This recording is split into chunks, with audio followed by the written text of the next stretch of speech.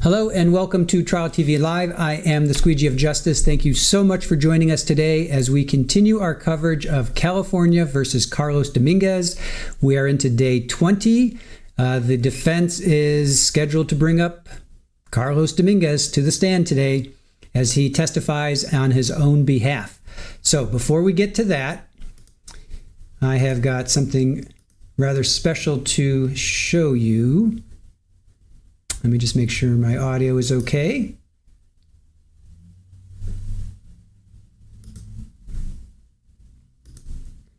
All right, I think we might be all right. Justice, thank you. Okay, so we have Diana is in the courtroom, I believe, right? Diana May is very grateful to be here for this, to get to be here for this, yes.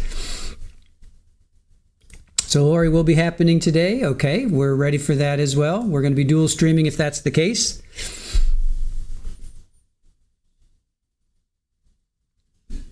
All right, Lily Wayne, Golden Girl, Northwest. Nan R, Ruby, thank you guys so much for joining us. OnlyFan, Irish Amy, Missy Russell, great to see you guys. Suber, yes, we are 20 days deep. All right, so Newton Ward, who is the camera operator, and Newton, almost a packed house. Thank you so much for providing this. You guys definitely go check out Newton. I'll pull up his link in a second. So go subscribe to Newton. So here, let's check this out.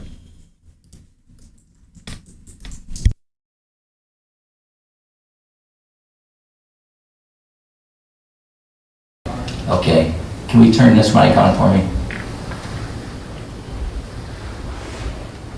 Great, thanks.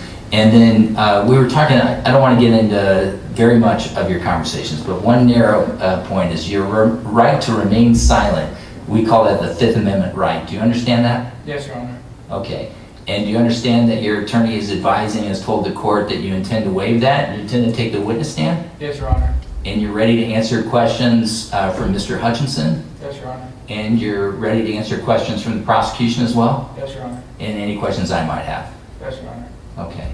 And your attorneys told me that it's in the best interest of your case that you do this. And do you understand that? Yes, Your Honor. Okay. Do you have any questions for me about this waiver? No, Your Honor. Okay.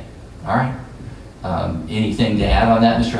Hutchinson? No, Your Honor. I find a knowing, intelligent, voluntary waiver of right, and so I'm satisfied that he can take the witness stand.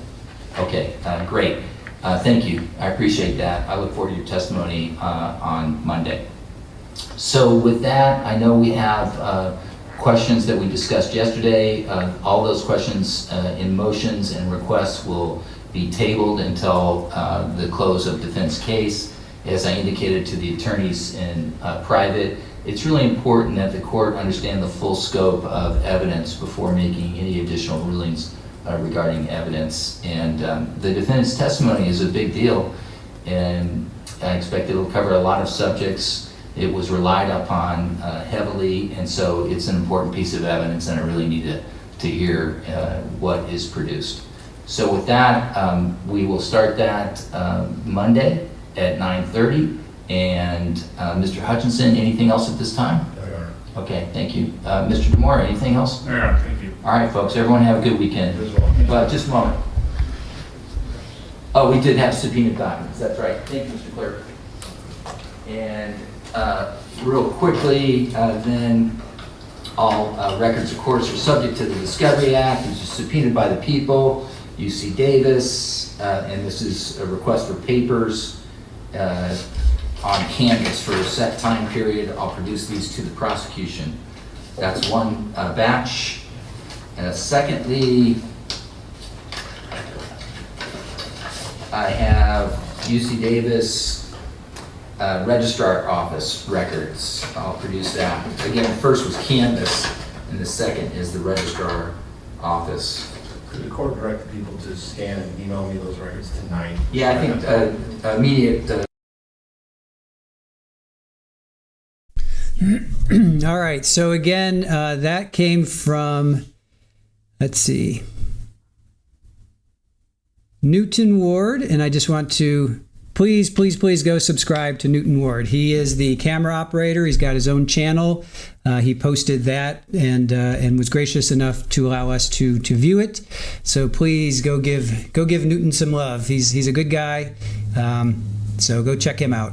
As far as internet issues, JWD, maybe, I don't know. I seem to be okay here. I really can't diagnose what's happening on your end. So if you're having an issue, just reboot. Yeah, refresh, reboot. You're having problem. You're okay. I can't diagnose you from here. Sorry. So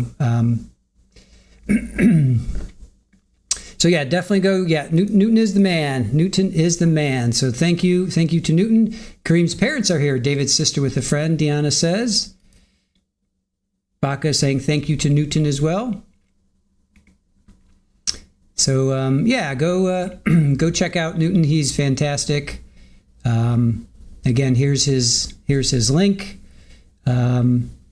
Please go give him some love. That he was gracious enough to not only capture that, because remember we got cut off on Friday, but then he uploaded it to his channel, and then now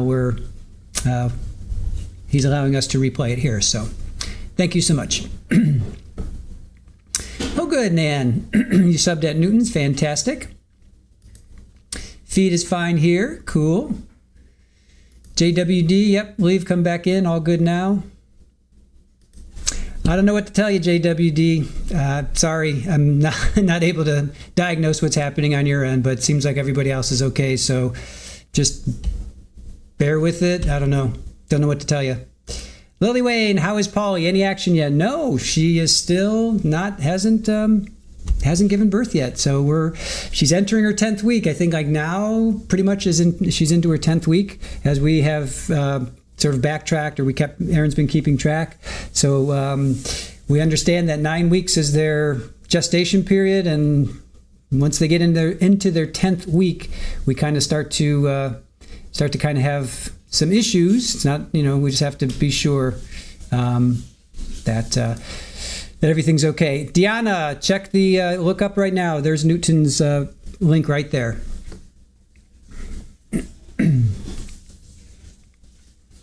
Hey, Dwayne, good to see you. Everybody screenshot that. Go to Newton right now. I'm not going to be able to put this, well, I can put it up like throughout the day, but just if you're going to go to Newton, do it now. I'll put it up and I'll keep him over here. All right, you have 109 subscribers, Newton. Hopefully we can get you up to more than that. Dwayne, thank you so much for the 5 Trial TV Live gift memberships. Oh, Cleverly Twisted. Nice. Cleverly Twisted got one. Very good. Lou and Twin Tail Fox and Dog Mama. Fantastic. Cindy Lou. Very good. Kate, yeah, I feel for her. I was a week late with your son. Praying Polly won't have to visit the vet. Widespread, I know. We are too. We are hoping everything goes smoothly. Irish Amy, yay, I exited and came back in and solved my issue. So even though my internet is dodgy today, the magic of squeegee is prevailing here. Very good. JWD, for now, seems to be okay. Very good. That's what we like to hear. Alice, hi everyone. Good to be back. Cool. Kate, subscribe to Newton. Fantastic. Yeah, let's see if we can get... let's go. Newton already he's up to 111. I checked, it was 109. He's got 111 now. Thank you, Kate, for supporting Newton. All right, so as you know, Carlos, this is the big day. Carlos will be testifying today, as we just heard. He's going to be testifying, so... Kate, Polly should be good. Cats are smart. Yeah, I mean, it's... Deanna, here. Deanna. Here's Newton. Here's Newton's channel. Hold on a sec. Here, I'll even tag you. Deanna. There. Deanna, Newton's channel. Right there. Newton Ward. It's on the, I just dropped it in the chat, and it is right there for you on the screen. So hopefully you can go subscribe to him. JWD just described to Newton. Cool. Polly is pretty young, though. Yeah, she's just a year old. She's like a year. I think she was born like in April or early May, because we first saw her in mid-June, mid to end of June. That's when we saw her. And then like a week later, we saw Rafa. And Rafa was, like, we figured, about a week or two younger than her. So, so she was probably 2 months, I'd say, yeah, 8 weeks, I would say, when we first saw her. So, yeah. Alice just subbed. Fantastic. Northwest just subbed. Very good. Deanna, I hope you were able to find the link. Here it is again, right there. I tagged you, and it's right there on the screen if you're listening. Lily Wayne just subscribed to Newton. Very good. All right. Let's see if we can. It was 109 when I checked. We're up to 115. Awesome. Good job. Thank you, guys. Courtroom is now packed. All right. Nan says, I think I read 63 to 65 days for cats. I was a delivery room nurse for a while, and many went over 40 weeks, so it depends. 40 weeks? 40? Wow, we heard 9 or 10. Good Lord.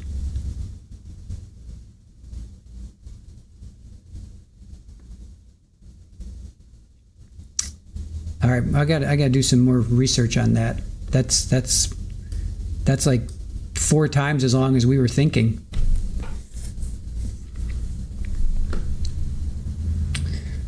All right.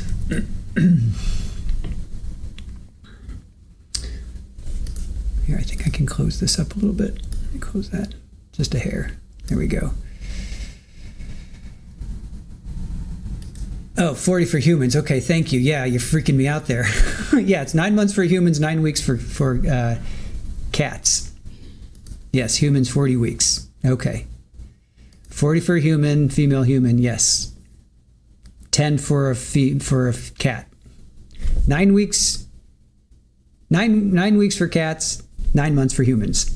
That I know. At least that's what I'm. 9 weeks is normal for a kitty. Right, so now she's just entering her 10th week. So she's just entering her 10th week. Oh, so some of you did, I see, 41. I got you. Yeah, of course, I got you. Ruby is a Newton subscriber. Fantastic. No, it's okay, Nan. I was just like, what? It's all good. Yes, all good. I'm like, oh my God, poor cat has to go through like 10 more weeks of this. No. Just Shamrock, good morning to you. Thank you for joining us.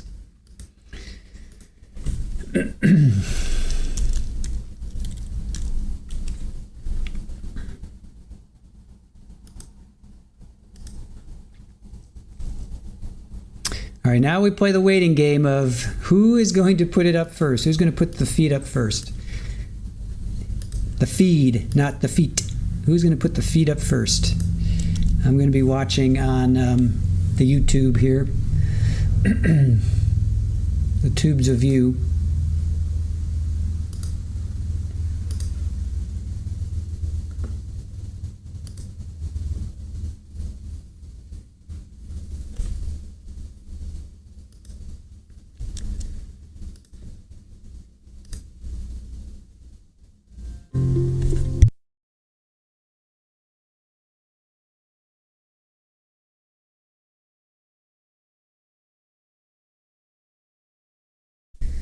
All right, hold on.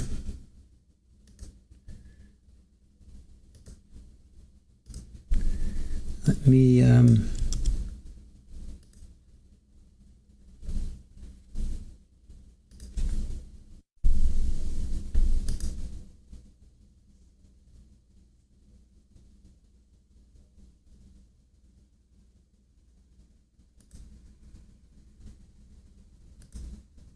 okay. All right, here we go. We've got a feed.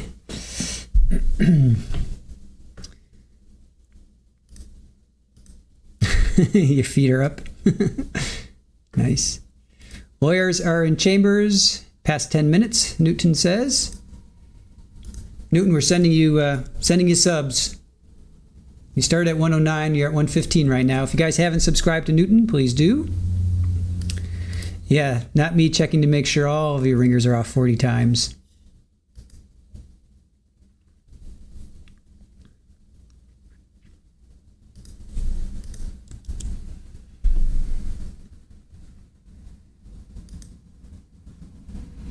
Hey, Brett. Good to see you. Good afternoon to you. Thank you for joining us.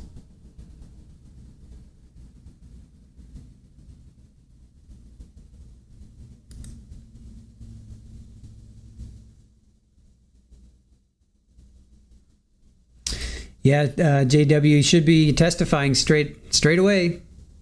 Oh, he was at 104. Oh, cool. All right, Joe. I'm sorry. Newton, you were at 104. And now we got you up to 115. All right. Let's give some love to Newton Ward, guys. He's the one that gave us the... If you have a moment, go subscribe over here. Here's Newton. Please subscribe. Give Newton some love. He provided that video that we just watched. That was Friday that they cut us off. The other channels cut us off. So please go give Newton some love. It doesn't take much to subscribe. It's free, and yeah, go give Newton some love. He's in our chat, for crying out loud. He called in. So what a great guy. Carlos just smiled at his attorney. Diana, awesome. Dwayne, sorry I got locked out. Did anyone receive? Nobody has come in, Dwayne. Nobody has come in to accept your gracious donation, so not yet at least. JWD, thank you, Newton. We are all appreciative of you. We all appreciate you.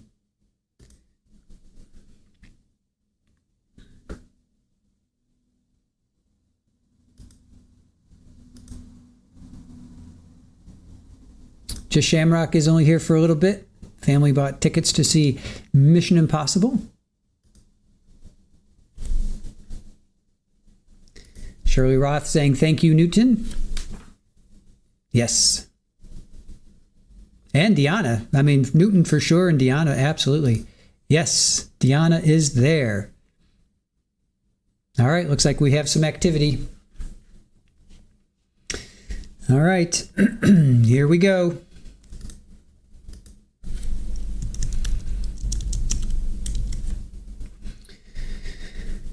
And the Irish Amy saying, yes, totally agree. Really appreciate Newton. We should be starting any minute now. So I'll be quiet. I'll see you guys on the other side. I'm going to be taking notes.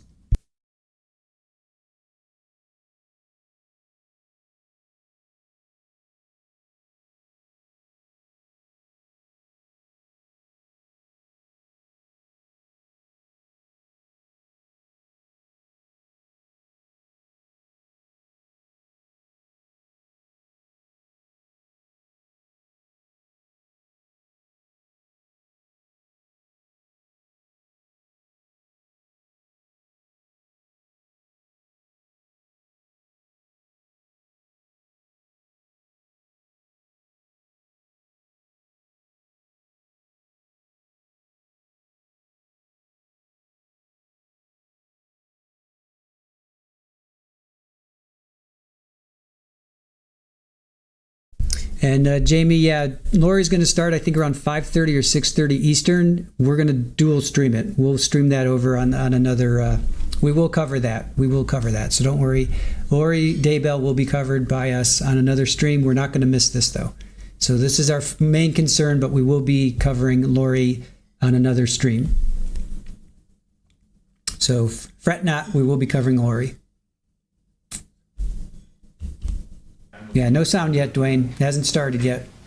Hang in there, guys. Here we go.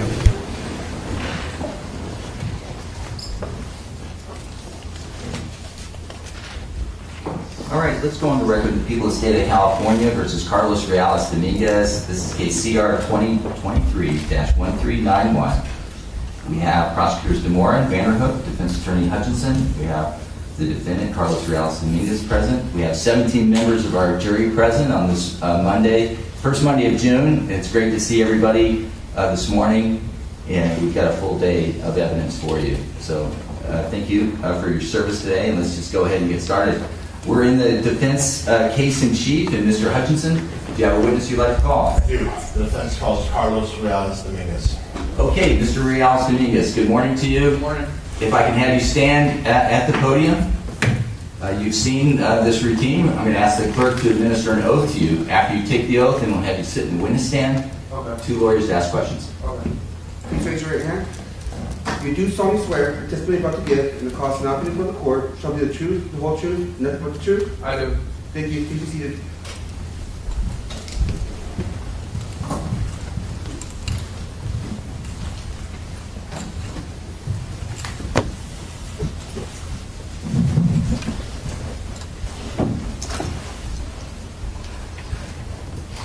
State your first and last name for the record. Just spell them both. Carlos Reales Dominguez, CarlosRealesDominguez. Okay, thank you. Mr. Hutchinson, direct exam. Good morning. Good morning. Mr. Dominguez, how old are you? I'm 22 years old. What is your birthday? October 5th, 2002, Where were you born? in El Salvador. What is your father's name? Juan Carlos Reales Campos, And what is your mother's name?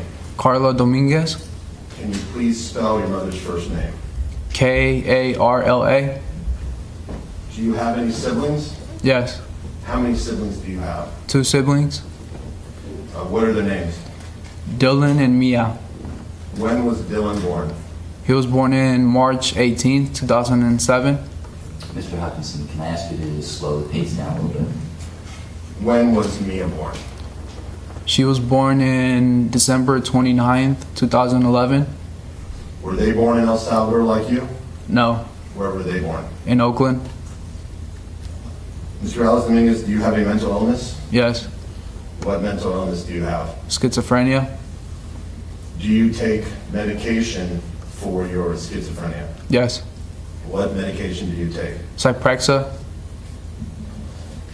And have you been taking medication every day since August of 2023? Yes, Since you started taking medication, have you missed any days? no, When do you take your medication? every night.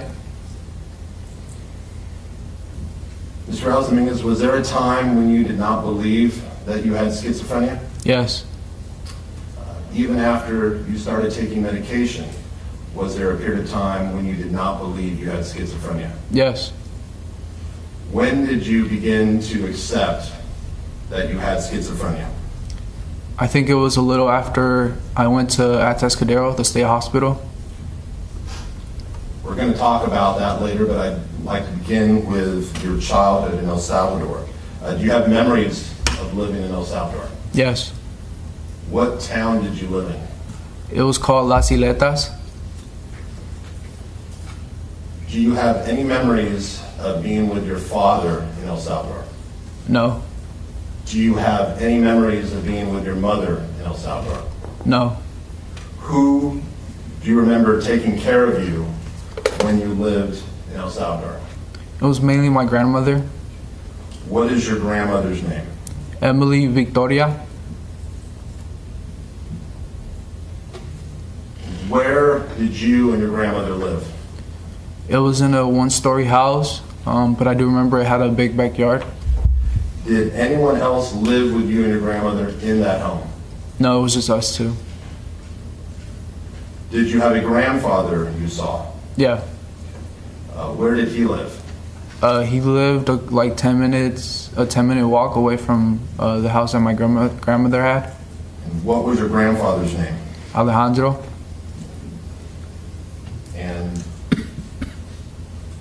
what is your middle name? Alejandro, Are you named after your grandfather? yes. Are Victoria and Alejandro, are they the parents of your mother or your father? Of my mother. When you lived in El Salvador, do you have any memories of being with your grandparents on your father's side? Just one time. What do you remember about that one time? I remember I went to go visit my grandmother, and that was about it. Did you have any family members your own age you would play with when you lived in El Salvador? Yes. Who? My cousin Sergio. How old was Sergio? He was a year older than me. Sir, can you describe your relationship with your grandmother, how you felt about her? Yeah. I really cared about her. She took care of me. I used to call her mom and dad. What do you mean you used to call her mom and dad? I mainly call her mom, but I remember sometimes calling her dad. Would this be in English or Spanish? In Spanish. So what would you call her in Spanish? Mama or papa. Did you love your grandmother? Yes.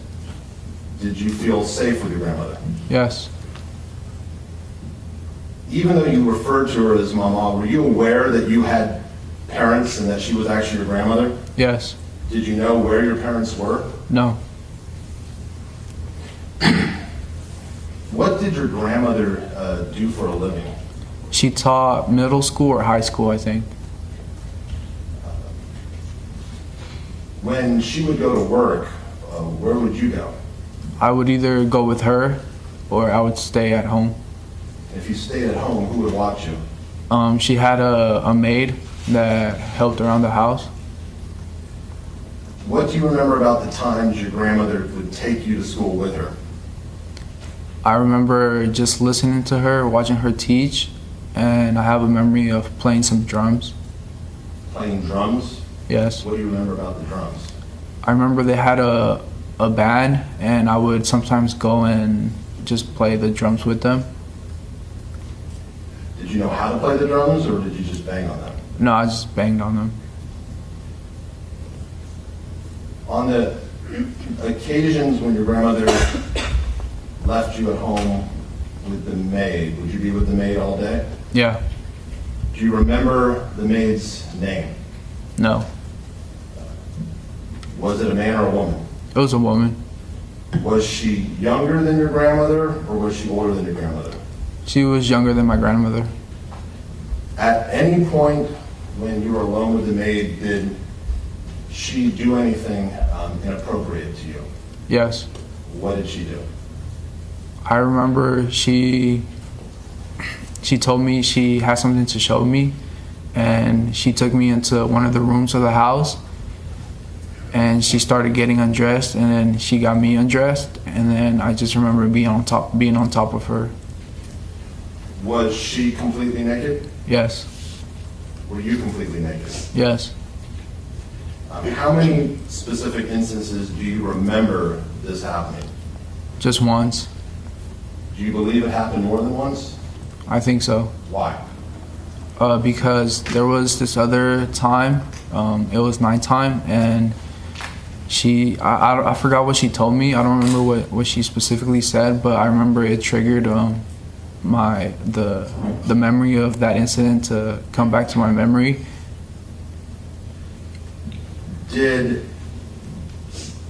After the maid started doing this, did you like being left alone with her? No. Do you recall if you ever told your grandmother what the maid was doing? No, I don't recall. Do you know if your grandmother ever discovered what the maid was doing? No. At some point, did the maid stop working? Yes. What do you remember about that? I just remember she wasn't around anymore. Did you attend any school in El Salvador? Yes. What grade did you attend in El Salvador? I attended kindergarten. Do you have any memories of attending kindergarten in El Salvador? Yes. What do you remember? I remember one time we were in the classroom playing with Play-Doh, and another time, I think it was for recess, I was tying my shoe.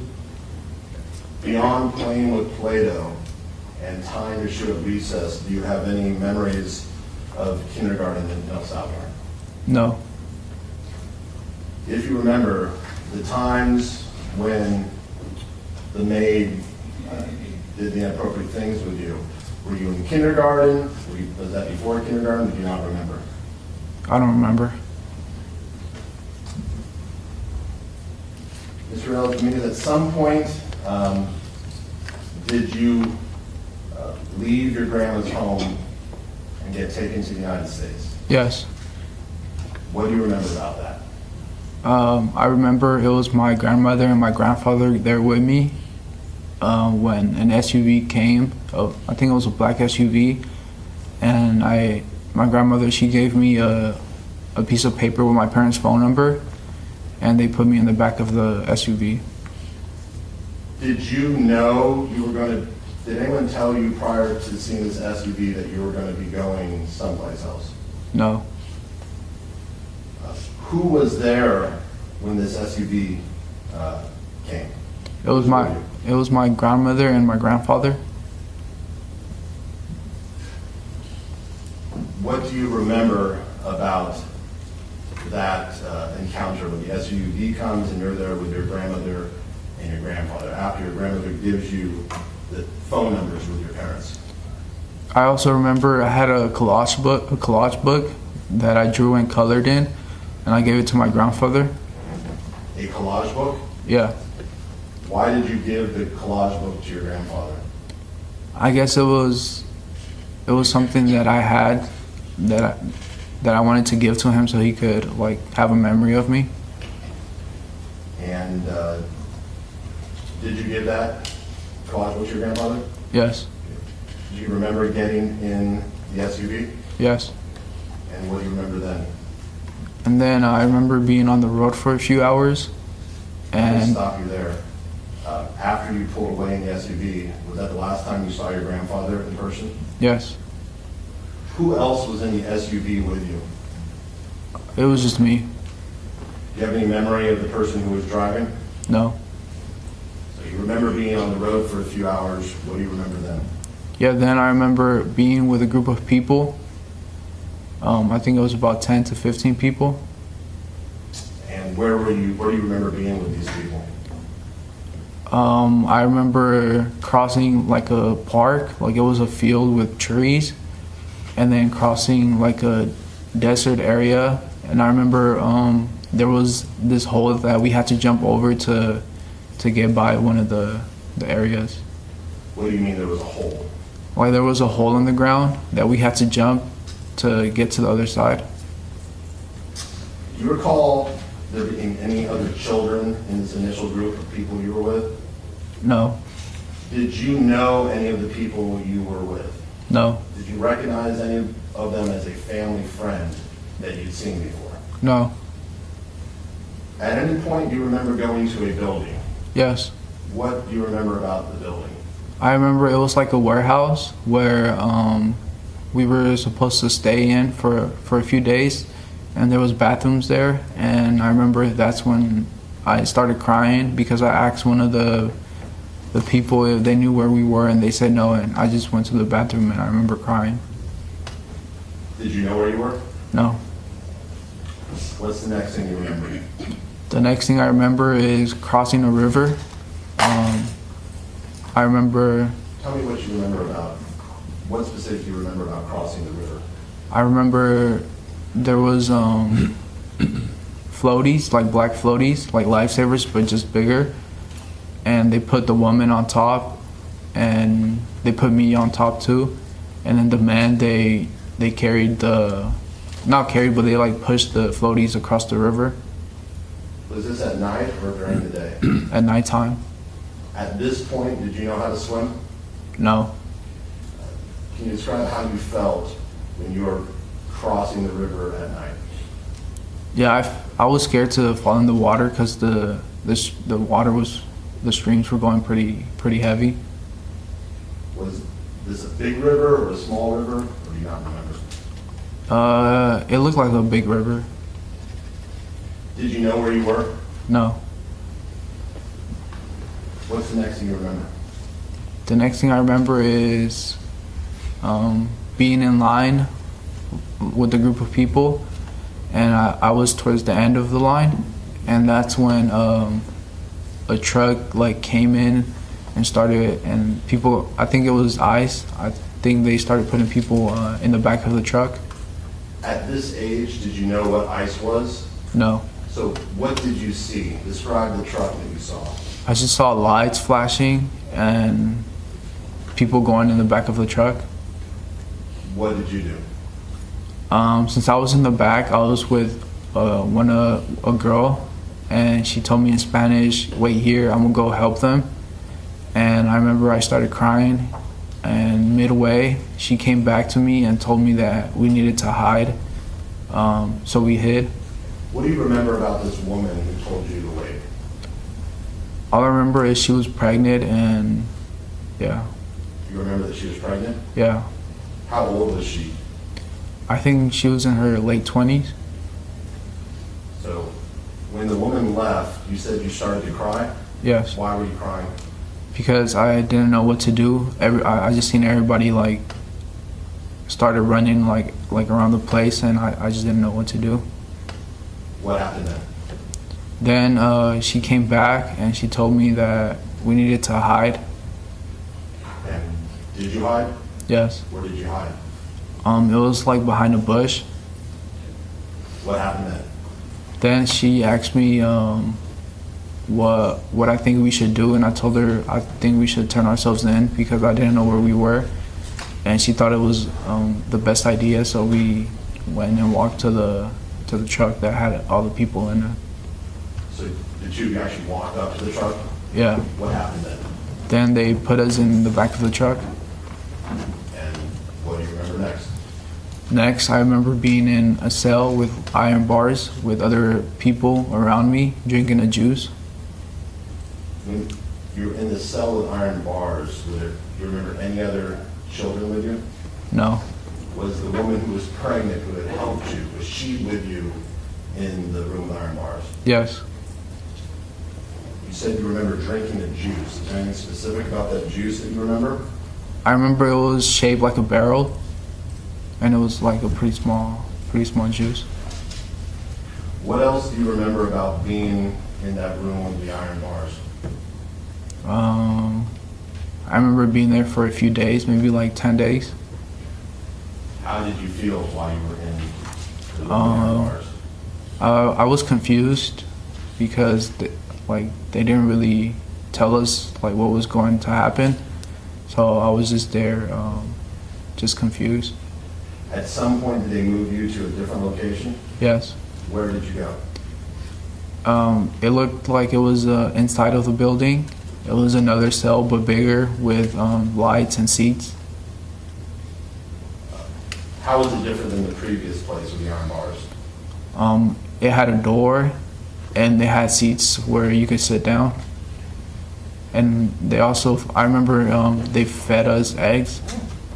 So you have a memory of eating eggs? Yeah.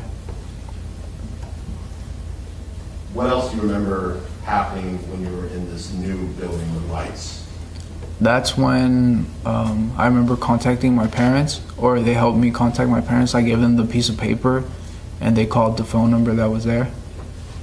Did you speak with your mother? Yes. Do you have any memory of ever speaking to your mother on the telephone prior to this telephone conversation? No. Did you recognize the voice of the person you spoke with? Not at first. How did you know she was your mother? I just knew because it was the phone number that my grandmother gave me. Do you have any memory of talking to your father? No. So what do you remember after, well, back up. When you were in this new building, did the pregnant woman who had been watching over you, did she come or was she not there? She wasn't there anymore. Did you know anybody else in this new building? No. Were there any children that you recall in the new building? No. So after you had that telephone conversation with your mother, what do you remember? I remember I was on the phone for a while. I would cry and I would sleep there, because I would be sitting down talking to them in like a office, and I would just sleep there or cry myself to sleep. At some point, did you leave this new building and go someplace else. Yes. Do you have an estimate of how many days you're in this new building, or do you not know? Probably around like a month, maybe. After you left this, where did you go after the second building? Yeah, after, I think it was a foster home for immigrant kids. I don't recall where it was at, but I do remember there was more. There were kids, and Was this an actual house? yeah. Was it locked down, or was it just a regular house? No, it was a regular house. And were there other kids in this house? Yes. Were they Spanish-speaking kids like you? Yes. What do you remember about this house? All I remember is going to the beach, and one of the girls, she got stung by a jellyfish, and she went to the hospital, but she was able to come back that same night. Do you recall if you had your own bed in the house? I think I did. Beyond going to the beach and the girl getting stung by the jellyfish, what else do you remember about this house? I remember leaving because there was a Scooby-Doo van that I used to play with, and they let me keep it. I'm sorry, it was a Scooby-Doo van? Yeah, it was like a toy car with the Scooby-Doo characters. So when you left, you took the Scooby-Doo van with you? Yeah. Now, based on your memory, do you have a memory of who came and got you? Not what other people told you, but on your own memory. No. Do you remember leaving the home? Yeah. What do you remember after leaving it? I remember I was on a plane, and then I remember going to Oakland. Do you remember the first time you met your parents? Yes. What do you remember about that? I remember they were having a barbecue, and my uncle, he took me up to my dad, my mom, and one of my other uncles. And you said your uncle. What uncle are you referring to? My uncle Rodil. How is your uncle Rodil related to you? I think from my mom's side of the family. Is he your uncle or your mom's uncle, or I think my mom's uncle. no? You said you don't have a memory of who picked you up from the detention, but do you have a memory of who took you to the barbecue? Yeah, And who was that? it was my uncle Rodil. And as you grew up, did you come to know your Uncle Rodil? Yeah, Okay. Does he live in the United States? yeah, Is he a U.S. citizen? yes. So how did you feel when your uncle introduces you to your mom and your dad? How did you feel at that moment? I felt confused, but also happy because I didn't really know who they were, but I knew they were my parents. Did you recognize them? Not at first. Do you recall ever seeing photos of your parents when you were in El Salvador? My mom, yeah. Had you ever seen a photo of your dad? No, Did you trust them when you first met them? not at first Why not? because I didn't know like who they really were. Did you find out that, was Dylan born already when you arrived in Oakland? Yes. Until that point, did you know that you had a little brother? No. What do you remember after meeting your parents, finding out you had a little brother? What do you remember next? Next, I remember being in my parents' room with my brother, me, my mom, and dad watching cartoons on the TV. And what do you remember after that?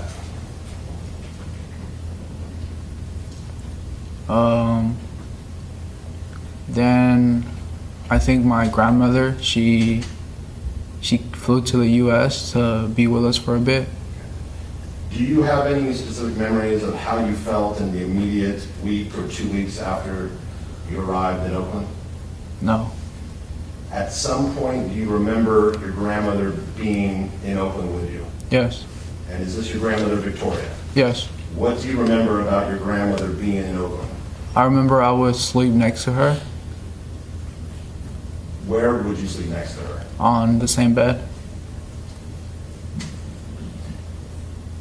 Had you slept in the same bed with her in El Salvador, or had you had your own bed? No, I slept with her in the same bed as well.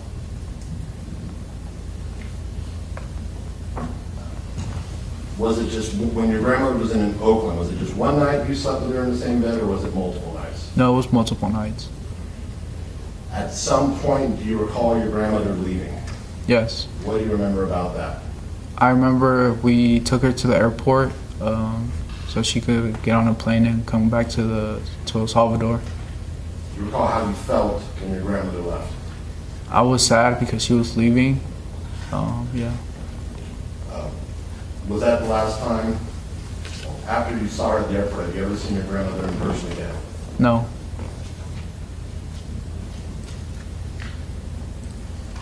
At some point after you arrived in Oakland, did you begin school? Yes. Where did you begin school at?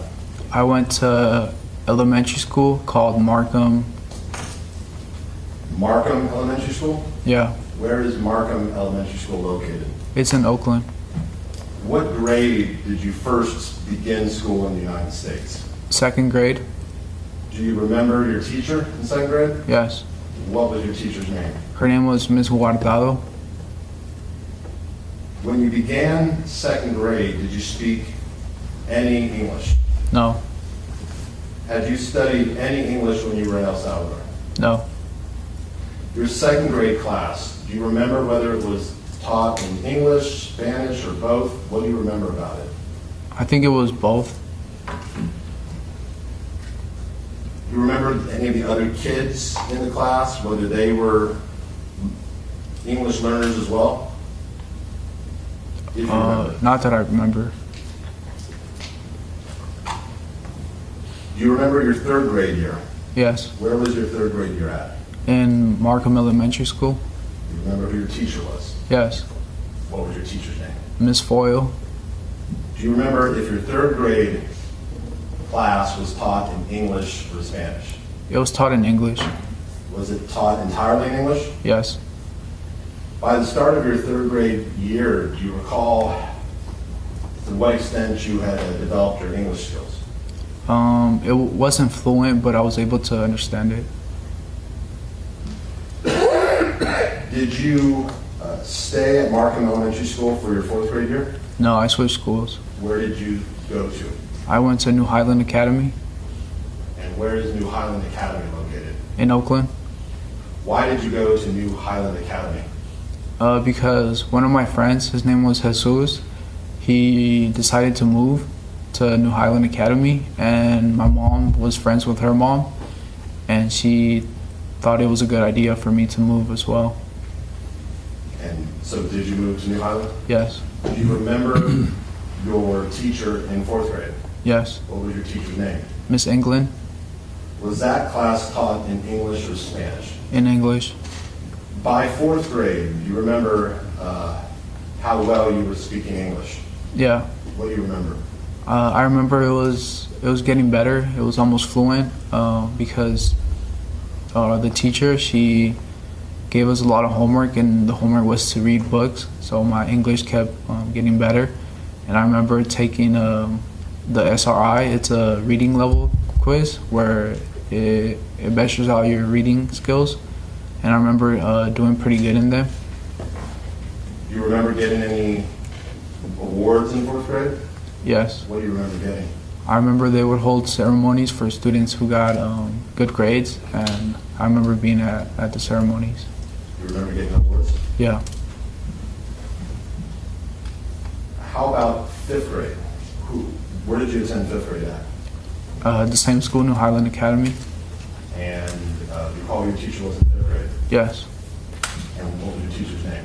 Ms. Simon or Ms. Simmons. By fifth grade, were you completely fluent in English? Yes. Do you remember how well you did academically once you were completely fluent in English? In elementary school. I think I did pretty well. I do remember getting some low scores, but most of my scores were pretty high. Did you enjoy elementary school? Yes. Why did you enjoy school? Because I like to learn and interact with kids, and that's where I was able to do that. Did you play any sports in elementary school? Yes. What sports did you play? I played flag football, soccer, and track.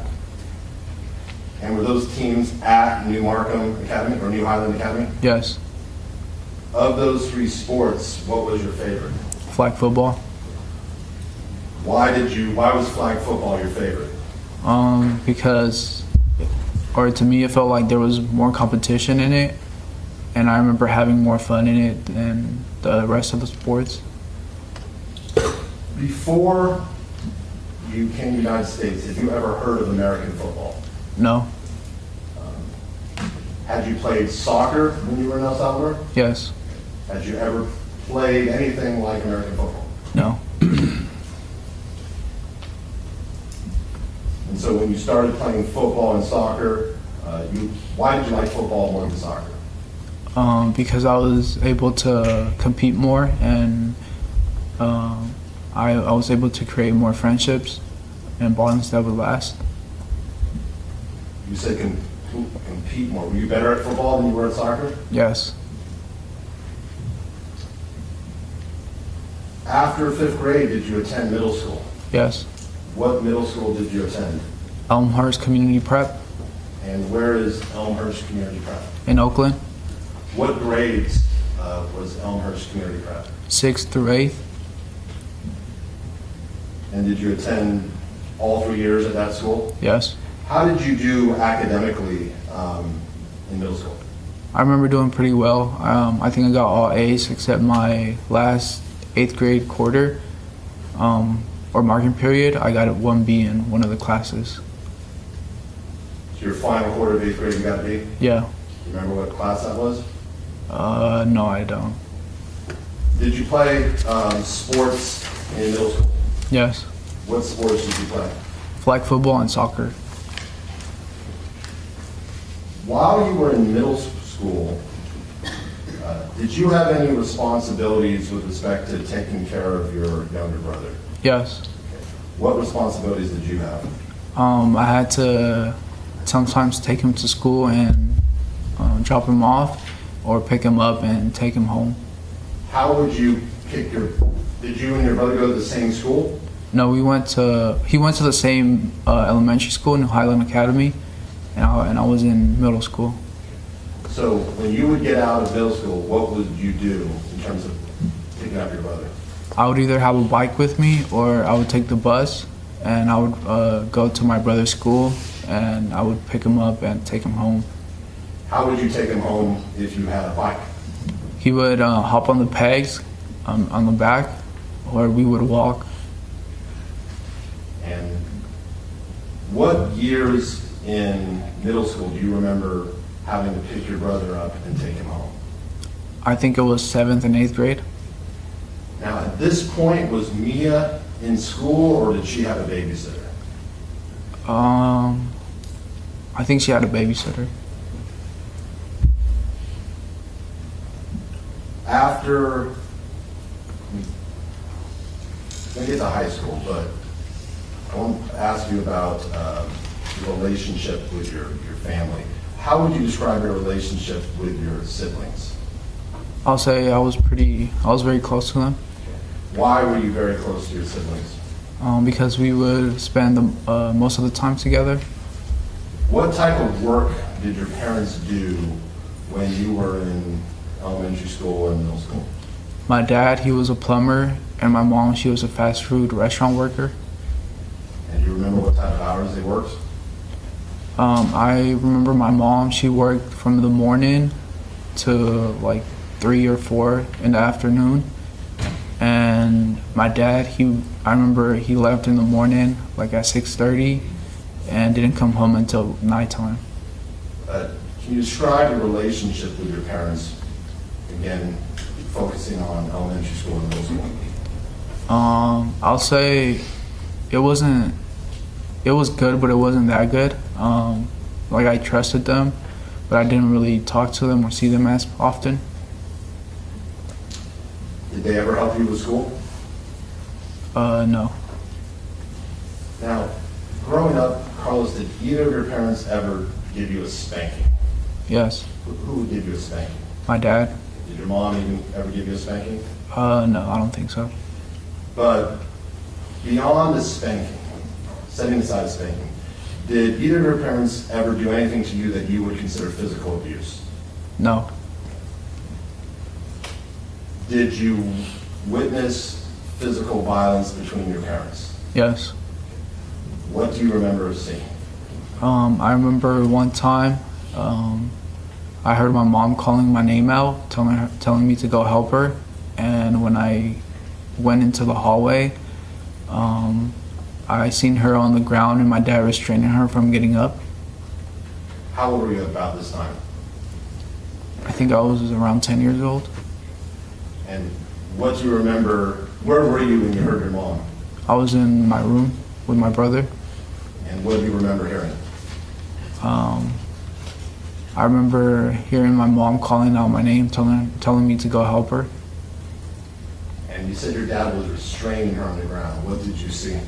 Yeah, I seen my dad on top of my mom, like holding her arms down or her shoulders down. And did your mom say anything when you got into the room? No, she was just like, help me. What did you do? I tried to push my dad off my mom, but he kind of just held me there with his arm. And what happened then? Then I just went to my room and started crying. Did your parents ever drink alcohol to the point that they would get drunk? Yes, So that your mom, your dad, or both of them? both of them. What days were there certain days of the week where you would see your parents get drunk? Yeah, it would be mostly Friday and Saturday. And when they would drink, did you ever hear loud verbal arguments between them? Yes. What do you remember hearing? I remember just hearing yelling. I think usually my mom started it, and my dad kind of like started arguing with her too. Was this usually when they were drinking? Yeah. The incident where your father was restraining your mother and you tried to pull him out, do you remember if they were drinking that night or no? I think they were. Did they act differently when they were drinking? Yeah. How so? Sometimes it would depend. They would either be nicer or meaner. It just depended on the situation. Now, did you ever, other than the one incident where you tried to pull your dad off your mom, did you observe any other incidents of domestic violence, physical domestic violence between your parents? Yes. What do you remember seeing? I remember seeing my dad push my mom into the wall, and they made like a hole on the wall. What do you mean they made a hole in the wall? Like the wall kind of had like a crater that was from my dad pushing my mom into the wall. How old were you when you saw this incident where your dad pushed your mom into the wall? I think I was 11. What else do you remember seeing? That's about it. Were there other incidents? Not that I recall. Now, did you ever see your mom get physically violent with your dad? Yes. And what did you see? She would be drunk and she would just start arguing with my dad or just telling him like things. And you mentioned the verbal arguments. You said it was your mom who usually started them. Yes. Did you ever actually see your mom, though, initiate the physical violence with your father? Not the physical violence. Did you ever see your mom do anything other than verbal argument with your dad? No.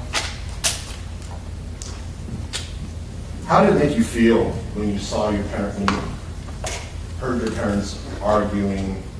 Let me back up. How frequently were the verbal arguments, the bad ones? They were pretty frequently. Not every time they got drunk, but most of the time they got drunk. And would they usually get drunk every week? Yeah.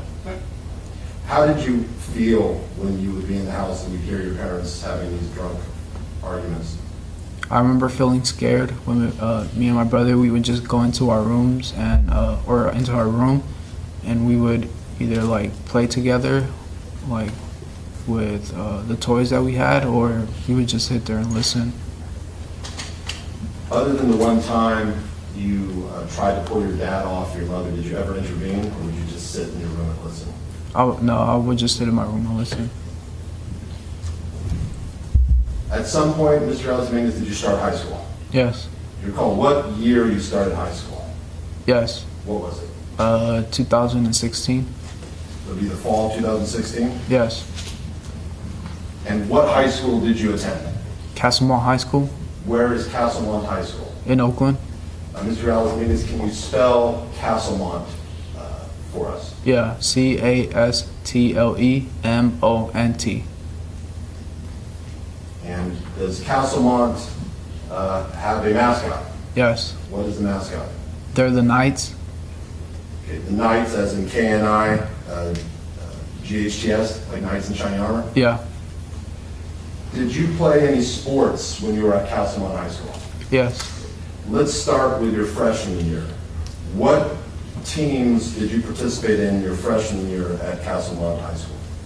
I played tackle football and track. And for football, did you play varsity or junior varsity? Varsity. Did Castlemont have a junior varsity football team? Yes. So you made varsity as a freshman. Yes. And you said you also did track. Yeah. Did you try any other sports your freshman year? I tried wrestling, but since I had a fractured thumb, it was already healed, but I couldn't really grapple as well, so I decided to not play or do wrestling. Where did you get the fractured thumb from? It was for our Kings Academy's game. I remember rushing in to get the quarterback or blitzing, and I fell to the ground and I put my hand out, and I kind of just fractured my thumb when I landed on my hand. How did we heard your sister talk about how your football team did. Yeah. Do you recall what your record was your freshman year? Freshman year, I think we went 6-6. Now, did you make it to the championship game? Yes. How'd you do in the champ? Is this the Oakland section champion? Yeah. How'd you guys do? I think we did bad. I think we got blown out by McClymonds. Even though you went 6-6, did you have some close games that year? Yes. Do you recall any of them? I remember Yuba City and Kings Academy. They were like a touchdown or like a couple points away. So did you enjoy playing varsity football? Yeah. What did you like about varsity football? I like to play defense. I played strong safety and cornerback, and I remember having a good relationship with the players there. Did you play any sports your sophomore year? Yes. What sports did you play? I played football, track, and I tried basketball, but I didn't play basketball. You tried basketball? Did you go out for the team? Yeah. But were you cut, or did you decide basketball wasn't for you? I decided that it wasn't for me. Did you play varsity football again? Yes. How did you guys do your sophomore year? I think that year, we lost every game. Did you still have fun playing? Yeah. Even though you lost every game? Yes. Going to your junior year, what sports did you play? I played football, soccer, and track. Now, track, was it varsity all 4 years that you did track? I don't think we had a varsity or JV. It was just like we did our own like meets. Understand. When you went out for soccer, was that Varsity or JV your junior year? for varsity. What made you decide to go out for soccer again, having not played your freshman and sophomore year? One of my friends, his name was Juan. He played soccer, and I kind of got introduced to the team with him, and I bonded with them, and I was pretty good at soccer, so they let me play on the team. But what did you enjoy more, soccer or football? Football. How did your football team do your junior year? We didn't do that bad. I think we went 4-7. Going to your senior year, what sports did you play? I played football, track, soccer, and swimming. Now, how were you able to do both track and sport? Are track and swimming in the same season, spring? Yeah. How were you able to do both track and swimming? So I would mainly go to the track practices, but sometimes they would work out together. And also, I was a good swimmer, so they kind of just let me participate in the meets. You said you were a good swimmer. After you came to the United States, did you learn to swim? Yes. Did Castlemont have a very good swim team? No. We only had like 3 players. So you didn't have to come to practice as long as you showed up to the meets? Yeah. How did you guys do in the swim meets? I remember we didn't do that good. I was able to swim, but I wasn't a fast swimmer. So like my times weren't that good. How did your football team do your senior year? Yeah, I think we won 1 game. I think we went 1-9. You remember who you beat? Fremont.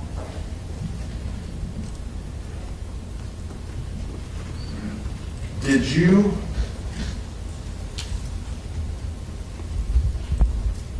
also played a lot of sports. Yeah. Why did you play so many sports? I just like to be active and interact and compete with other kids. Did you, all 4 years of high school, did your parents ever come to any of your games? Just some of my football games. When were the football games held? What times and days would they be? They would be every Friday at 7 p.m. And how frequently would your parents come to your football games? I think they started coming to my games my junior and senior year.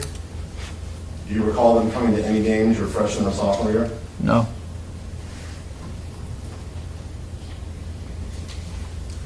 Did you play about usually a 10-game schedule in addition to playoffs? Yeah. How many games your junior and senior year did your parents come to? Like 5 or 6. Total? Yeah.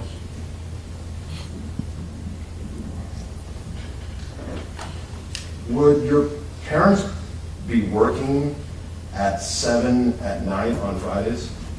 My dad would, but my mom, she would be at home. Did your dad always work at 7, or did he have some Fridays off? I think he came home early sometimes. Did it bother you?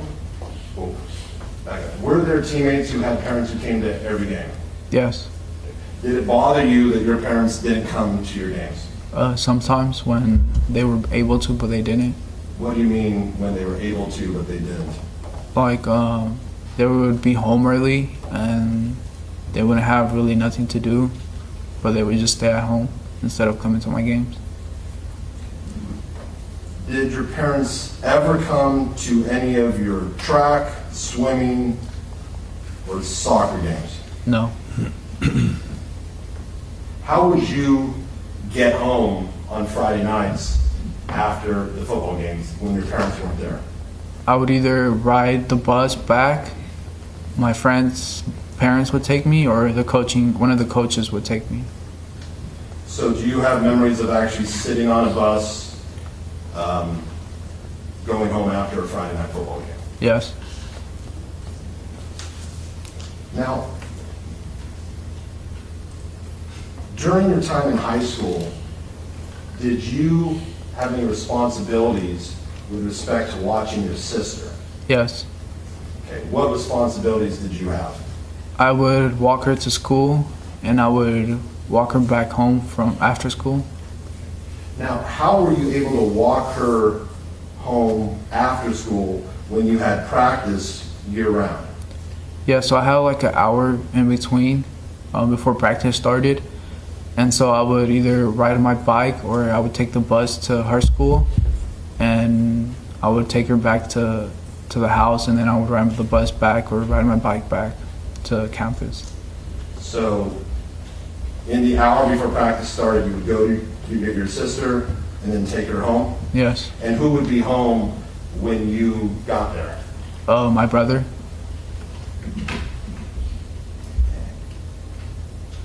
And then you would leave to go back to practice? Yes. Which years of high school did this routine occur? In other words, did you have to do this freshman year, sophomore, junior, senior, or only some of these years? I think all my years from freshman to senior year. Was it important to you to make sure that you were there to walk your sister home? Yes. Why? Because she didn't have no one else to pick her up. So if I was to be late, she would just have to sit there and wait until someone picked her up. What type of area of Oakland did you live in? Was this an affluent area? Was it a lower income area? It was a lower income area. Would you have been concerned with your sister trying to walk home by herself? Yes.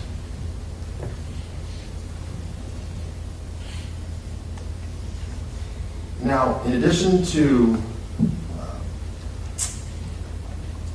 playing sports and taking care of your sister, how did you do academically? I think I did pretty well. I think I got some 4.0s and some 3.8s. Yeah. Did you like high school? Yeah. Did you like your academic classes? Yeah. What did you like about them? I remember some of them were pretty fun. Like the teaching style that some of the teachers had, it kept us focused and engaged in the schoolwork. And when you said you got some 4.0s, you mean there were some quarters when you got all A's? Yes.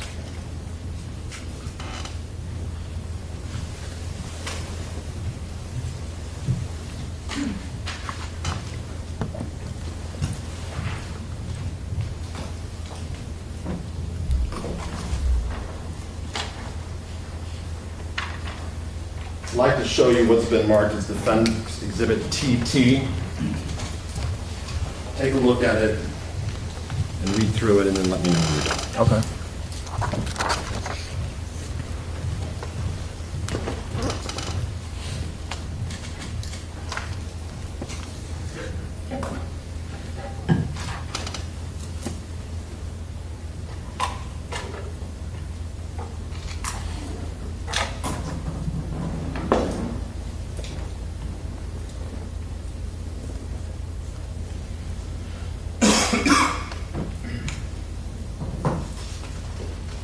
Okay. Mr. Rouse, do you recognize what that exhibit is? Yes. What is it? It's my high school transcript. And do you recognize the classes and grades listed for those classes in that transcript? Yes. And is that an accurate record of the grades you received in your classes at Castlemont High School? Yes. Under permission to publish. Okay.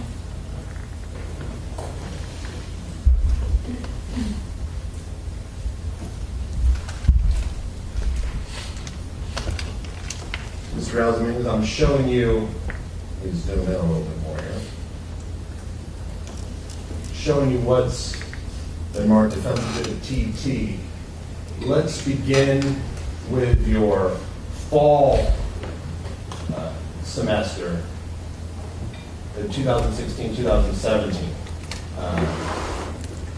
Are those your grades? Yes. So it looks like you got all A's except for a B in art and a B plus in, what is that class? I think it was urban ecology. And then you got a B in advisory. What is advisory? I think it was like a class where we just focused on doing extra work for our other classes that we had work. It wasn't like an actual like class that we needed to do that we had homework in. So in middle school, you said you got all A's other than that one B? Yeah. Did you like it when you got all A's? Yes. Why did you like getting all A's? Because it was something that I knew if I did get all A's, that meant that I was doing good in school. Like to going to the spring of your 9th grade year. Do you see those grades up there? Yes. And in that quarter, well, what grades did you get in that quarter? I got all A's.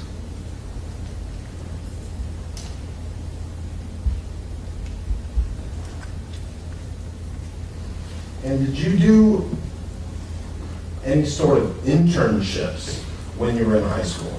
Yes. We see here there's something indicated a pathway internship. You recall what that was?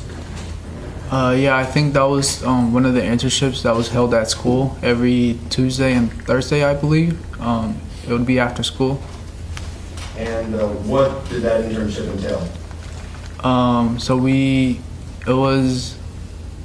was like we built different types of like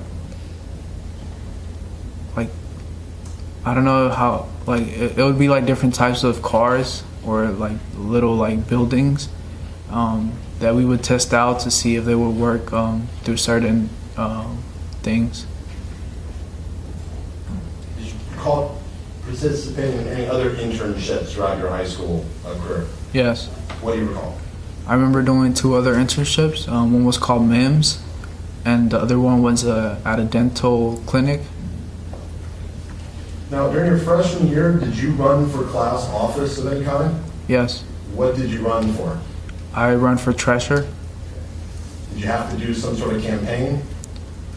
Yeah.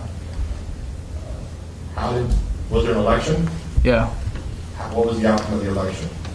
I was held as treasurer for the 9th grade year. What responsibilities did you have as the 9th grade treasurer?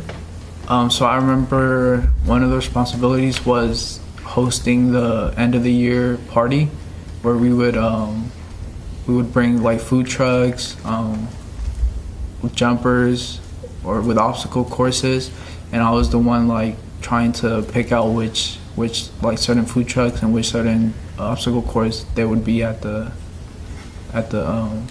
school. I'd like to direct your attention now to your sophomore year. You see down here it's fall 2017, 2018. Yeah. Looks like you have 3 A's and then a C in English 2P. Yeah. Do you remember what happened that caused you to get a C in English 2 during the first quarter of your sophomore year? Yeah, so I would sometimes, that would be my morning class, my first period class, and I would sometimes come late and miss some of the work because I had to drop my brother or my sister off at school. So, did that impact your grade that you were late? Yeah. Going to your spring semester, what did you do then? How did your grades turn out? I got all A's.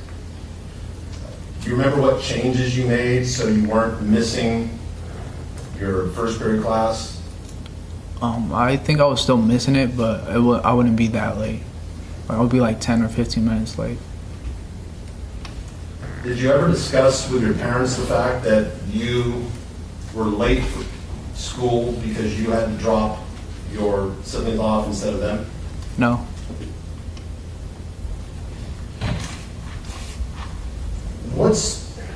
We're going to go back to school, but when you were home with your siblings, what responsibilities did you have when your parents were working? Yeah, we had to keep the house clean, So I would dust the couches, sweep, mop, clean the table, do the dishes, and I would also cook for my siblings, either eggs or quesadillas. Let's go to now fall of your junior year. Did you take a class at Lane College before the summer before your junior year? Yeah, it wasn't at the college, it was at school, but it was a college class. And is that the herb agroecology? Yeah, You got a B plus? yeah. How did you enjoy taking the college class? I remember it was pretty fun. And did you also continue to participate in the pathway internship program that summer before your junior year, if you recall? I don't remember it that junior year, just the year before that. Going to fall of your junior year, how did you do grade-wise? I got all A's except 1B in English.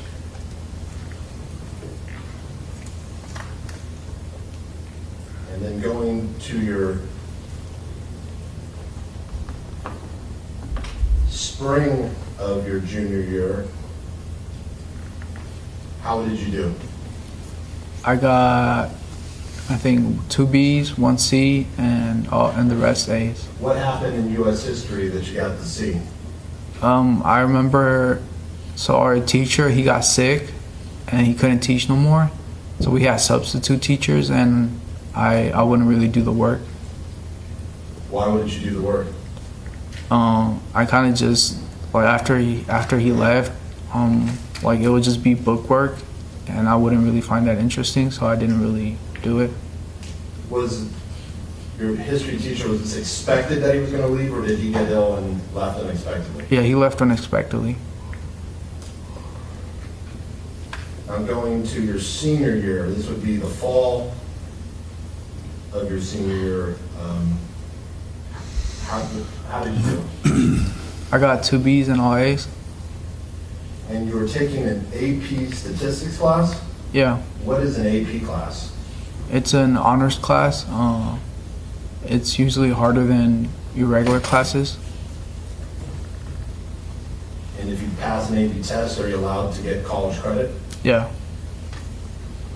Now, turning to spring of your senior year, which is 2019 to 2020, it just says credit on all your classes. Yeah, What happened? that's when COVID hit and everything went online. Okay. Tell us how COVID impacted the spring of your senior year. Yeah, so everything got cut off. I remember trying to do school online, but the teachers didn't really have everything worked out, so it wouldn't be that much work. And I do remember our prom and our graduation got canceled.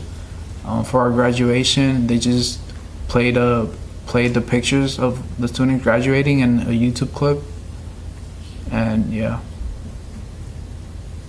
Now, in addition to doing your sports, watching your siblings, doing internships,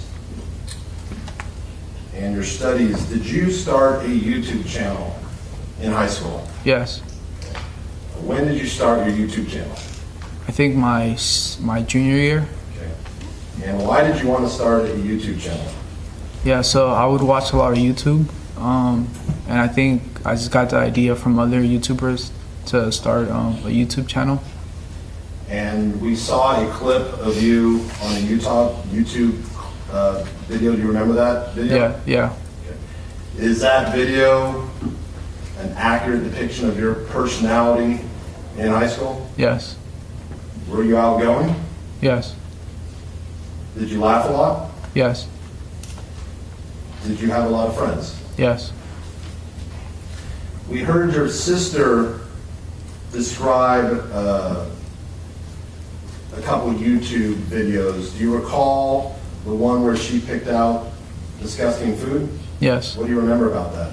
Yeah, I remember I had my brother and my sister, choose whatever they wanted to mix so that I would eat.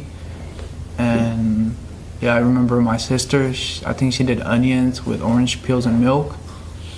And I recorded myself eating it, but I didn't eat everything, I just ate a little bit, and yeah. How did onions, orange peels, and milk taste? Not good.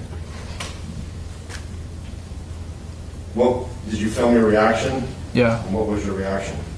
I think I gagged, I almost threw up, but yeah. Did your sister think that was funny? Yeah, she started laughing. Now, Mr. Dominguez, were there some other YouTube videos that you did with your friends that in retrospect would be considered really stupid? Yes, I'll say so. Okay. Do you recall a video titled Keyboard Slapping at Yes, school? yes. What do you remember about keyboard slapping at school? Yeah, so it was a planned YouTube video with What do you me, mean by a planned YouTube video? like me and my friend Darius. We knew that we were gonna hit each other with keyboards, and we planned it out, like when to do it, where to do it, so we could try to like film it, but so it wouldn't look that it was planned. Okay. So by keyboard, who was Darius? He was one of my best friends. He played football with me. And when you said you and Darius planned to hit each other with keyboards, what exactly did you mean? Yeah, so I ordered plastic keyboards from Google, I think, and we decided that we were gonna break the keyboards on our heads. Like we would like try like hit each other with them, but it would be like at random times. We each had a certain amount of keyboards, and we would hit each other at random times. Now, did part of this video include you and Darius just sitting in front of the camera taking turns hitting each other with keyboards? Yes. At some point, did you and Darius plan an incident to film at school of you hitting each other with keyboards? Yes. Explain what you did. Yeah, so I think we decided to do it right before lunchtime. So when we got out of class, I started walking and looking for Darius, and I had a keyboard, and I think I had one of my other friends record. And Now, did you do this to make it look like Darius was just an innocent person walking by? yes. Okay. So what did you do then? Yeah, then when I found him, I kind of went up to him and smacked him on the head with the keyboard. And what happened then? Yeah, then I remember we said that after I smacked him, it would be his turn to hit me. So I just started walking straight. Let's stop. When you smacked him, what did he do? I think he fell to the ground. And then what did you do when he fell to the ground? I just started walking the other way. And then did someone film Darius as he got up from the ground? Yes. And what was he, do you recall his facial expression in the video when he got up from the ground? I think he was smiling. I think he was laughing. And did Darius happen to have anything with him when he got up from the ground? Yes. What did he have with him? He had a keyboard. So what did Darius then do with that keyboard? Then he went outside to follow me, and he hit me on the head with the keyboard. So if later today with the district attorney is to show you a video clip of you hitting someone in the head with a keyboard, who will that person be that you are hitting with the keyboard? It would be Darius. Okay. And did Darius know that you were going to be hitting him with a keyboard? Yes. Did Darius plan for you to hit him in the head with a keyboard? Yes. And did Darius consent to you hitting him in the head with a keyboard? Yes. During that video, did you ever hit anyone else in the head with a keyboard who did not consent to it? No. Let's take a break. Yeah. Thank you, Mr. Hutchinson. Thank you, Mr. Real Dominguez. Why don't you get up and return to counsel's table now? Okay. And I'm going to order a 15-minute break for our jury. Three-part admonition at all times. Do not discuss the substance. Do not form any opinions. Do not research. And I'll see you on the other side of our morning break. Thank you, folks. Off break.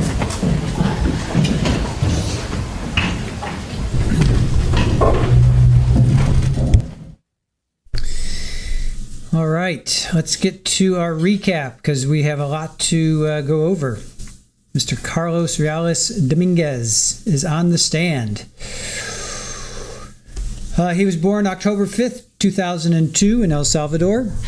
His mom, he was able to spell his mom's name, Carla, K-A-R-L-A. He has 2 siblings, Dylan, born March 18th, 2007, and Mia, born December 29th, 2011. They were born in Oakland. He has schizophrenia and he takes meds. Zyprexa, I think is what he said. Zyprexa or Cyprexa. He's been taking that since August of 2023. He has not missed a day of taking his meds. He takes them every night.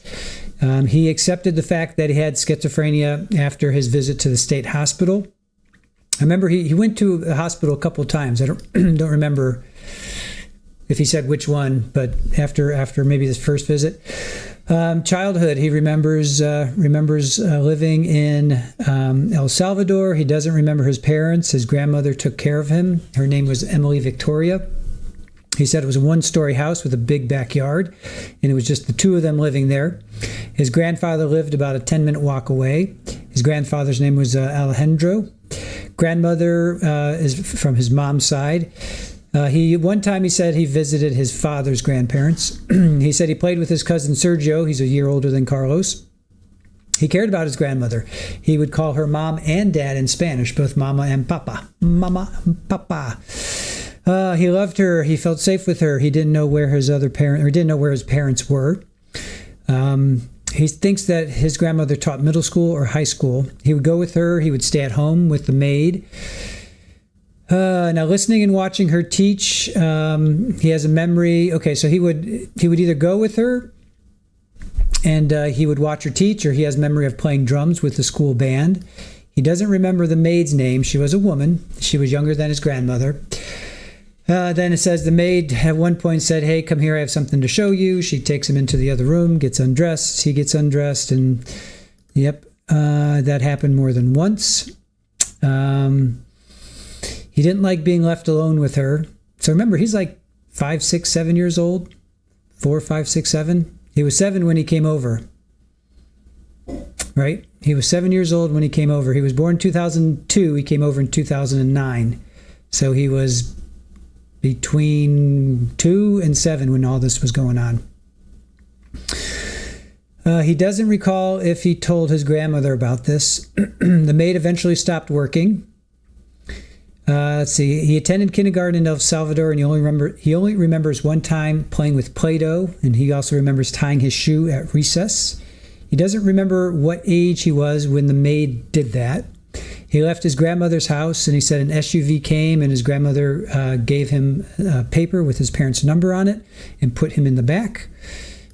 Both his grandmother and his grandfather were there when this SUV came.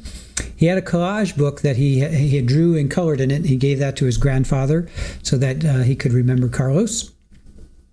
He said he got into the SUV and he was on the road for a few hours, but he doesn't remember who was driving. Eventually he goes to this, gets dropped off with a group of 10 to 15 people. He says they started to walk. He remembers a park with trees, and then there was this desert area. He said he had to jump a hole in the ground to get to the other side. Pretty big hole. He said no other children were in the group. It was just him. So here's this 7-year-old, right? He didn't know any of them. He didn't recognize them. Next, they get to a warehouse where they stayed for a few days. He said he started to cry because no one knew where they were. He remembered he crossed a river and there were these black floaties. They were like lifesavers. He said they put the women on top and then him, and then the men pushed the floaties. He said it was nighttime. He was scared because the stream was going pretty heavy. He didn't know where he was. Next thing he remembers being in line, and he was in the back of this line, and ICE came, and they started putting people in the back of a truck. He was with this girl. He says girl, she was pregnant in her late 20s. She started to talk to him, and he started to cry, and then she said, "We need to hide." When she left, he cried because he didn't know what to do because everyone started running. She came back, and they hid behind a bush. She asked what they should do, and he said we should turn ourselves in, and she agreed, and they walked up to the truck. They put him in the back, and then He was transferred to a cell with iron bars. People were drinking a juice. There were no other children in there, but that pregnant woman was there. The juice was shaped like a barrel, so it was a small juice. He said he was there for maybe 10 days. He was confused because they didn't tell him what was going to happen. Then he was moved into a building with a larger cell with a door and seating, and he was fed eggs. No children. There were no children, and same with the pregnant woman. She was gone at this point. His parents were contacted at this point. He spoke to his mother. He doesn't remember speaking to her before, though. He didn't recognize her voice at first. He was on the phone for a while. He cried himself to sleep, and I guess he slept in an office there. He left that building after about a month, and he went to a foster home with kids. He said it was a regular house with Spanish-speaking kids. He remembers going to a beach because he remembers a girl getting stung by jellyfish. He thinks he had his own bed. He remembers leaving. When he left, he had a Scooby-Doo van, and they let him keep that. He doesn't remember who came to get him, but he left the home. He was on a plane at that point in time, and he went to Oakland. He met his parents. They were at a barbecue. His uncle on his mom's side took him there. I guess his uncle Rodeo. Anyway, he lives in the States. He's a citizen. Let's see. He knew they were his parents, but he didn't recognize them at first.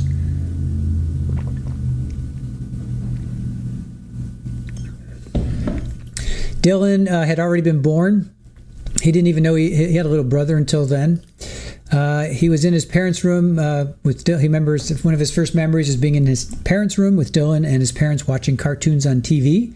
His grandmother flew to visit, and he would sleep next to her on the same bed, same as in El Salvador. He was sad when she was leaving, and that's the last time he'd ever seen her. He started school at Markham Elementary School in Oakland in the 2nd grade. He remembers his teacher's name. He didn't know English in 2nd grade. Both languages were used.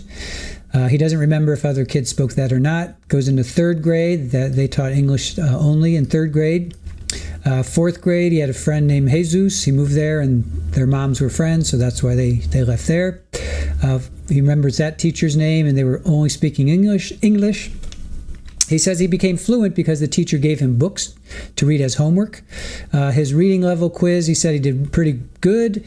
I believe it probably proper would be saying he did pretty well. But he got awards in 4th grade for good grades. 5th grade, same school.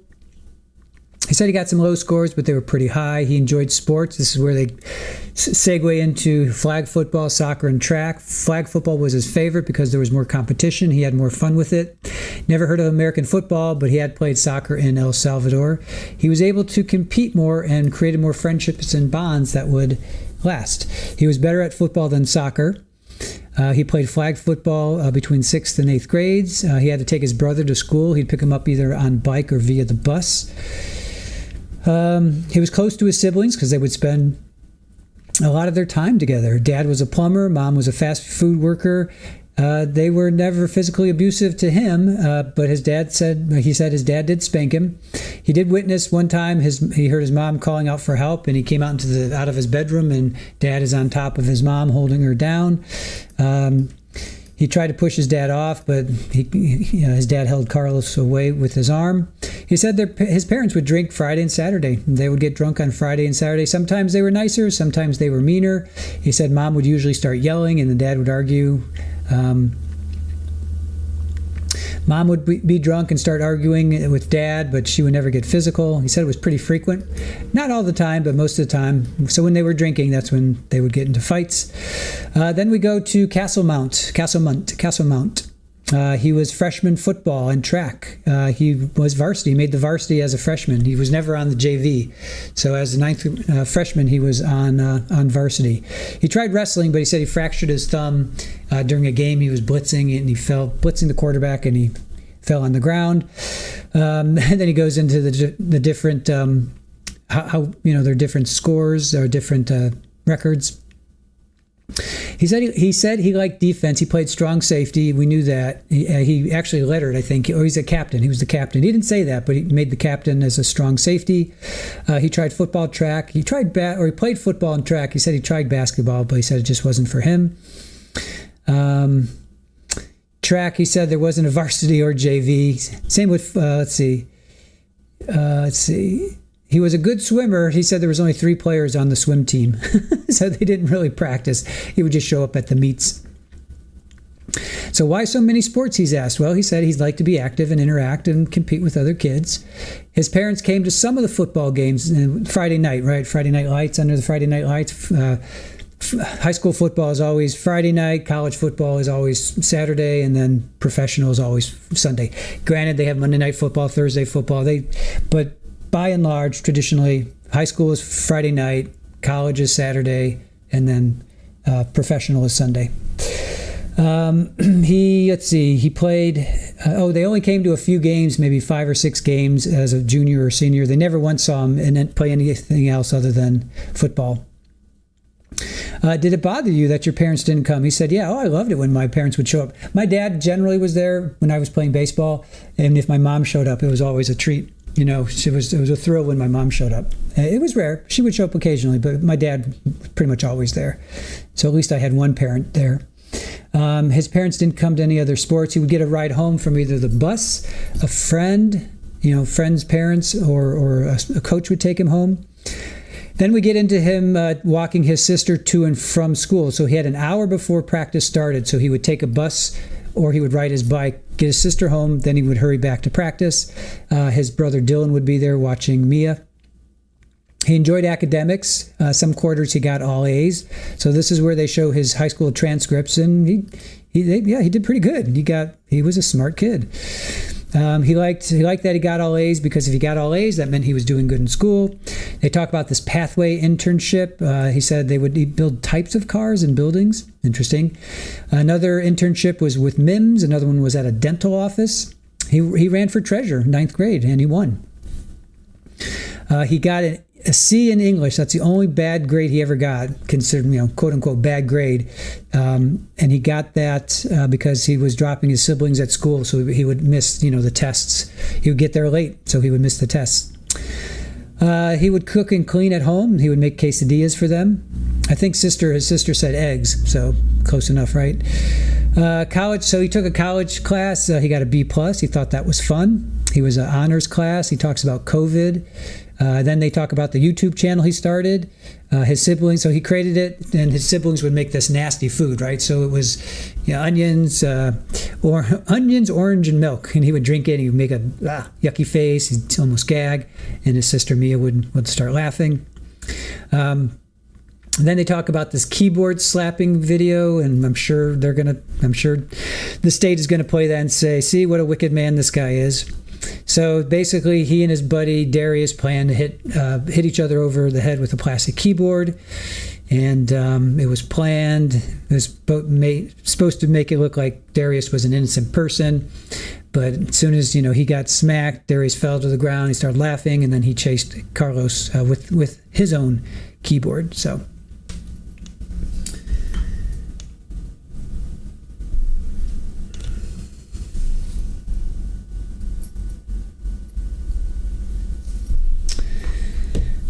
All right. The state's going to show this video. Darius knew, planned, and he consented to being hit. So that's my recap for the morning session. How are you guys doing? Let's see. Kate Capri. It's horrible. She did lots of work on teaching schools about trends. Let's see. Oh, badminton. Yeah, we used to play that every summer after lunch. I'm sorry, after dinner. My dad and I and my mom would go out and we'd play badminton. Love that. Well, it looks like they're back already.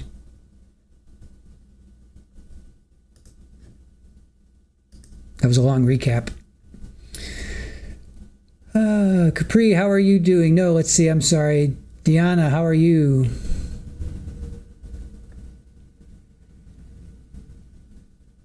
Northwest, you were on varsity badminton. I wish we did. I wish we had tennis. I wish we had badminton. Wish we had swimming. We had none of that. All we had was football, baseball, basketball, and track, and volleyball. But that was for the girls. Capri, thank you. Great recap. Yep. So I wish we had tennis. I wish we had badminton. I wish we had swimming. I would have definitely. We didn't even have soccer. That's how small our school was.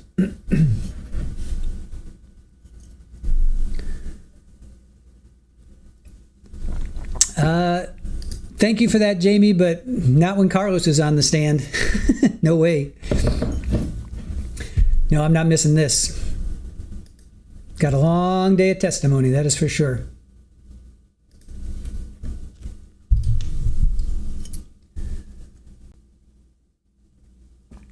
But thank you for thinking about me. Excellent recap. If Carlos had not testified, we never would have seen this side of him. I know, right?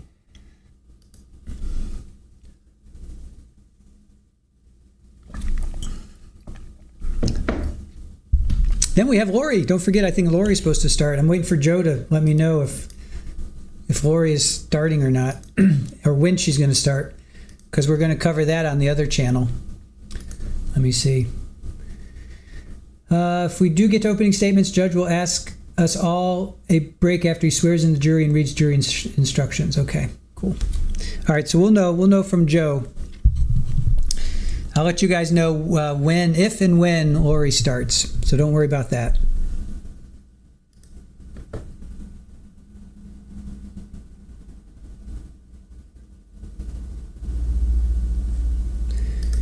So, yeah, we have Lori we have to consider too.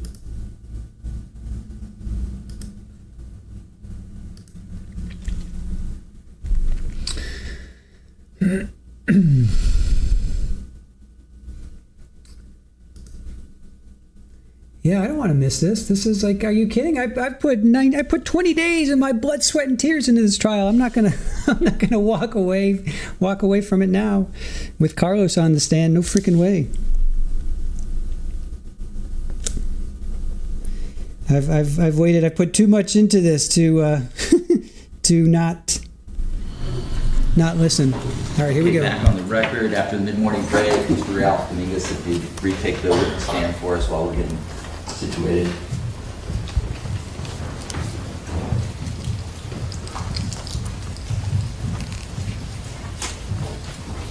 All right, we're on direct examination. And Mr. Hutchinson, your witness. Mr. Dominguez, I want to go back to your football team very briefly. What positions did you play? I played cornerback and strong safety. So you were a defensive player. Yeah.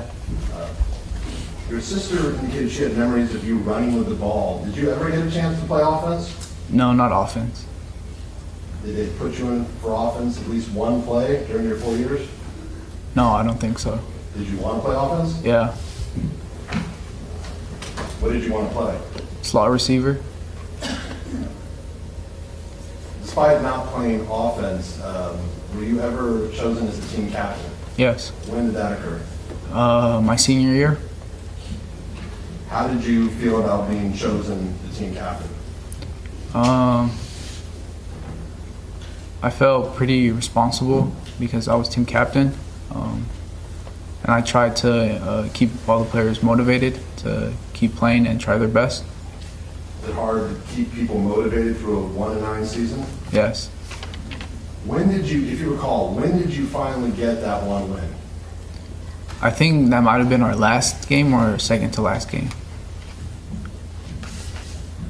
Mr. Dominguez, at what age did you become aware that you were undocumented? In other words, that you did not have any legal status in the United States? I think I was 13 or a little younger. Yeah. How did you become aware that you were undocumented? Yeah, so my parents tried to get me legal status. We had to go to court for that, and I remember it being unsuccessful. They denied it. How did the fact you were undocumented, how did that affect how you felt? So that was something that I tried to keep to myself. I didn't really share that until my senior year. Why did you keep your undocumented status to yourself? I didn't know how my friends were going to react to that. Mr. Hutchinson, can I have you just turn the mic for my benefit? Thank you. Thank you. Did you worry about the fact that you were undocumented? Yes. What did you worry about? I remember there was at a certain point where ICE was going around and knocking on doors around the neighborhood and like taking people to deport them. And I remember learning about that in school, and they gave us like a piece of paper to give to ICE if they ever came and knocked at our door. Were you worried about you getting deported? Yes. Were you worried about your parents getting deported? Yes. Were you concerned of your brother and sister being deported? No. Why not? Because they were citizens. Did you want to attend college? Yes. For a time, did you believe your undocumented status would prevent you from attending college? Yes. Okay. Did that change at some point? Yes. What happened? Yeah, so my senior year, that's when everybody started like applying for colleges, and everybody started talking about that. And I remember meeting with one of the counselors that helped me through the process of that. And I told her that I was undocumented, and she told me that I was still able to go to school. It would just be a different process for me. Okay. How did you feel when you learned that you could still go to college even though you were undocumented? I was pretty happy. And did this counselor help you with the college application process? Yes. Did this counselor also help you apply for scholarships? Yes. Did you have a dream college where you wanted to go? Yes. What was that? Stanford? What did you think you had the grades to get into Stanford? No. What colleges did you apply to? I applied to UC Davis, UC Santa Barbara, UC Santa Cruz, and UC Berkeley. And which of those four did you get into? I got into all of them except UC Berkeley. Why did you decide to choose Davis over the beach towns of Santa Barbara and Santa Cruz? Yeah, because it was closer to home. I didn't want to leave my family that long. Which members of your family were you concerned about? Mainly my brother and sister. Why? I didn't want to lose the relationships that we had. By the time of your senior year, describe what sort of relationship had developed between you and your siblings. Yeah, we were very close. I remember me and my brother would do a lot of things together. And then me and my sister, we didn't do that much, but we would interact and play together. And when you would watch her, would you be the type of brother who would just sit in your room, or would you interact with her and do games with her? Yeah, I would play games and interact with her. Did this counselor help you apply for scholarships so you could pay for UC Davis? Yes. What scholarships did you apply for? Yeah, I remember one of them was called Cal A. It covered like half of the tuition, and I got accepted to it. And then the rest, the UC Davis gave me a scholarship for the other half. Did you tell your parents that you were applying to college? Not at the beginning. Why not? The conversation didn't really come up, so I didn't really tell them. Did they ever bring it up your senior year, whether you're going to apply to college or anything? No. When you got accepted to UC Davis, did you initially tell your parents you'd been accepted to UC Davis? No, not at first. Okay, why not? Because it wasn't something we talked about, so I thought I didn't really need to tell them until later. At what point did you actually tell your parents that you had been accepted to UC Davis? Yeah, I think it was right before we moved to Tracy. Do you recall when they moved to Tracy? Yeah, it was after my graduation, so summer of 2020. Did you ultimately tell them that you'd been accepted to UC Davis? Yes. How did they react when they found out you had been accepted to UC Davis and you were going to UC Davis? They were pretty happy.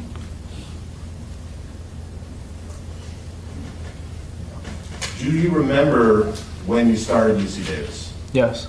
Do you remember going there for the first day? Yes. Now, your father said he drove you to UC Davis your first year, is that correct? No, that was my second and third year. Okay. Who took you to UC Davis your first year when you were going to college for the first time? It was me and my cousin Romeo, and I was the one driving. I had a car. You had a car at that time? Yes. What type of car did you have? It was an old car. It was a Scion TC, I think 2004. How did you get the money to buy that Scion TC? Yeah, I got it from scholarships, and I think my mom helped pay for the rest of it. Did you have a driver's license? No. Why not? Because it was harder for me to get one. I needed extra paperwork, and I didn't really have the extra paperwork because I was undocumented. So, did you believe you could still get a license if you were undocumented in California? Yes. Okay, but were there other things you needed to, what documents did you need to provide in order to get a license? Yeah, I think you needed like a residency confirmation, and I didn't really have any of that. So you drove without a license? Yes. What do you remember when you and Romeo you said? Yeah, Romeo. What do you remember about when you and Romeo went to UC Davis for the first time? Yeah, I remember at first he helped me move into the dorms. I think my dorm was called Scrub Oaks, and he just helped me get settled in, and then afterwards we went out to eat at one of the restaurants in downtown Davis. And then how did Romeo get home? I drove him back, And and then I drove back.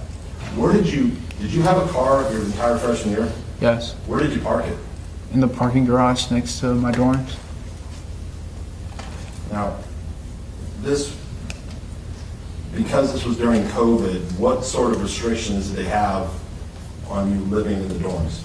Yeah, so we couldn't have anyone besides ourselves in the dorm, and everyone had a it was a single dorm, but it had other it was like for 3 people, 2 people, but you lived in it by yourselves. Were there other people, though, on the hallway with you? Yes.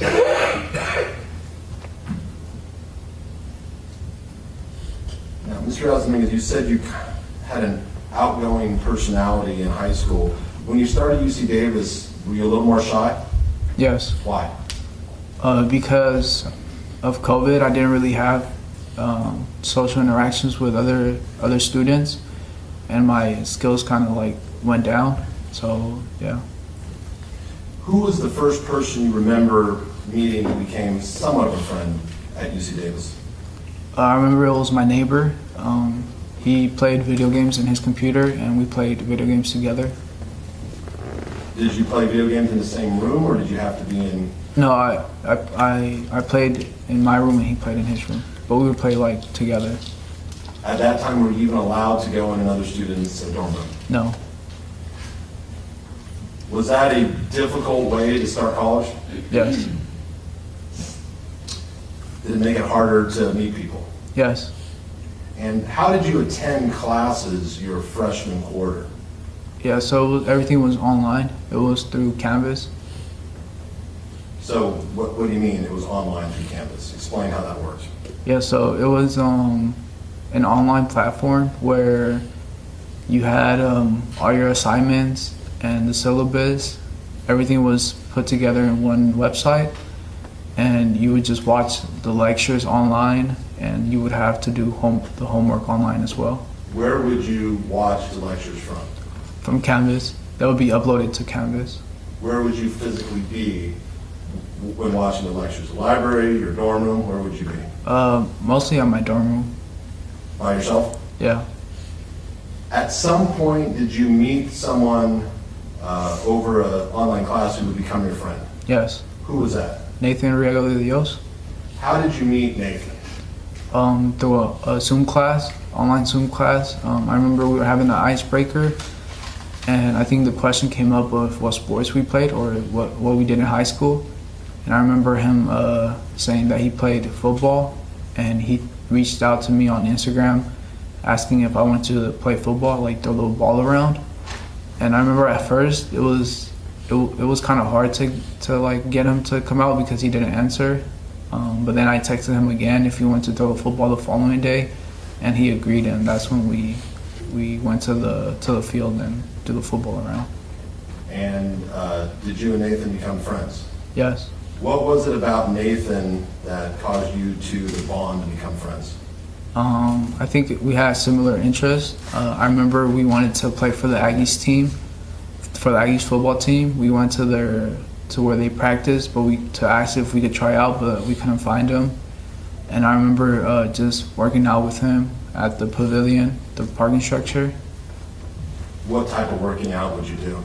We would like run up the hill, do push-ups and core workouts, and jog. What sort of physical shape were you in at the start of your freshman year? I think I was in good shape. If you remember, what was the heaviest weight you'd ever played football at? Your heaviest point your senior year? I think 170 maybe.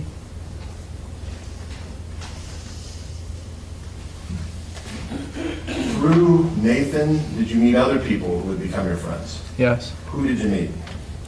I met Kaylee, Miranda, and Angel. You recall the first time you met, let's start with Miranda and Angel. Do you recall the first time you met them? Yeah. When did you meet them? It was at the Memorial Union.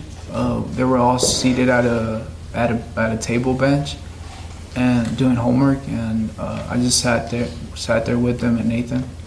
Tell me about the first time you met Kaylee. Yeah, Kaylee. At first, she was off in the distance. I thought she was weird. At first, I thought she was weird because she was like interacting with a squirrel. She was like feeding it or talking to it. Okay, let me stop. When you saw Kaylee, is that the first time you met Miranda and at the same time? Yeah. So they're at a table. Is Kaylee initially at the table? No. Where do you see her? She's like off in the distance, like a couple feet away from the table. And you said she's interacting with a squirrel? Yeah. What was she doing with the squirrel? I don't know if she was just talking to it or like feeding it. It was one of the two. And you thought that was weird at the time? Yeah, at the time, yeah. Okay. After you got to know Kaylee, did it seem weird to you? No, Why is that? because I learned what she wanted to do with her career, and then I thought it was like it made sense that what she was doing. What did she want to do with her career? She wanted to be a vet. Other than initially thinking it was weird that she was interacting with a squirrel, what did you think of Kaylee when you first saw her? I thought she was pretty and smart. Did you like her? Yeah. Did the two of you begin spending time together? Yes. What sort of things would you do? At first we would just do homework together. We would watch lectures together, even though we had like different classes. And then we started to hang out and watch shows, snack, yeah. Did you have any similarities that caused you to bond, in your opinion? Yes. What? We both had that drive for school. And then we were kind of into the same shows.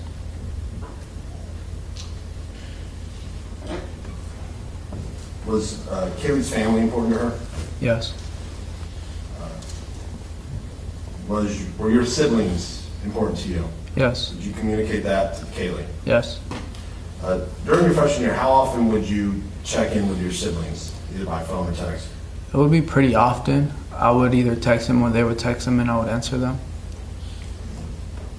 Mr. Dominguez, I want to show you what's been previously marked.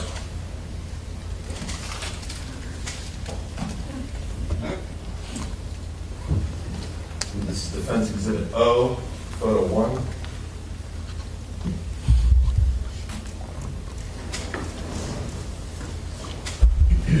I'm showing you photo 1. Do you remember this photograph? Yes. And what does it depict? It's a photo of me and Nathan at a flood place. A pub place? Yeah, in downtown Davis. Okay. And you remember this night? Yeah. Going to photo 2, Defense Exhibit O. Do you remember this? Yes. What does this depict? It's me and Kaylee in the back of a car.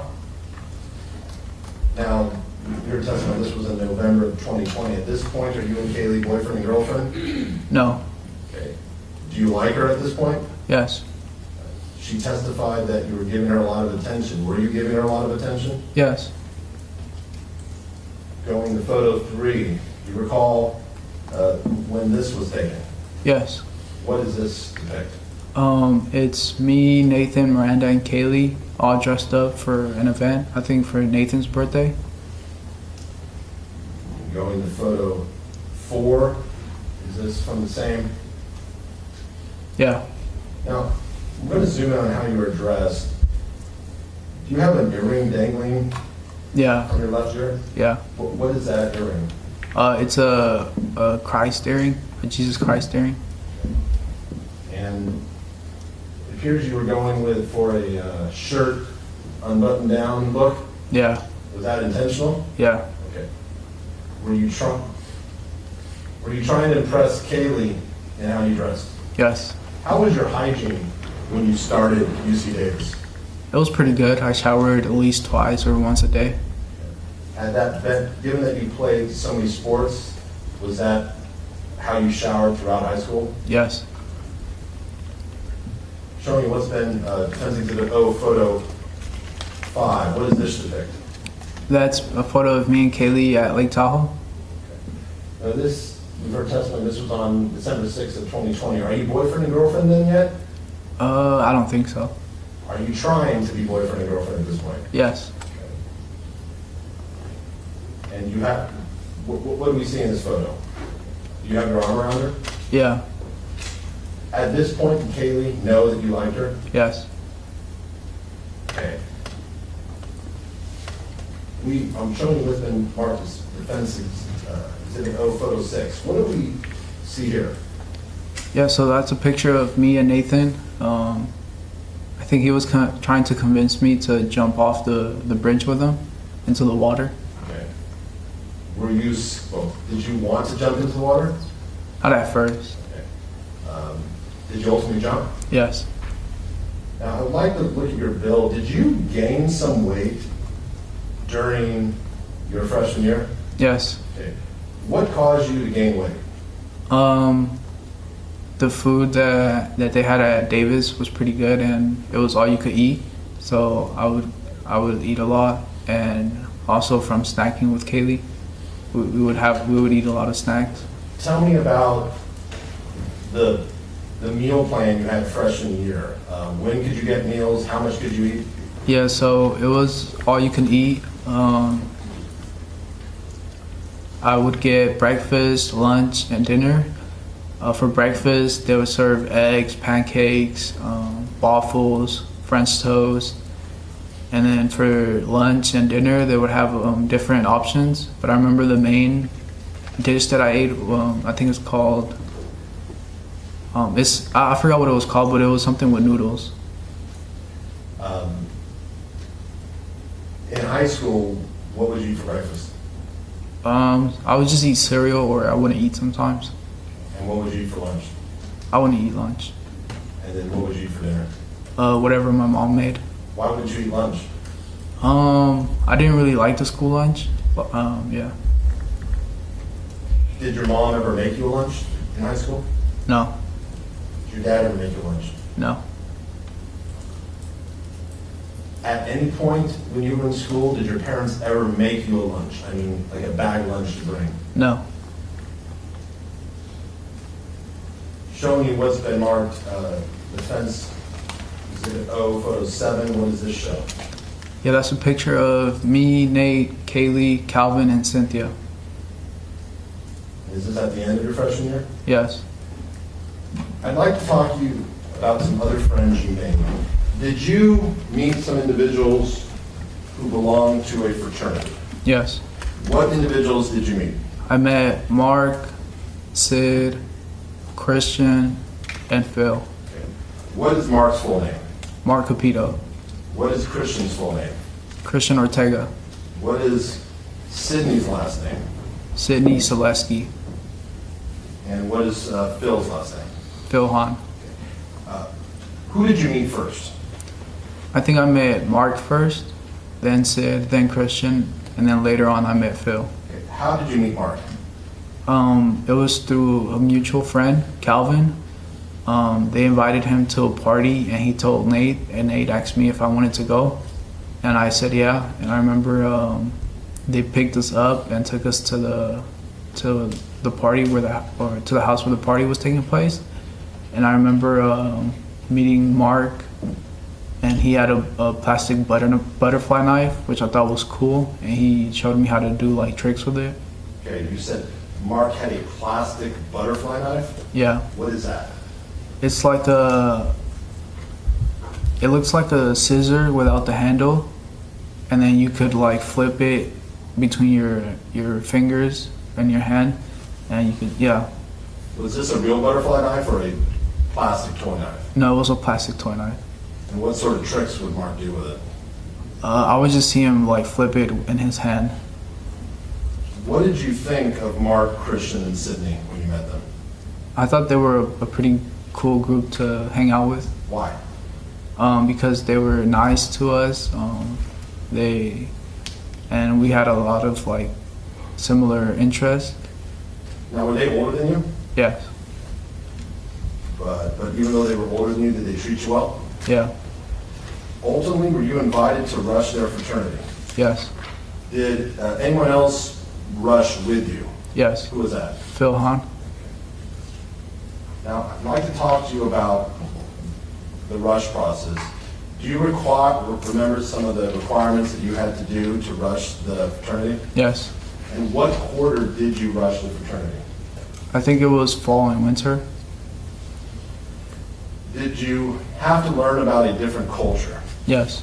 What culture did you have to learn about? The Filipino culture. So what were you expected to do? We were expected to know not all, but like some of the facts about Filipino culture. Did you know anything about Filipino culture prior to going to Davis? No. So what did you study to learn about Filipino culture? Yes, I remember one of the assignments was called the I Hotel, and it was a hotel in San Francisco where a lot of Filipino people moved into. And I also remember it's called the Four Waves.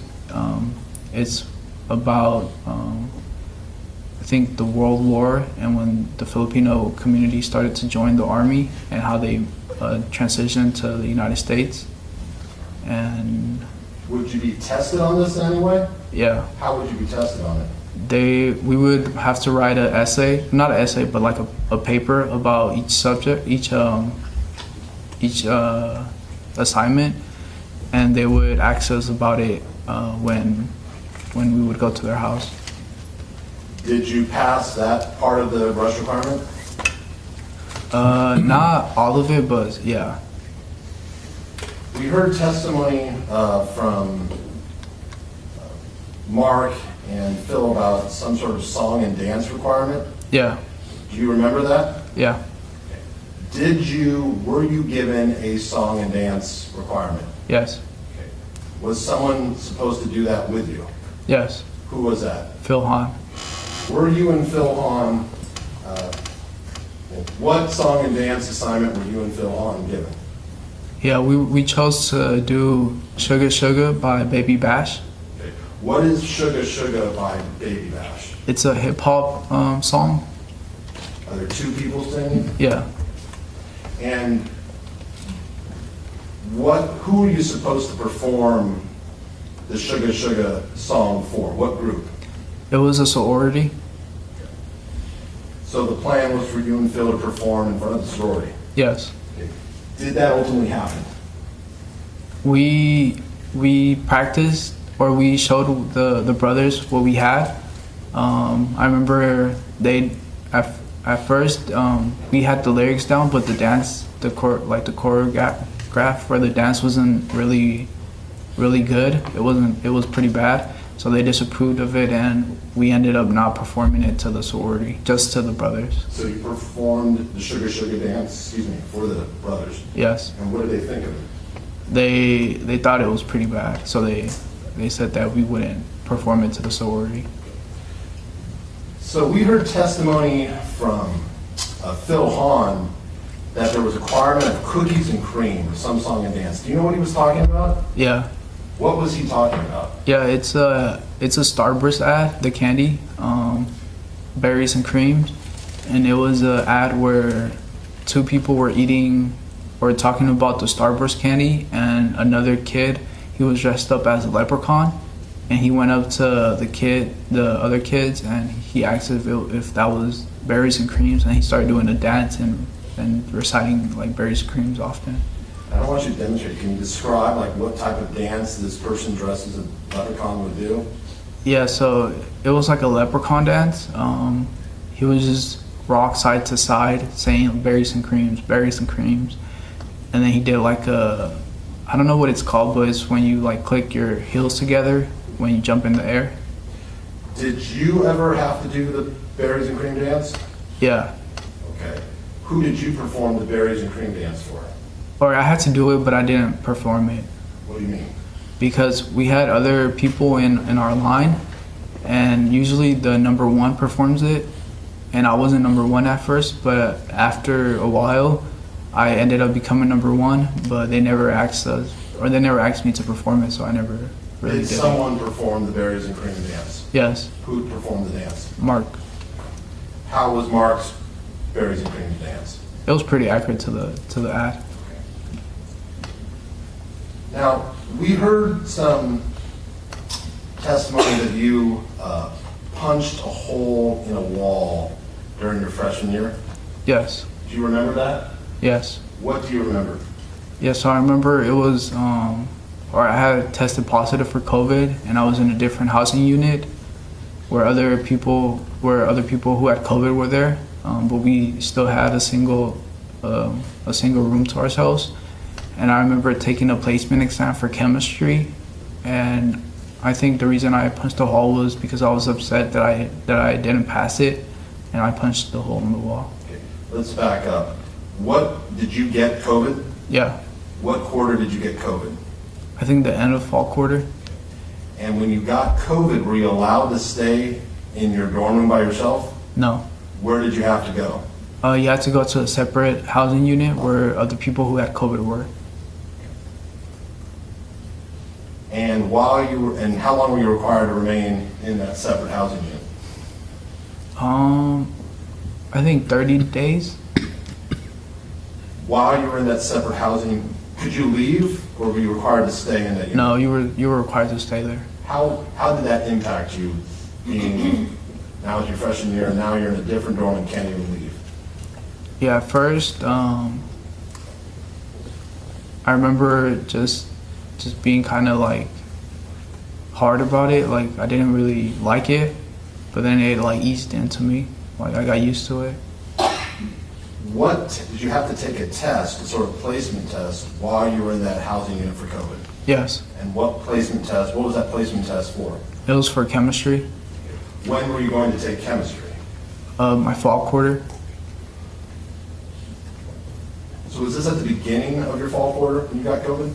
No, but I took the chemistry test, but I didn't pass it, and I had to take it again so I could take chemistry. But I tried to take chemistry in my fall quarter. How did you do on your placement test? I didn't do well. I didn't pass it. And how did you feel when you found out you didn't pass? I felt upset. Why were you upset? Because I wouldn't be able to take the class, and it would put me a little behind.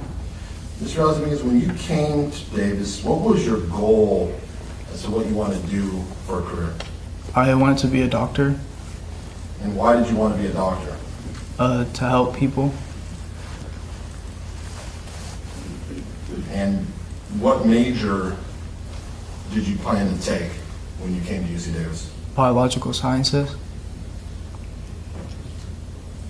And did you know that you would have to take chemistry as a pre-med requirement? Yeah. So after you found out you did not pass the chemistry placement, what did you do?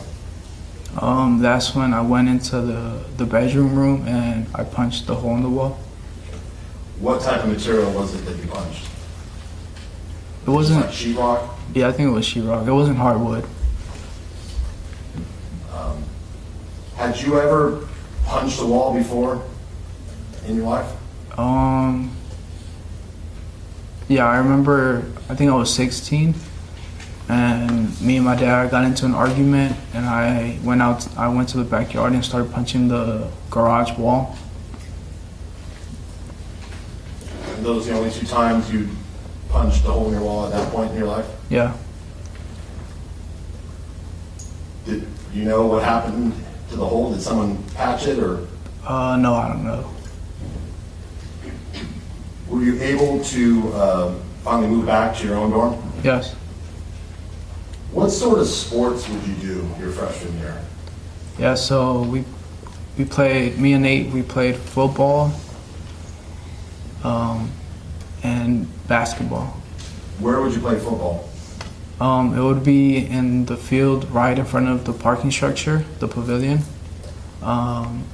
If not, it would be near the MU. There would be other like fields, and we would if we had another person, we would do one-on-ones or we would just do drills. Did you ever play basketball? Yes, Who would you play basketball with? with Nate. Okay, where would you play basketball? We would either play at the Arc, the Davis courts, or the courts by an elementary school near Sycamore Park. You said you played at the Arc. What is that? Yeah, it's the I think the recreational center where there's a gym and they have a track on top and they have basketball courts as well. And you said you played basketball at the elementary school next to Sycamore Park? Yeah, How many times do you think you played there? probably like 5 times. Did you ever work out with Kaylee? Yeah. What would the 2 of you do? So we would only do ab workouts together and we would run together, but then we would separate and we would do weights differently since we did like different weights. We didn't like have the same strength. But yeah, we would meet up towards the end to run and to do ab workouts. Where would you go to the gym? Is that what you would do? Yeah. Even though you were no longer playing sports on a team, was it still important for you to stay physically fit? Yeah. Why? I just grew up to be active, so I kind of wanted to stay active and stay in shape. Mr. Dominguez, we saw your transcript from your freshman year. How do you feel you did academically your freshman year? I think I did, at least for fall quarter, I think I did pretty good. The classes weren't that hard.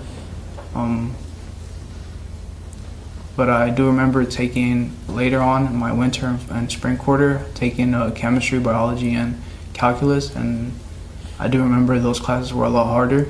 I remember failing calculus.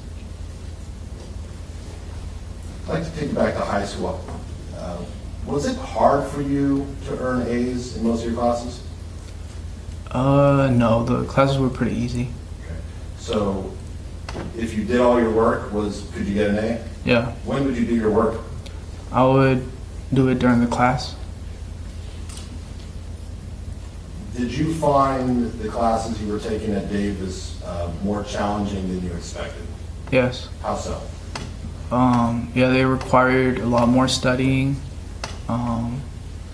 and there was a lot more homework that they gave out compared to high school.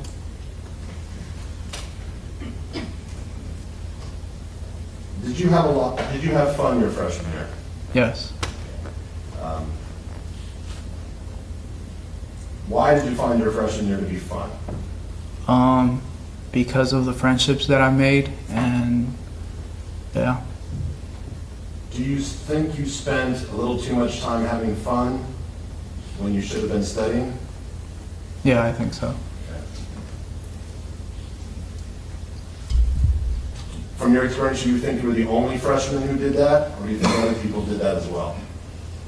No, I think other people did that as well. Now,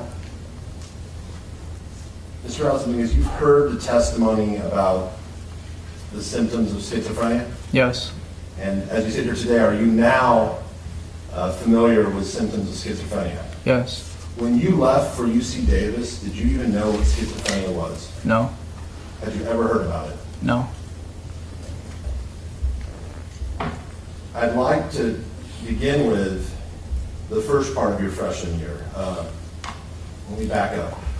Prior to leaving for UC Davis, had you had any sort of health issues at all growing up? No. Other than that broken thumb, did you have to go to a hospital for any other reason? Yeah, I had, in elementary school, I had surgery done to remove my appendix. Other than the broken thumb and the appendix being removed, did you ever have to go to a hospital for anything else? No. Directing your attention to the first part of your freshman year, okay, prior to coming back from winter quarter. Thinking back, do you think you experienced any symptoms of schizophrenia during that time period? No. Now I'd like to direct your attention to the second part of your freshman year. Looking back, did you have any experiences which you now believe were or may have been positive symptoms of schizophrenia? Yes. What do you remember? I remember once I was in Kaylee's dorm, and I had a dream where I don't remember if I woke up or if I just woke up in the dream, and I seen like a devil, like a shadow figure at the corner of the room, sitting down on the table with paper. You said a shadow figure. Describe what you saw. So it was just like a dark, still figure with no features. Yeah. Okay. What was this dark, still figure doing? He was just sitting down, and there was a table in front of him with a piece of paper. What was this figure doing anything with the paper? No. You said you believed this figure was the devil. Yeah. Why did you believe this figure was the devil? Or that's how I interpreted the dream as. I didn't really know too much about like what it was, so I just thought it was a devil. You said at the time you thought it was a dream. Was it? Were you awake or were you dreaming, or do you not know? I don't know. I'm not sure. When you saw this figure, where was Kaylee? She was next to me asleep. Did you try to do anything with respect to Kaylee? No. Did you try to wake her up? No. Do you recall, and how do you know this was during your freshman year? Because we were in the dorms. Other than it was after winter break, is there any way you could narrow it down to what month it was when you saw this person? No. Were you and Kaylee still together as a couple? Yeah. Or you were officially a couple by this time? Yeah. Did you experiencing anything else your freshman year that you now believe was a symptom of schizophrenia? Yes. What did you see? It was another dream. I was in my dorm, and I think it's called sleep paralysis. It's where you like wake up from the dream and you can't move, but you could hear and see things. And I saw like another like shadow figure like on top of me, just like preventing me from moving. Okay. What do you mean you saw a shadow figure on top of you? Explain what you saw. Yeah, it was like another like, it was like a human like on top of me, like it was similar to the dream I had before, where the shadow figure was like just like a still like being. You say human, did it have a human form? Yeah. But were there any features? No. So what did you see in this human form? I just seen it was like kneeing on me, like putting their knees on top of my chest, and because of that I wouldn't be able to get up. Could you feel something pushing on you? Yeah. What did you do? I remember I tried to scream, but I couldn't, and I would just be there like that for like a couple of minutes, and I would just look around the room to see if there was something else there. But then after I think I like closed my eyes, and then I like woke up from the dream, and I was able to move. So is this the second time you've seen a shadow figure? Yeah.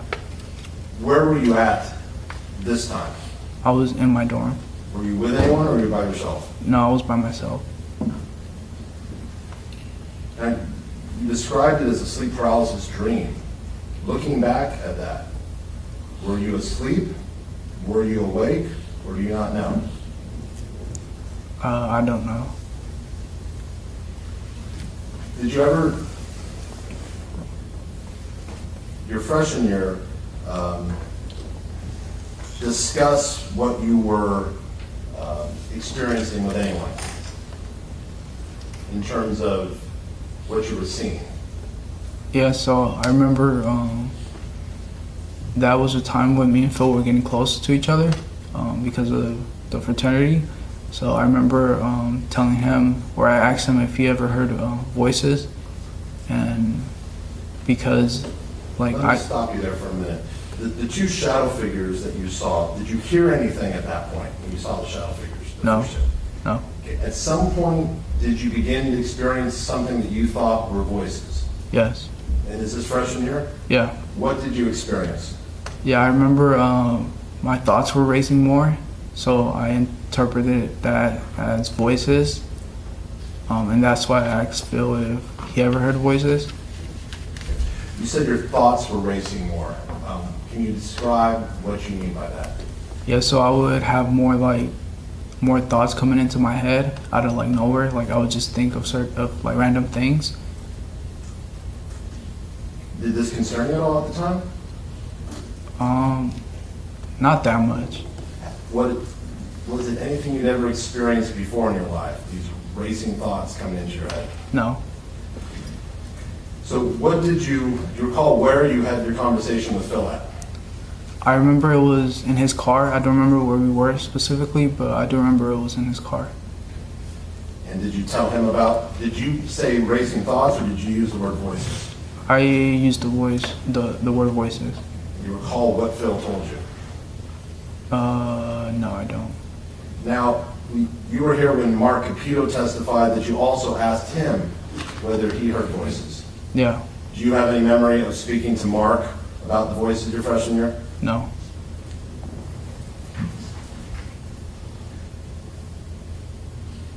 After your freshman year ended, did you take a trip anywhere? Yeah. Where did you go? Me and my family, we went to Las Vegas, and Kaylee joined too. How was it that Kaylee came along with you to Las Vegas? She flew from Orange County to Las Vegas, and we just picked her up. How did you get there? My dad and mom drove. Do you remember that trip to Las Vegas? Yeah.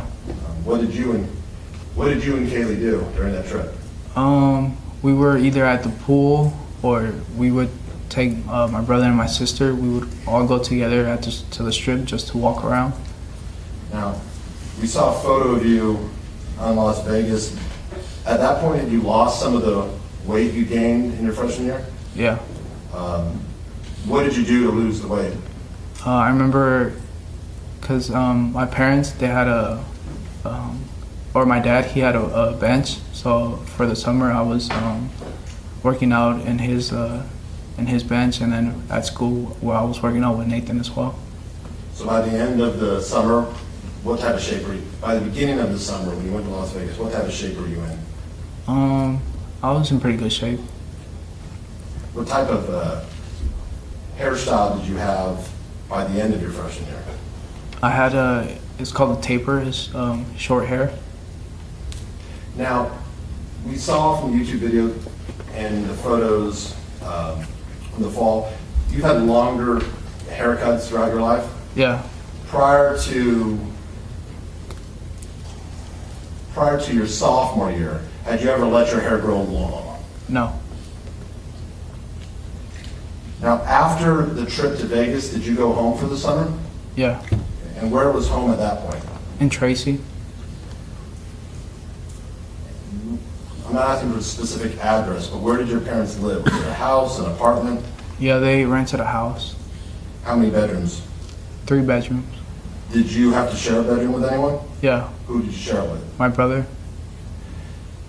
Do you remember anything happening that summer that you now believe was a symptom of schizophrenia? Yeah, my brother called it out to me. He said that I was staring at the ceiling fan for a long period of time. Where was the ceiling fan? It was on the ceiling in our room. My brother's in my room. Now, you said your brother pointed it out to you. Did you catch yourself staring at when he pointed it out to you, what did you think? I just smiled at him because he was like confused, and I didn't really have an answer for him. So I just said, I don't know. Do you have memories of actually sitting at home that summer staring at the ceiling fan? Yeah. Had that staring at the ceiling fan, was that something you had ever done prior to, this would be the summer after your freshman year? No. Growing up, had you ever had an experience where you would stare at walls for long periods of time? No. Did you ever have an experience where you would stare out into space for long periods of time? No.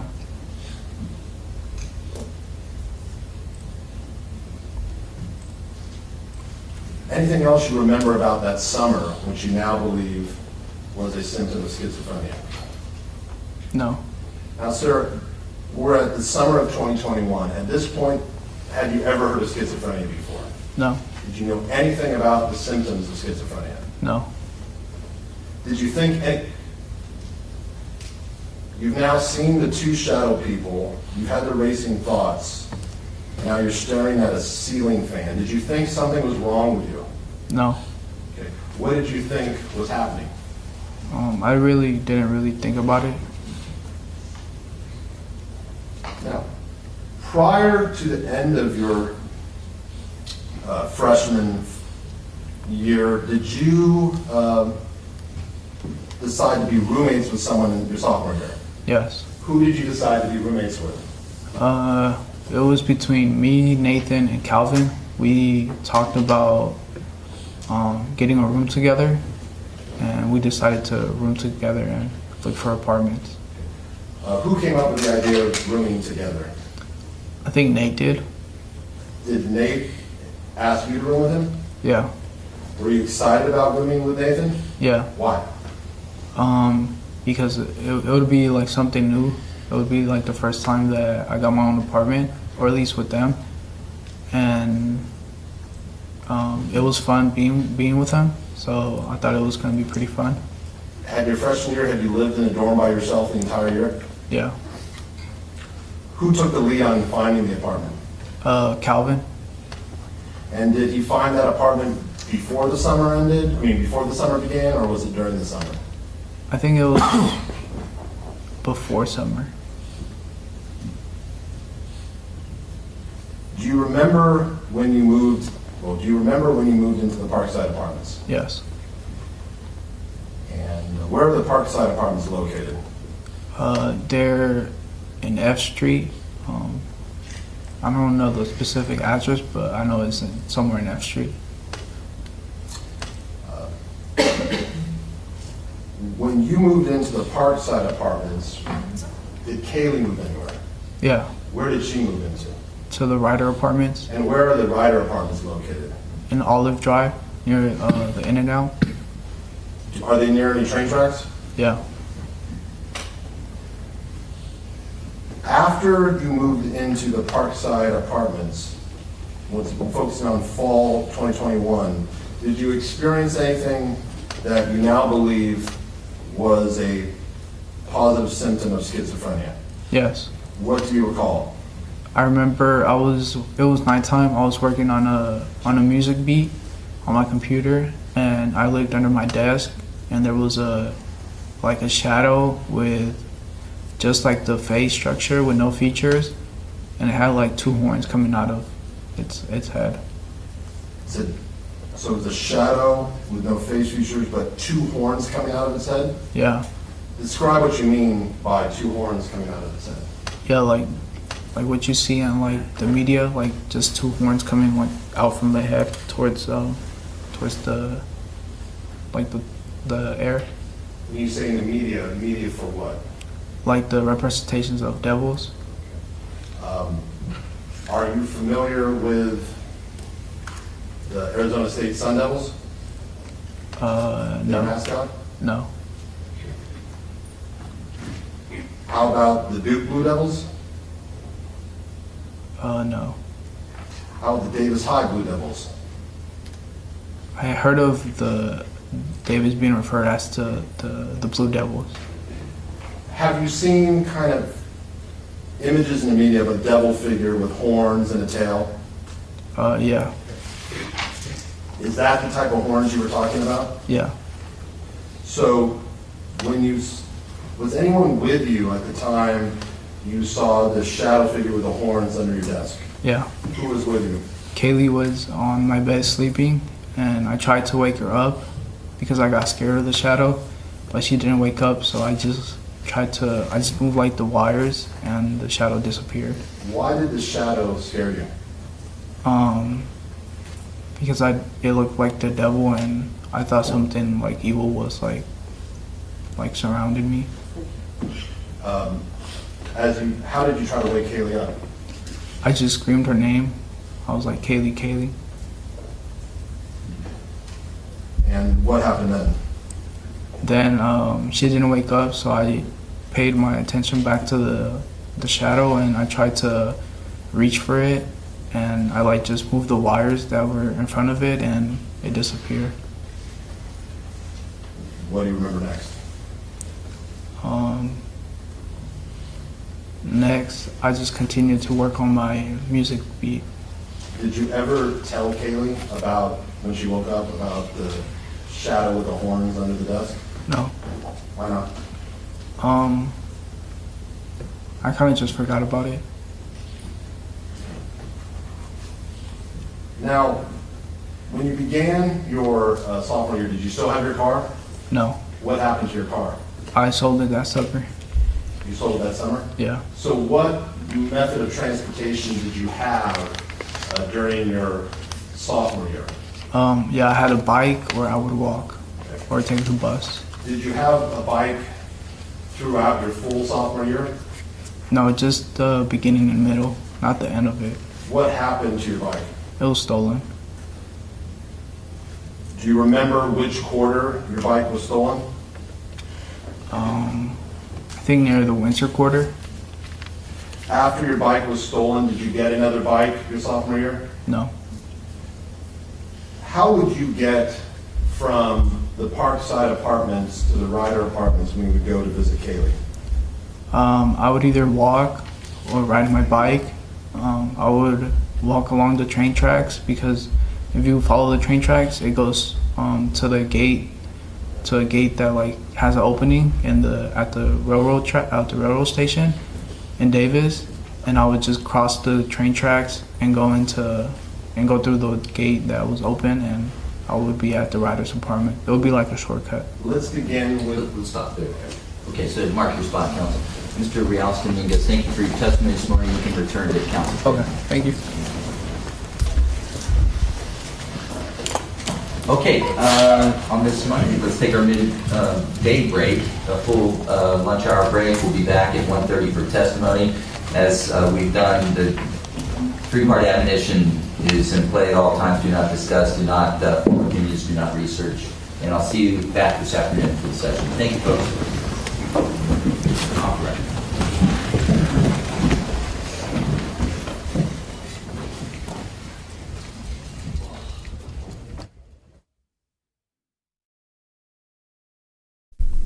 So now we know why Mr. Hutchinson was making such a big deal about those train tracks, right? That's where the Ryder apartments are.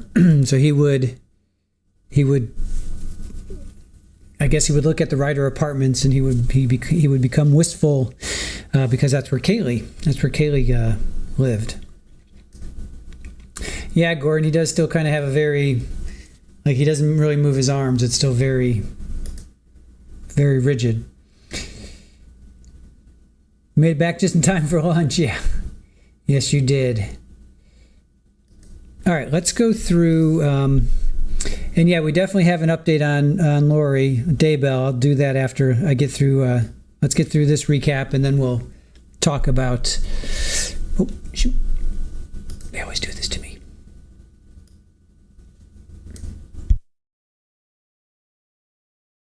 Are they coming back? No, maybe not. All right. Probably put that up just in case. All right, I'll just leave it there. All right, so update on Lori Daybell, but after I get through this this break here, or this recap. All right. So he was a cornerback, strong safety in high school. He never played offense, but he wanted to play slot receiver. He was the senior team captain. He felt responsible and tried to keep the players motivated to play their best. He said it's hard when it's when you're going through a 1-9 season. Let's see, he was 13. He tried to get legal status and he was denied. Remember, we've been asking about that, like all trial, is he legal? Did he get through? So he was denied. Undocumented, he kept that information to himself until he was a senior. He did that because he wasn't sure how his friends would react. He was worried about ICE knocking on the doors and deporting him. His school gave him a paper in case they did knock. He was concerned about his parents, but not his siblings, because they were citizens. He wanted to attend college, and he was concerned about being able to attend. So he met with his counselor, and they told him he could still go to college. He applied for scholarships. His dream school was Stanford, but he didn't have the grades. He applied to 4 colleges, and he got into all except UC Berkeley. So he applied to 4. They were all university, UC, University of California, whatever. Davis was the closest versus the other ones were beach towns. He was concerned about his siblings. He didn't want to lose their relationship. He was very close to them. He would play games with his sister, and he would do lots of things with his brother. He talks about Cal A, which covered half of his tuition, and then UC Davis gave him the other half. And remember, he worked. I'm like, how on earth did you afford I think they said it was like $800 a month or something like that for his the fraternity where he lived? And I'm like, I know he worked, but how did he afford tuition? So now we know. Cal A covered half of it. UC Davis gave him the other half. He didn't tell his parents he was applying because that didn't come up. He said he got accepted. He still didn't tell his parents. He says he thinks he told them the summer that they moved to Tracy, which would have been 2020. So he's about to go to college. And he waits to tell his parents in the summer. He said that they were happy. I would think that they would be happy. I mean, right? What parent doesn't want their kid to go to college, especially if it's free? If scholarships are going to pay for it, I'd be, yeah, go for it, man. So then we found out he had a car, but he didn't have a license. So he drove with his cousin Romeo. He didn't have a license because he needed extra paperwork. I mean, it makes sense, but still, driving around without a driver's license, that you get pulled over.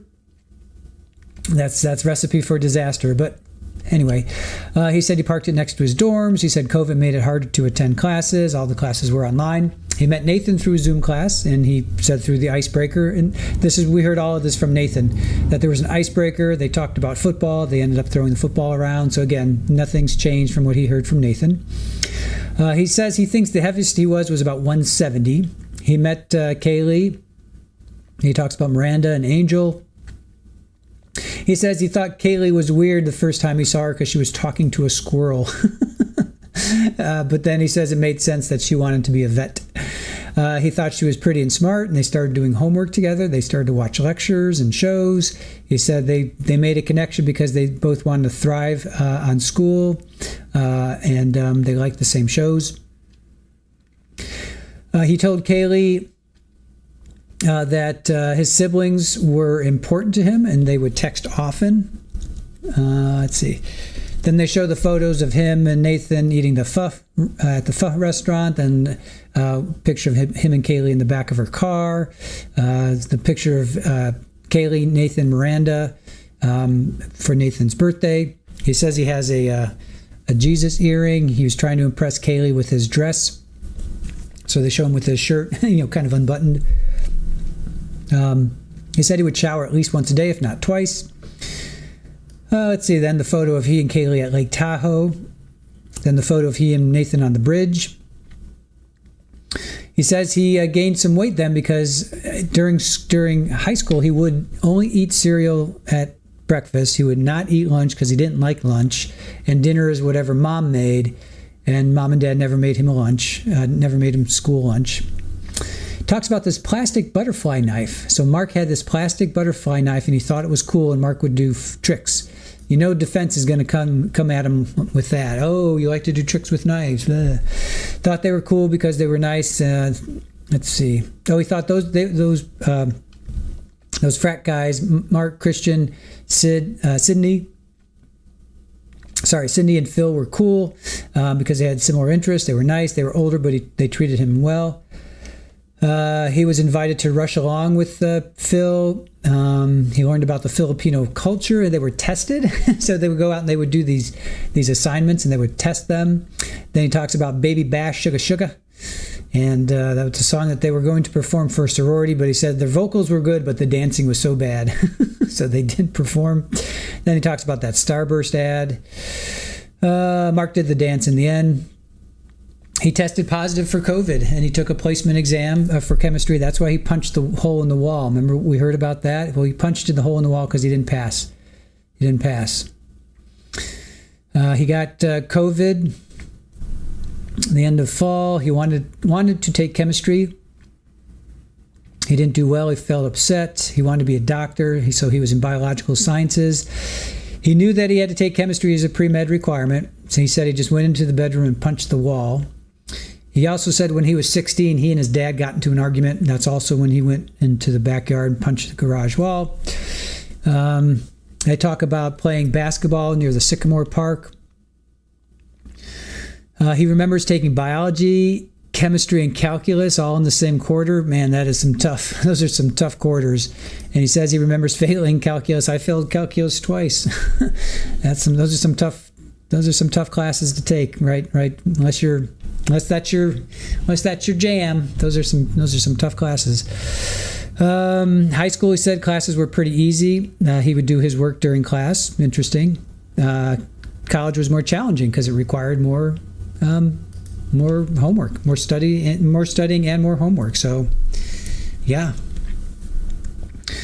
So he had fun his freshman year because of the friendships he made. He feels he spent more time having fun than studying. He didn't know what schizophrenia was before college. No health issues growing up, other than he had appendix surgery in elementary. He had his broken thumb. Those are the only trips to the hospital that he had. He remembers once in Kaylee's dorm, he had a dream, and he saw a devil shadow figure in the corner of the room sitting down at a table with a piece of paper. He said it was a dark, still figure with no features sitting at a table with a piece of paper.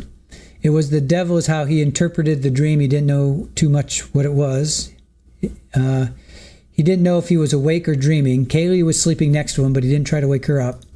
He doesn't know what month that was, but he thinks Kaylee and he were officially a couple, so he thinks it was a winter quarter.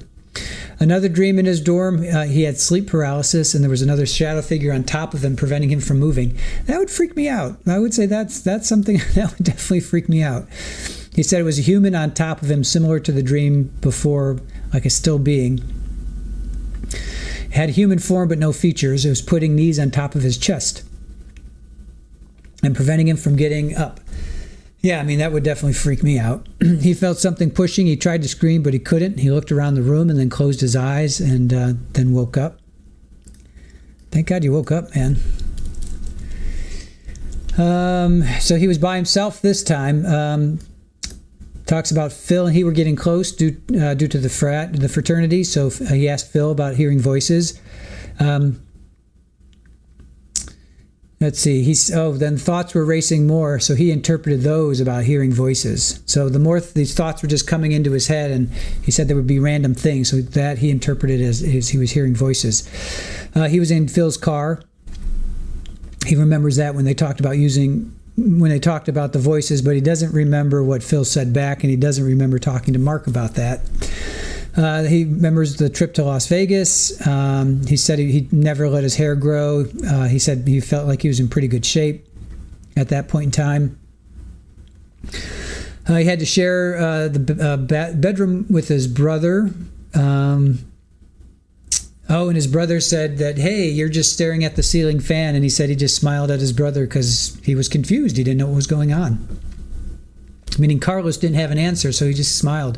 I mean, that's weird. You're staring at the ceiling fan, then you just look over at your brother who just asked you what's going on, and you just smile at them. I can understand why people would be like, yeah, that's a little odd. What's going on? He does remember staring at the fan, though. I can't wait till they get to him. Do you remember stabbing David? Do you remember stabbing Karim? That's going to be...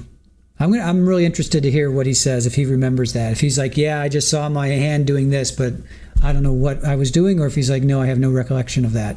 So that'll be interesting. He didn't know anything about schizophrenia. So even with these two incidences with shadow figures, these racing thoughts, now staring at a fan, he didn't think anything about it, and he didn't think there was anything wrong with him still. I don't think I would either. I'd be just like, wow, man, I'm having these really wild dreams, or I'm hearing these, my mind is just racing. I just can't get my head around my thoughts. I wouldn't think I'd be like, oh yeah, I've got schizophrenia, or oh, I should go talk to somebody. I'd just be like, yeah, you just chalk it up to whatever, So they talk about the Parkside apartments, and Kaylee moved into the Ryder apartments, and these apartments that are on the railroad tracks. So that's why the defense spent so much time on these railroad tracks and this pole that was down, and I guess he would go there. So then there's another time where he was working on his music beats, and he saw a shadow with a face structure that had two horns coming out of his head, like what you see in the media. Then he's asked about the Arizona State Sun Devils. He's asked about the Duke Blue Devils. And he's like, no, he didn't know anything about that. He just remembers seeing, like, in the media, which I would guess would be TV shows, movies, cartoons. That's what you would see, how the devil is represented in those shows. Kaylee was sleeping, and he tried to wake her up, but he said she didn't wake up. He said it looked like the devil, and he thought evil was surrounding him. He said he screamed her name. Then he said he moved the wires in front of the figure, and it disappeared, so he went back to his music beats. He didn't tell Kaylee because he kind of just forgot about it. That's weird. So he sold his car that summer, so he had a bike, or he would walk, or he would take a bus. His bike was stolen that winter quarter, so he didn't get another one. Now, I thought he did. I thought he had a mountain bike. Well, he had Kareem's. He stole Kareem's green bike, but I thought he had a black and white mountain bike. He would follow the railroad tracks to get to the Ryder apartment, so that's where Kaylee lived. And we took a poll. So 62 of you voted. If we base releasing criminals on the basis of rehabilitation, do you think Carlos can ever be rehabilitated? We were split, 50-50. 50-50 thinks he can. 50% of you think he cannot. I think that's the first time we've been equally split, seriously split.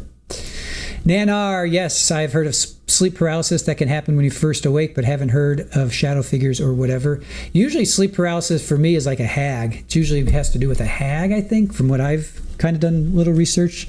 But we were talking about that today on Dead Serious, with therapist, and Dr. Rachel about having these nightmares or dreams where you're trying to wake yourself up and you're like,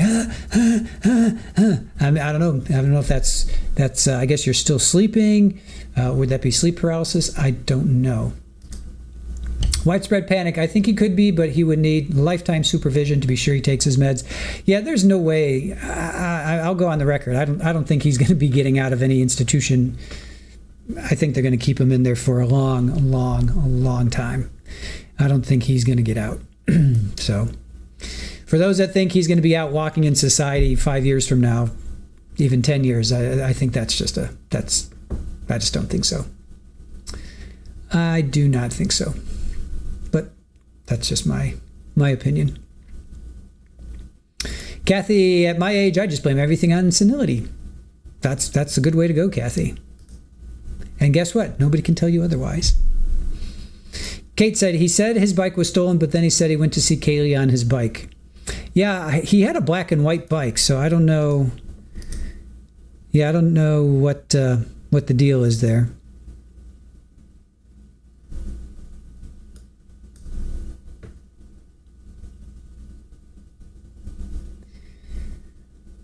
Psychosaurus, shoot, I would, I'd be like, y'all, I've finally lost it. Oh, if you started to see those figures.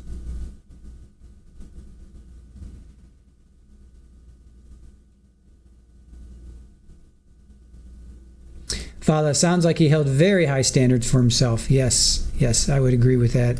Hey, Aileen, how are you? Yep, he is going to be locked up for a long time. To me, the choice is, do you put him in prison where I guess he might get his meds and he's going to be in prison, or do you put him in a facility where you know for sure he's going to get meds, he's going to go through counseling, he's going to go through therapy, he might be able to give back to society on some level. Who knows? Maybe on some level he can give back to society. Kate, I take that as a personal insult. Oh, because the sleep paralysis and HAG? Yeah, that's just what I read. I'm just going with what I read. Kathy says, for me, sleep paralysis is being awake but can't move. Yes, then I tell myself one arm at a time. Yeah, that's true. That is true. All right, let's get to, we have a Lori Daybell update. Lori Daybell update. All right. All right, so let's see. Boreski wants Daybell to sit in a regular chair as the jurors come in. She does not want to get out and sounds like she's getting emotional. Daybell says it's a lot of pressure to get better by Wednesday. She's clearly crying now. Lori asked Boreski if he's going to drag her in again Wednesday if she's not feeling better.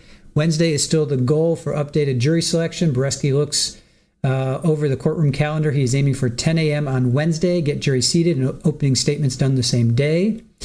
Trina also suggests starting early. Boreski says 9 a.m. Friday is possible. Let me just hold on a sec.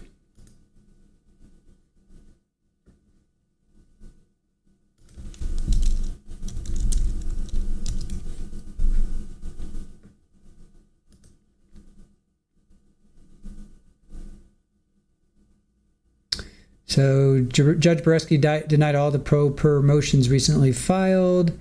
Jury selection will not proceed today due to Lori's illness. I am not capable of properly representing myself. This is coming from Joe Schmo, JS Media.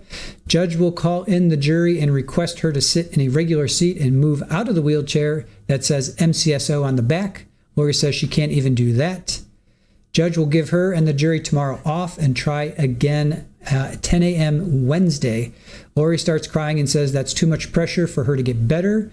Are you going to yank me out of the jail and force me to come to court? Judge says, yes, I need you to make an appearance.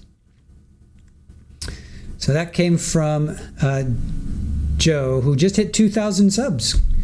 Congratulations, Joe, hitting 2,000 subscribers. Awesome. All right, so looks like Lori will be Wednesday. Lori is going to be Wednesday now, which actually works to our favor because then we won't have to be stressed about dual streaming.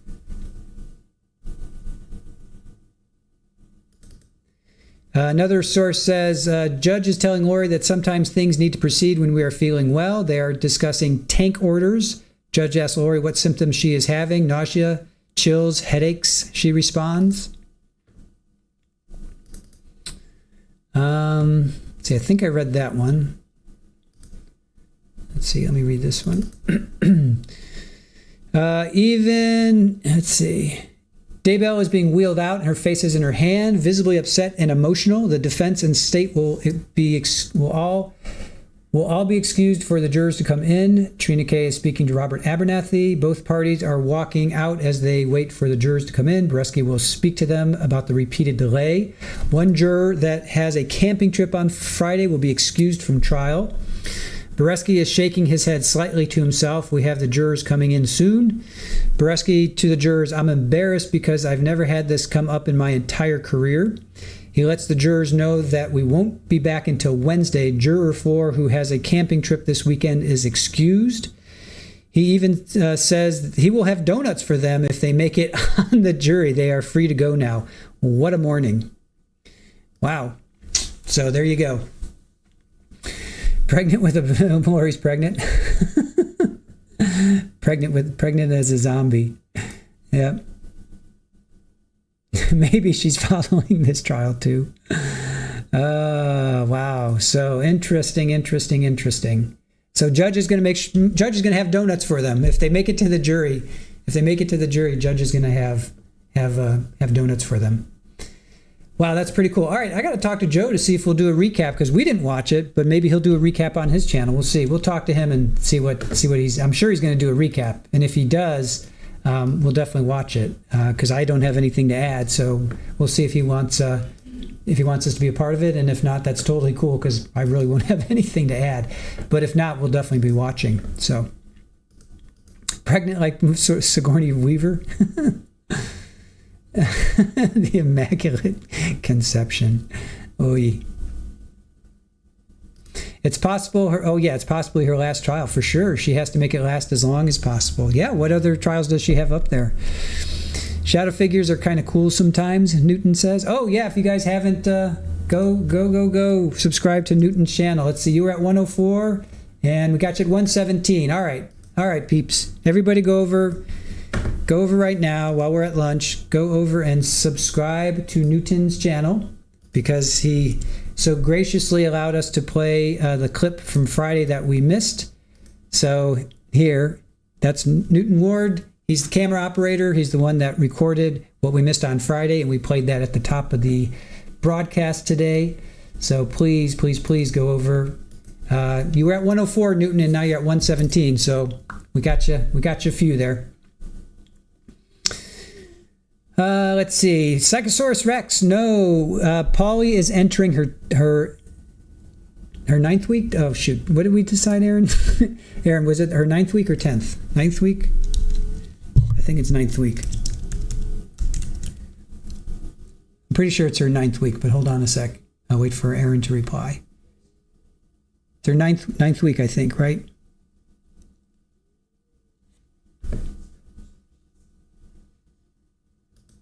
It sounds like a bribe to Baca. So no, the kitties have not come yet. Pretty much any day. Lily Wayne says, I wish she had a Joe Ryan trial. Would you guys watch if Melanie Gibb or Melanie Pawlowski? What about that?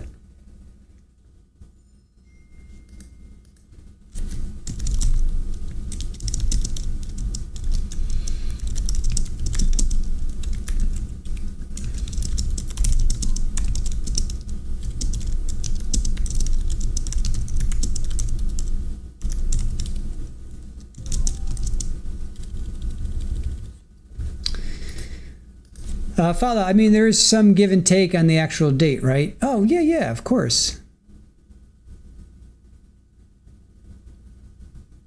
And yes, both of them need. All right, so we determined that she's due this week. Let's see, April 1st. So Tuesday, April 1st was her conception. So that would mean she would be due June 3rd through the 5th. So if she's actually only 9 weeks, okay, April 2nd, due the 3rd or the 4th. So she's due like literally any day now. All right, cool. So Joe's going to do a recap, you guys, tonight for everybody. So definitely go over and watch that. So for those that want to recap on what happened with Lori Daybell, Joe will be doing a recap tonight. So once we find out what time it is, we'll let you guys know. But was I there? Well, we kind of, no, we weren't there specifically, but she was all in heat and meow, meow, meow, with, the whole deal. And then she disappeared for a day and a half, and she came back and she was like all chill. So yeah, we can pretty much determine, no, we weren't there. No, we didn't witness it, but putting 2 and 2 together. Yeah. We know because of what I just described, she was all in heat, and then she disappeared for a night and a half, a night and a day and a half, and then she came back and she was like, wasn't in heat, wouldn't let Rafa near her, and then we started counting, and lo and behold, about 2 weeks in, she started to show. So. Yeah, again, putting 2 and 2 together, it was probably during that time. When one day she's in heat and acting like a freak, and then 2 days later she's not doing anything. Yes. Weekend of the 29th of March in heat, left on April 1st. So, yes. Yes, Father, yes. All right, you guys, I'm going to take a break because I've literally been sitting here since we did our Dead Series. I think I got up for like 15 minutes. So I've been sitting since 10 o'clock. I am going to go take a 45-minute break. I will play some music for you guys. And let's see. Let me play some music for you guys.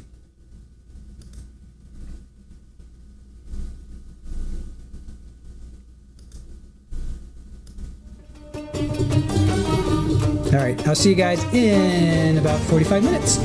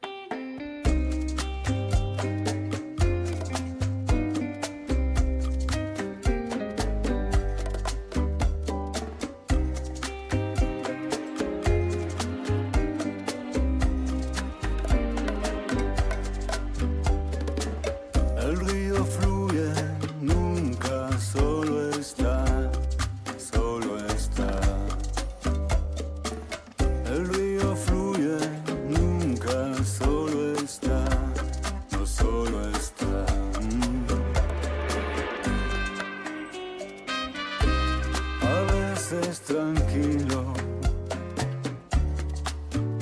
a veces rugiendo va, rugiendo va. Cuando el enojo aumenta, el árbol se cortará, se cortará. El río fluye, nunca solo está, no solo está. El río fluye, nunca solo está.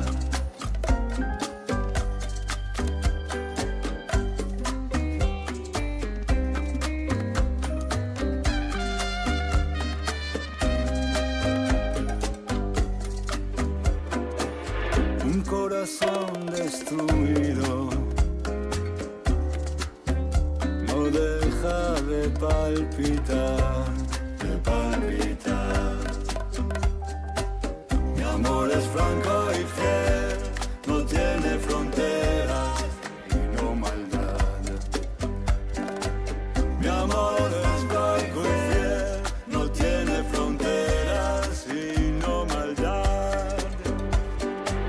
El río fluye, nunca solo está, no solo está.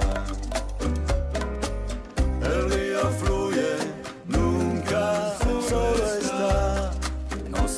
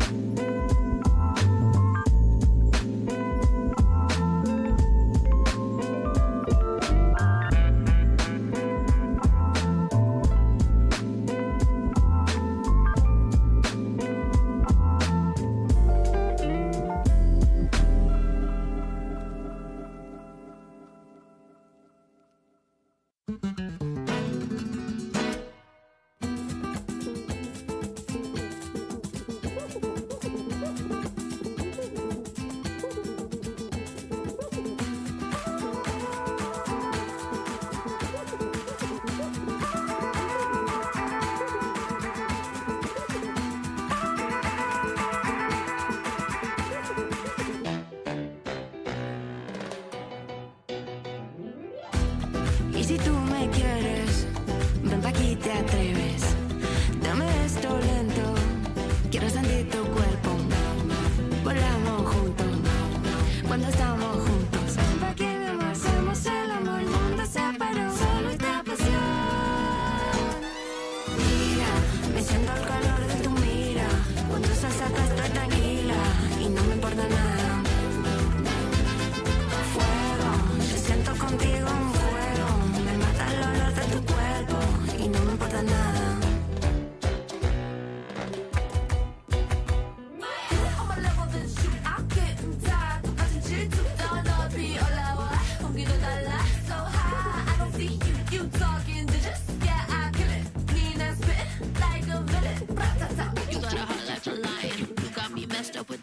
Trying, I thought you meant well, but you savage as hell. Telling me things we both know you regret. That hill should've told me about her before you sucked me in. You thought we could be cool for the summer. Mira, me siento el calor de tu mira. Cuando estás acá estoy tranquila y no me importa nada. Fuego, yo siento contigo un fuego. Me mata el olor de tu cuerpo. Aquí mi amor, hacemos el amor. El mundo se paró, solo esta pasión.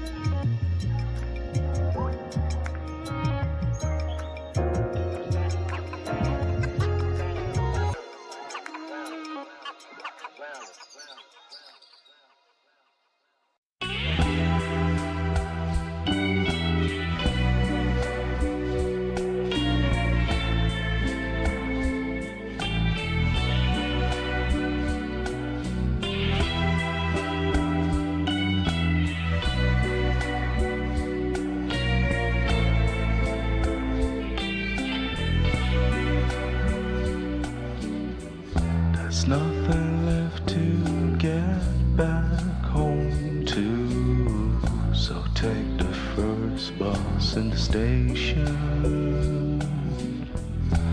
Everywhere is nowhere to lost souls. Let's get lost by intention. Where the world has protection. Where the waves hit the sand.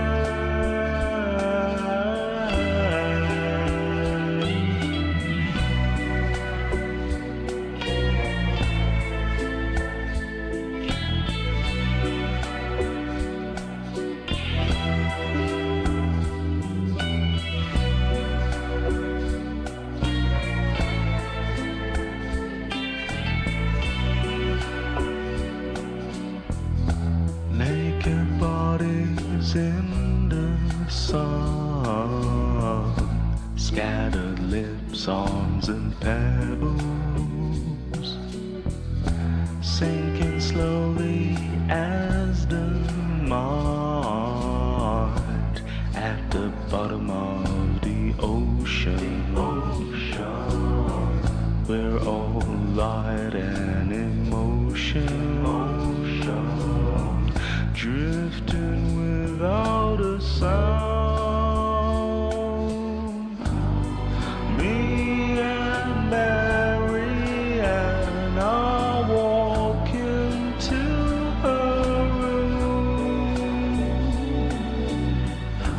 through lonely streets at night under blood cherry moon, till we hit the ground.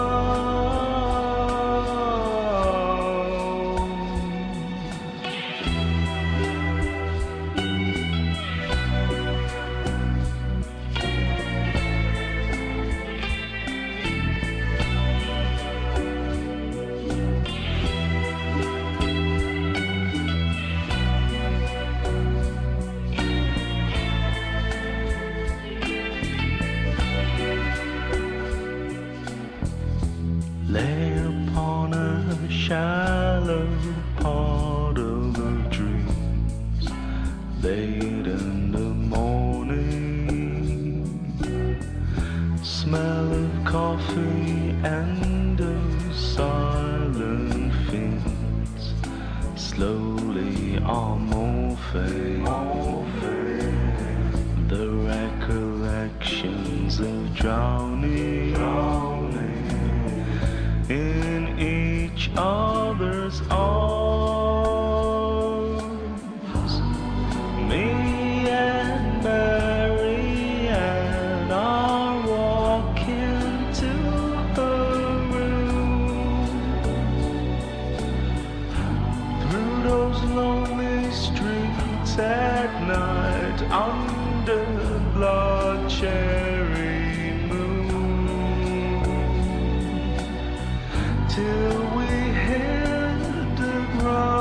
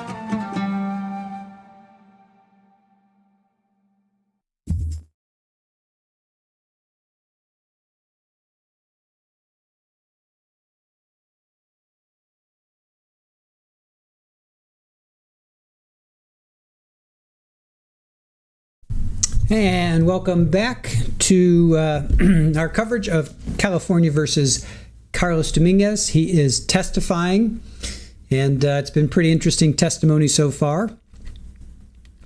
But before we get to that, and before after the lunch break kicks in, we do have news about Lori Daybell. I'm sure you guys have already heard. We talked about it before the break. We'll talk about it now after the break. Lori, this is coming from Joe Schmo, JS Media. If you guys don't know Joe, definitely go check him out. He's going to be doing a recap tonight, so definitely check him out. Judge says he'll give Lori and the jury off tomorrow, and we'll try again on Wednesday. Lori starts crying and says, "That's too much pressure for her to get better. Are you trying to yank me out of jail and force me to come to court?" Judge says, "Yes. I need you to make an appearance. Jury selection will not proceed today due to Lori's illness. She says, I'm not capable of properly representing myself." Judge calls the jury back in and requests for her to sit in a regular seat and move out of the wheelchair. Apparently she was in a wheelchair. That says MSSO, Maricopa County Sheriff's Office. And then we have from other sources, Daybell is being wheeled out and has her face in her hand, visibly upset and emotional. The defense and state will all be excused for the jurors to come back in. Judge says he will even have donuts for them if they make it on the jury. They said, one woman said, "Ooh, she's there for that." Judge Boreski says to the jurors, "I'm embarrassed because I've never had this come up in my entire life." He lets the jurors know they will not be back until Wednesday.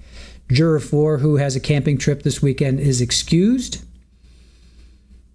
Let's see. Just another day at the office for Lori Daybell. So let's see. They're going to be possibly 9 a.m. on Friday, so they're going to go earlier, and they're going to extend extend the days. So next week they may be starting instead of at 10:30, they may be starting at 9:30 or 10. Who knows?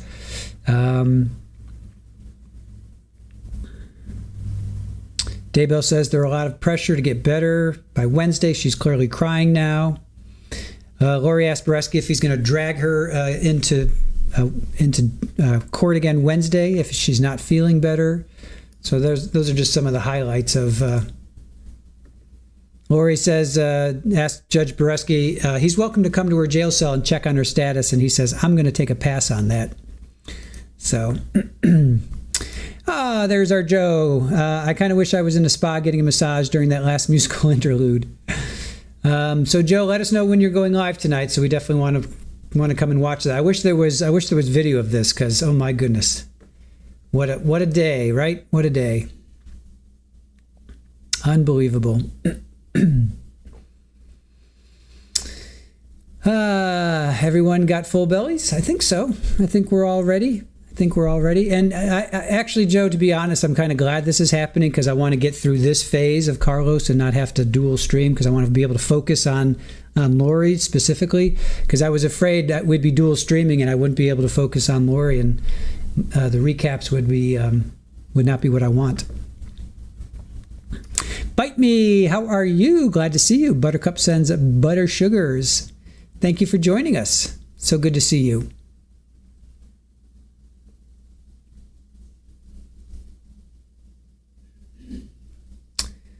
Let's see, who else?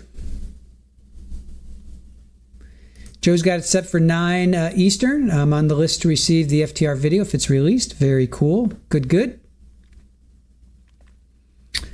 Looks like we have, got the feedback up. All right, so 9 o'clock, guys.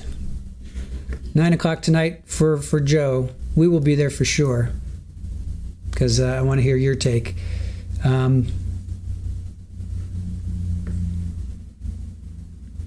I wish it was recorded. So that FTR video, that'll be interesting. So it was recorded, even though if it is released. So what's the chance of them releasing that, Joe?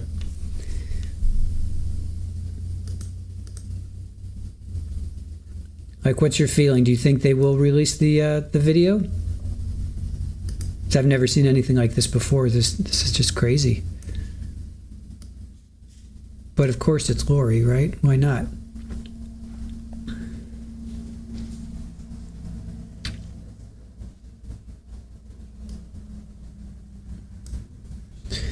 All right. While I wait for that to come back, we are in the middle of hearing Carlos Dominguez testifying. So pretty interesting stuff. We haven't gotten to the actual stabbings yet, so that's really where I'm. And we heard some pretty interesting stuff, that he was abused as a child by the maid. Joe says, yes, the cameras in the courtroom are always recording. They released a few seconds of the hearing before Judge Green last Thursday. Ah, cool. Dawn saying love the show. Thank you, Dawn. Always appreciate you in the chat. Thank you for your support. For the record, FTR is for the record. Yes. Well, we're looking forward to your recap, Joe. I was reading your X account, and then I was reading a couple other Justin's account of what he had, and then we watched Nate today just now before, as I was coming back in. Aaron had it on, so we watched that. So I'm really looking forward to yours, Joe. Aw, Dawn, you love Super Ball? Here, gotta give you. There's Super Ball. Little chicken leg hanging out. And we have Polly. Polly's like going to be imminent. Sorry guys. She's imminent.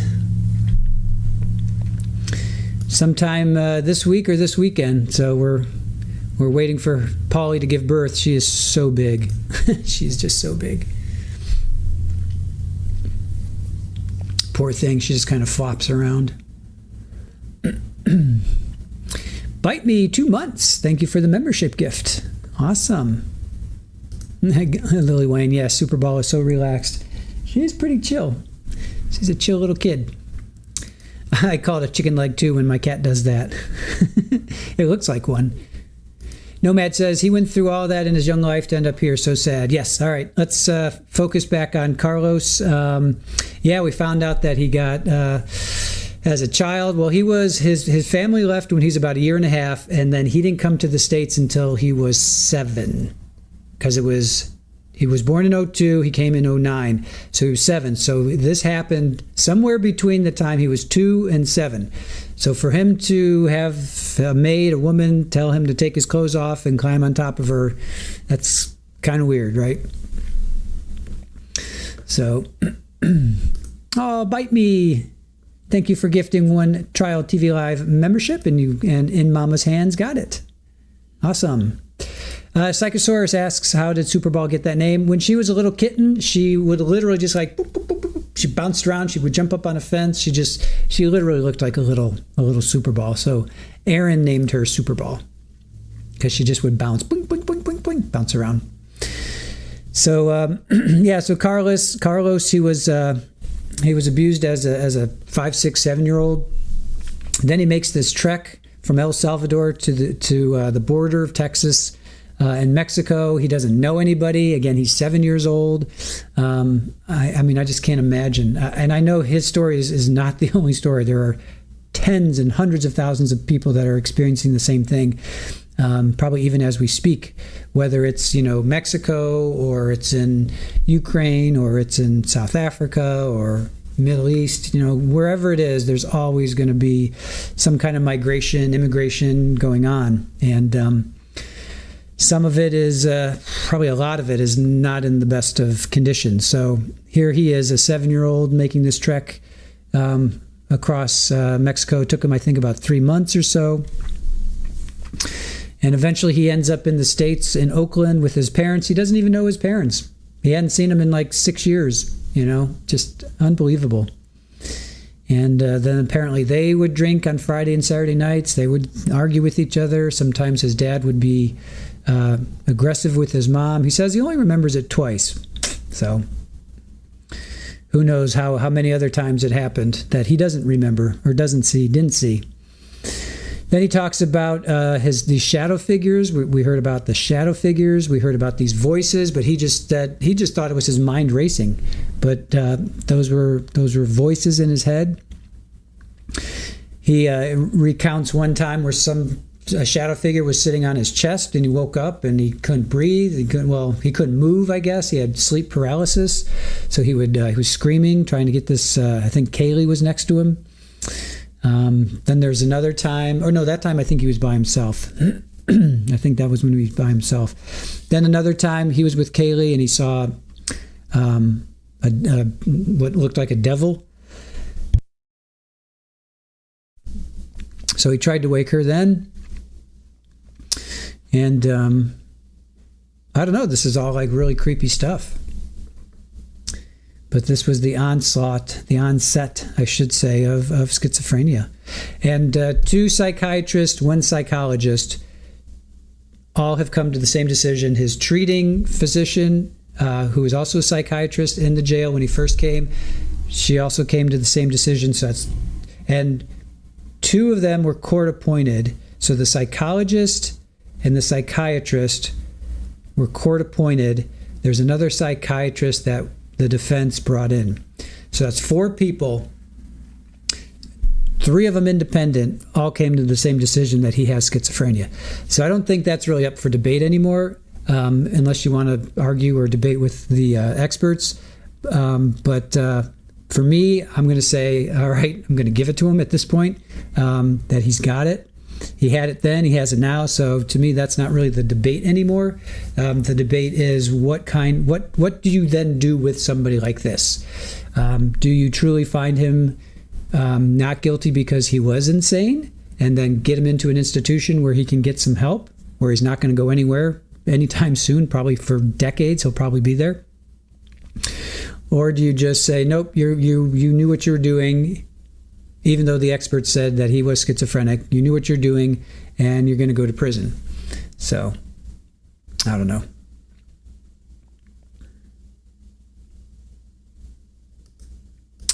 Irish Amy says, my 3 kitties say they can confirm that yes, all kitties are great.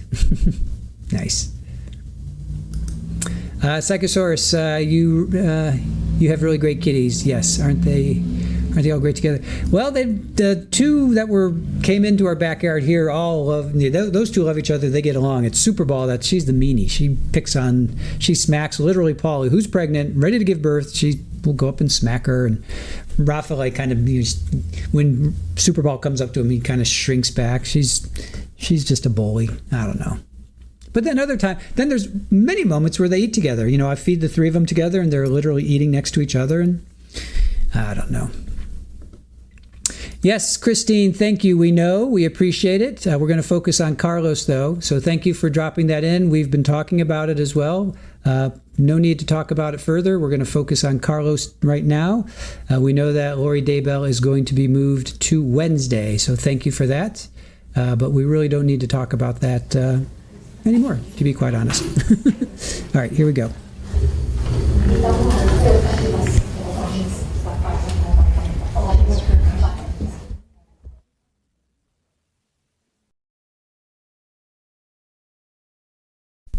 That was a social worker, I think. It wasn't a psychiatrist. It was I don't know if she was a social worker or not. There was a mental health worker and a social worker. I think it was Amy Gutierrez and then Brandy Halstead. It was one of those 2. So a mental health worker. So. Mm-hmm. Shirley Roth, mittens wax Lucky, who is half her size. Aw. Why do they do that? Hey, Penny, I used to be a property manager in Davis, right where this occurred. You can see mental disorder. Oh, cool. Oh, okay, you just deleted that message. Okay.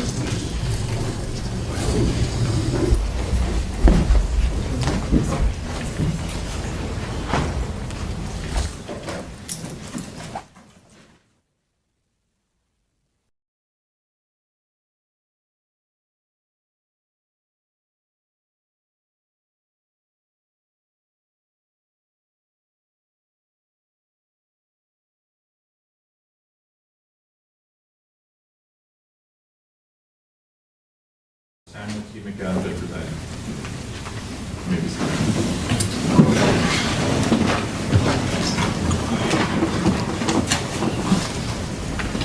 Okay, let's go back on the record. The people in the state of California versus Carlos Reales Dominguez. And the defendant, Carlos Reales Dominguez, is on the witness stand, subject to direct examination. Mr. Hutchinson, your witness.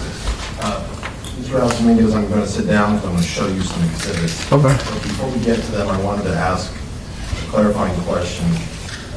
You said you are taking a medication called Zyprexa. Yeah. Is Zyprexa the brand name for the medication olanzapine? Yes. I'd like to show you what's been previously marked as Defense Exhibit P.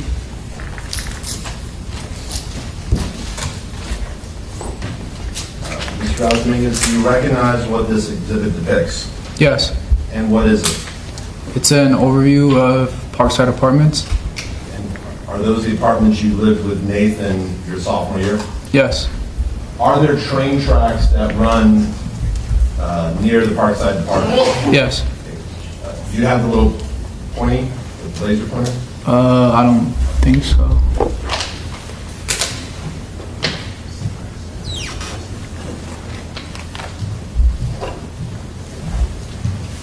Thank you. Could you please indicate where the train tracks are in relation to the Parkside apartments? Yeah, so they're right here. And are those the train tracks you would follow to go to the Ryder apartments? Yes. And which direction do those train tracks run? I think they run north or west and east.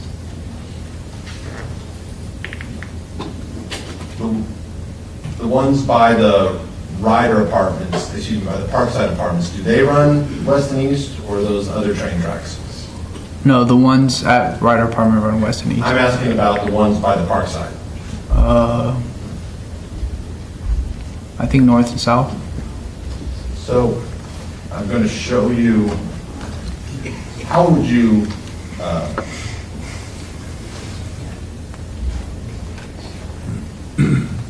how far would you follow the train tracks? All the way to the train station. Showing you what's been previously marked Defense Exhibit A. Do you recognize what this exhibit depicts? Yes. And what does it show? It shows the train station with the train tracks. It also shows Ryder Apartments. Using your laser, can you indicate where the Ryder apartments are? Yeah, they're right here. Do you recall where Kaylee's apartment was generally in the Ryder apartments? I think it was somewhere in here. Would the windows of Kaylee's, would you point again where you're pointing? Yeah. Somewhere in the middle, a little bit more to the Middle East, not Middle East countries, but, sorry, the middle right of the photo. Correct? Yeah, yeah. All right. And the windows of did her apartment have windows? Yeah. Did it look out toward Olive Drive, or did it look out toward the train tracks? I think it was the train tracks. So, starting up at 3rd Street, can you show the route you would take when you would walk to the Ryder apartments? Yeah, so I would be coming from here from the train tracks, and I would just follow the train tracks here, and then I would cross over to a gate that opened up somewhere around here. Okay. If you remember, do the train tracks split at 3rd Street? Yeah.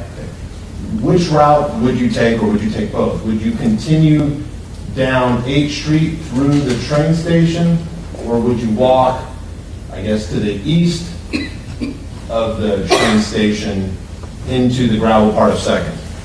I would sometimes take both. What would you do once you reached the tracks? I would cross over the tracks and go to the gate that that has an opening, and I would cross over the gate. And generally, where is that gate located? Somewhere around here.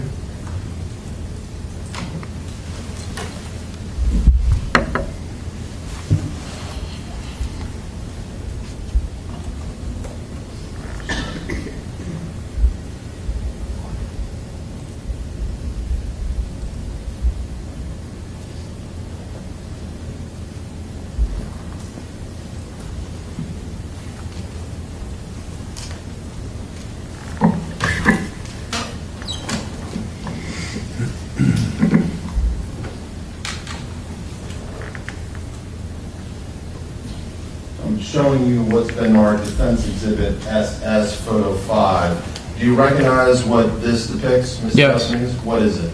It's the gate that I would use to cross over. And in this photo, there's a chain. Yeah. Is this generally how it looked during the period you visited Kaylee at the Ryder Apartments? Yes. Was there always enough space for you to pass through? Yes. And I'm showing you what's been marked Defense Exhibit SS Photo 3. Do you recognize what this is? Yes. What is it? It's the front of Ryder Apartments.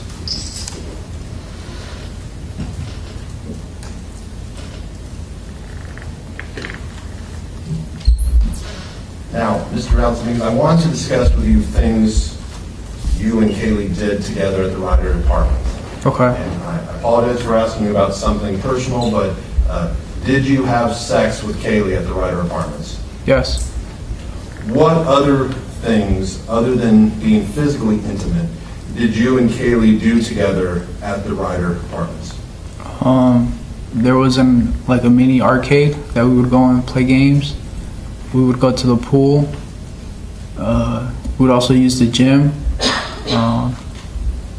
We would watch TV in her apartment and just snack on snacks. Did you do, was there any area outside the Ryder Apartments where you would spend time together? I mean, immediately outside? Yeah, there was also right next to the pool, there would be a swing set where there were pretty big swings, and we would do homework there or in another space. And then there was also a peach tree there that I would pick peaches, but Kaylee wouldn't eat the peaches, but I would eat the peaches from the tree. Where was this peach tree located? It was right to the left corner of the Ryder Apartments entrance. If I could again show you Defense Exhibit as Photo 1. Do you recognize what this depicts? Yeah, What is it? that's when you it's like the entrance of Ryder Apartments. Okay. And you see the peach tree. I think it's farther back, Where do you remember the peach tree being? like behind this like house right here, like in the back. Is there, based on your memory, a peach tree in this general area? Yeah.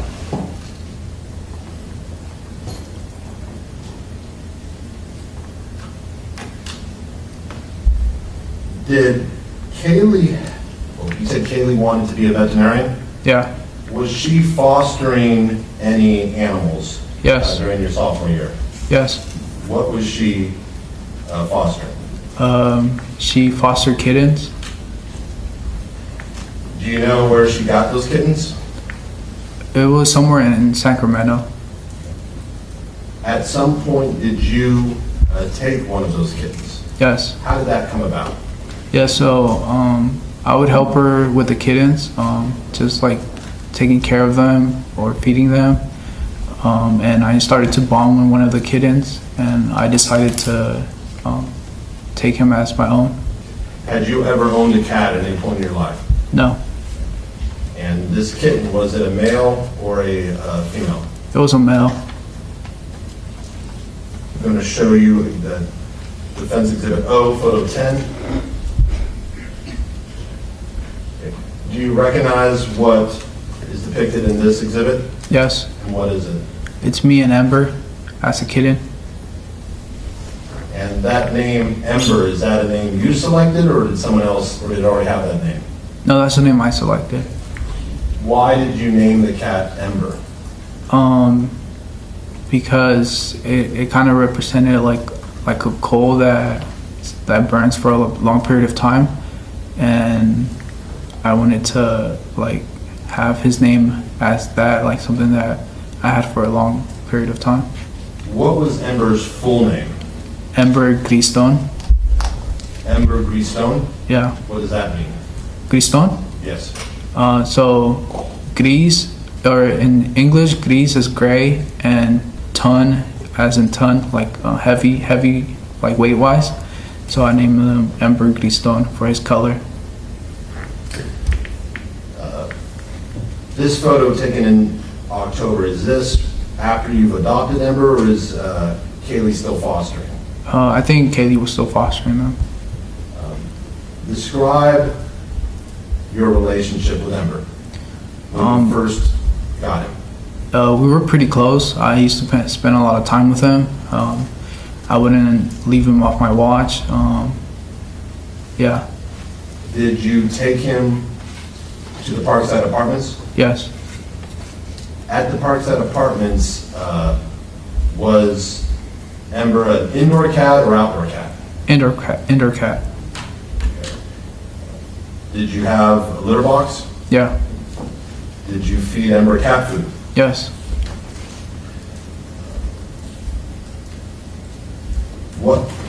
What sort of things would you do with Ember when you first adopted him? Yeah. So I got him a laser pointer, or I would play with him with a laser pointer. He would just like follow the dot around. I got him another toy. It was like a fishing net with like a rat at the end, and he would just scratch it. I also got him a cat tree, where he would scratch the bottom of the cat tree.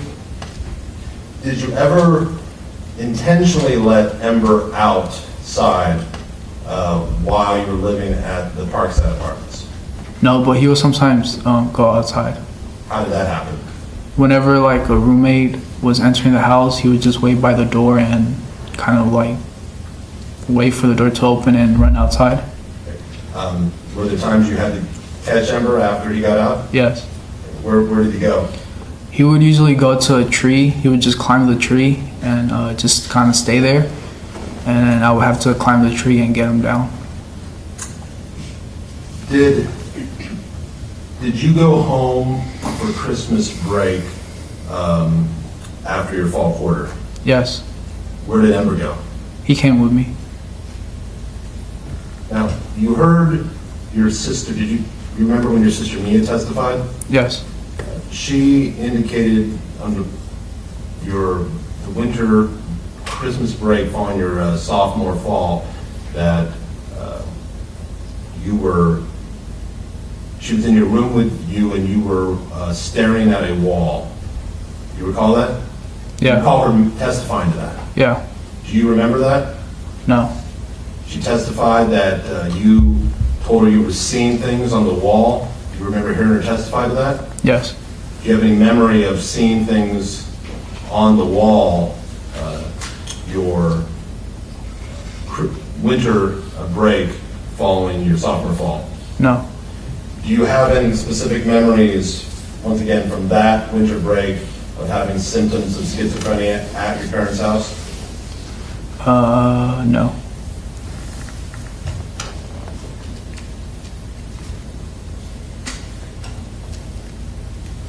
Do you recall returning to Davis following your winter break?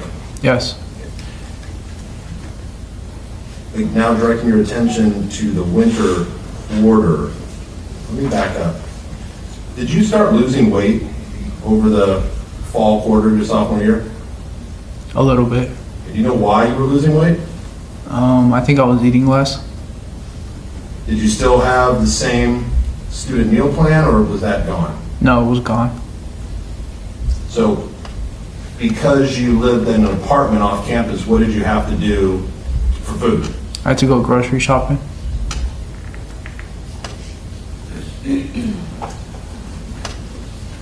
During the winter quarter, do you remember anything at the Parkside Apartments that you now recognize was a positive symptom of schizophrenia? Yes. What do you remember? I remember it was me and Kaylee. We were in the living room of Parkside, and we were working on an assignment. And I remember looking near the corner of the wall, near the door, and there was like a totem there, like a shadow that looked like a totem, like a little statue. And I remember being paranoid because there wasn't any source to the shadow. It was just there by its own. But then I got distracted with Ember and kind of forgot about it. What do you mean by totem? Yeah, it was like it wasn't that big of a shadow. It just looked like a mini statue of some sort. Can you describe it? So I think what I could see was its arms, kind of like like holding its hips, or like having the arms near the hips. And I didn't see a face, but I seen like the legs having like some sort of stand next to it. By totem, you mean something like a totem pole? What do you mean by totem? Like a little statue that, yeah.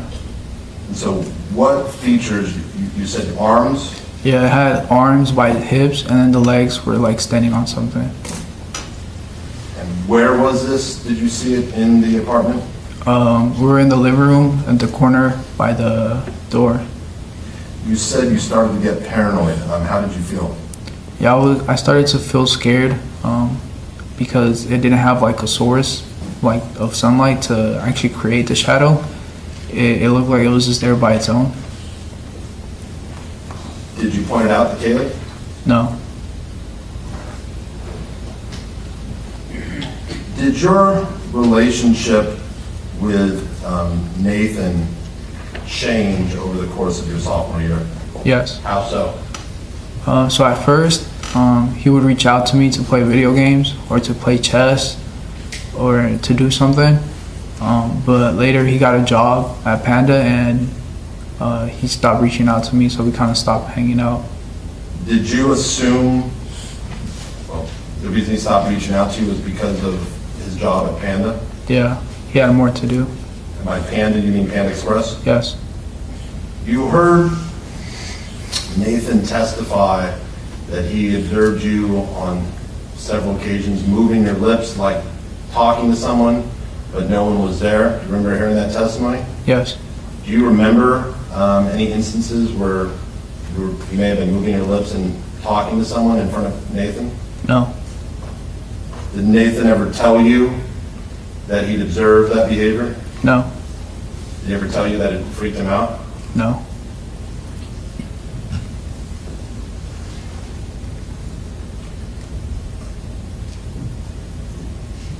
You heard Kaylee testify that during your sophomore year there would be multiple times you would go out and you would believe people were saying things about you? Yeah. Do you remember do you have any memory of instances when you're with Kaylee and you believe people were talking about you? Yes. What do you remember? I remember we were going to the Arboretum at Davis to look for a spot in the grass to do homework or to study. And I remember as we were going towards the spot, there was another group of people next to us, and I thought I heard something that they said, and I like whispered something under my breath, and Kaylee said, "What was that?" And I was like, "Nothing." Did you believe they had said something? Yeah. Do you recall any other incidents where you believed people were saying things about you when you were out with Kaylee? Yes.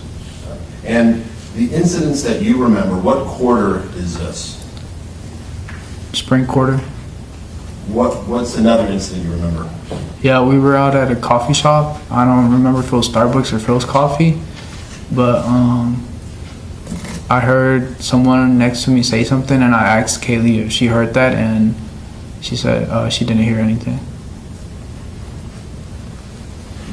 Do you recall ever having conversations with Kaylee where she was telling you that people were not saying anything about you? Yeah. What do you remember about those conversations? Yeah, it would just start off with like me thinking they had said something and asking her, and then she would just be like, no, like they didn't say anything. Now, you heard Kaylee testify this happened multiple times that she couldn't give a number to? Yeah. Okay. Other than the two you just testified, is there any other ones that you personally remember? Yes. What is that? We were entering Ryder Apartments, and when we were like midway to the elevator, I heard someone say something like I'm funny in a negative way, and that's when I turned around, and I seen a guy and a girl walking into the Ryder Apartments, and I thought that the guy had said that about me. So what did you do? I confronted him. I said, "Oh, what did you say something about me? What did you say?" And how did he react? I think he said he hadn't said anything. What happened next? Then I was getting closer to him, but then Kaylee kind of got in the way, and she had her phone in the hand, and that's when I took her phone and kind of threw it to the ground. You know why you threw Kaylee's phone to the ground? No. What happened then? Then I think we went to the elevator. I think she had to get something from her apartment, and then she drove me to my apartment. What, if any, do you remember about the drive to your apartment? I remember hopping out the car while it was moving. I don't know why I did that, but yeah. And what do you remember after that? After I don't remember anything. Do you have any memory of Kaylee trying to call you or text you that night and you not responding? No. Do you have any memory of talking with Kaylee about this incident the next morning? No. Did you try to tackle the man? I don't remember that.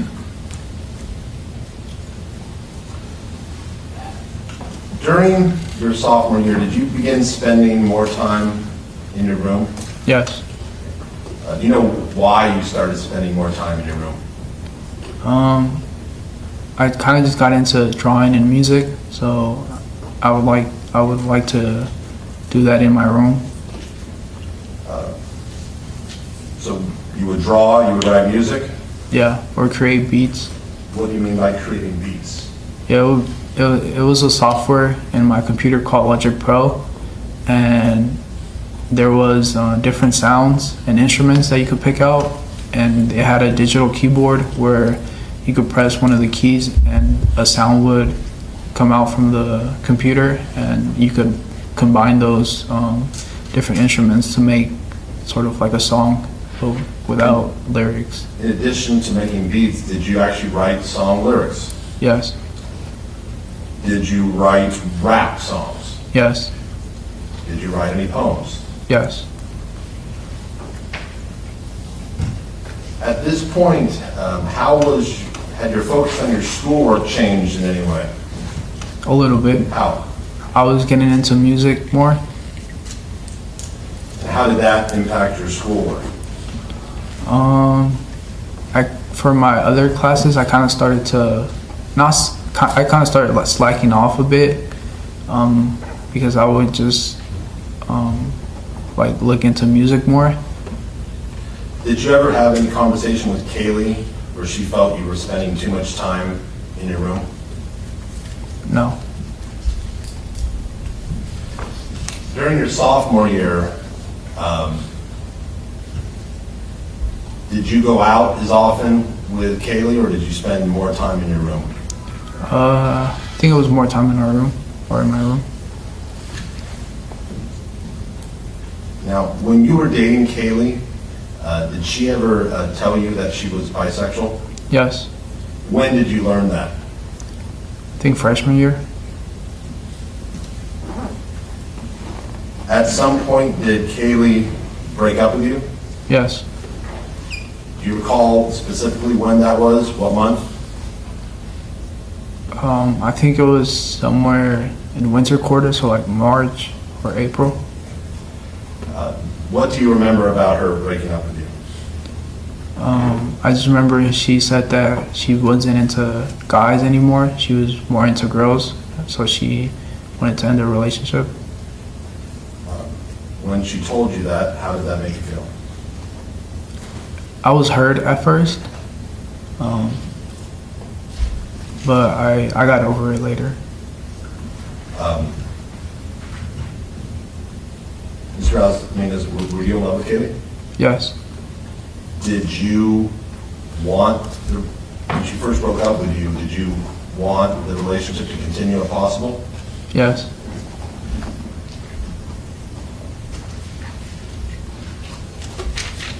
Was there a time where you, after she broke up with you, where you maybe tried to reinitiate physical intimacy with her? Yes. Were those efforts successful? No.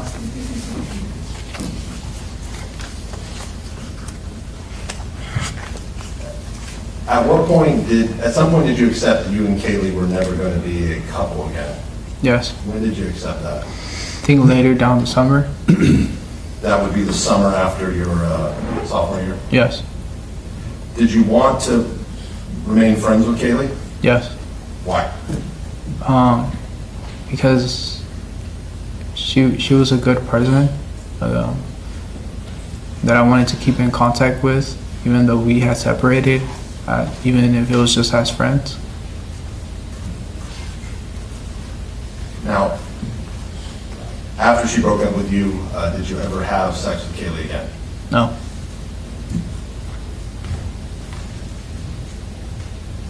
Mr. Dominguez, can you even give an estimate of how many poems, raps, or song lyrics you wrote during your sophomore year?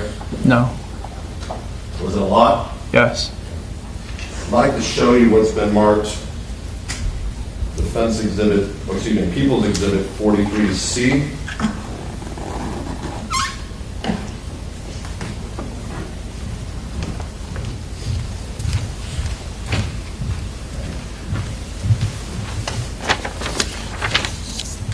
Mr.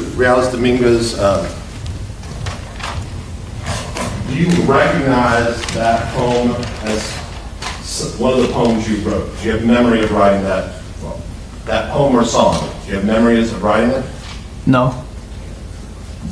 Do you have memories of what that poem or song is about? No.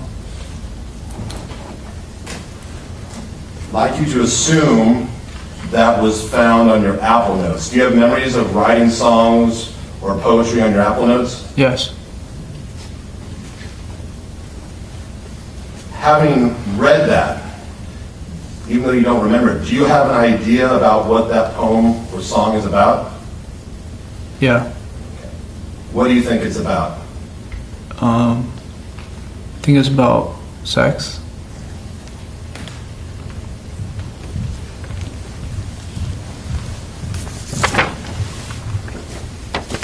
Permission to publish, Your Honor. Granted.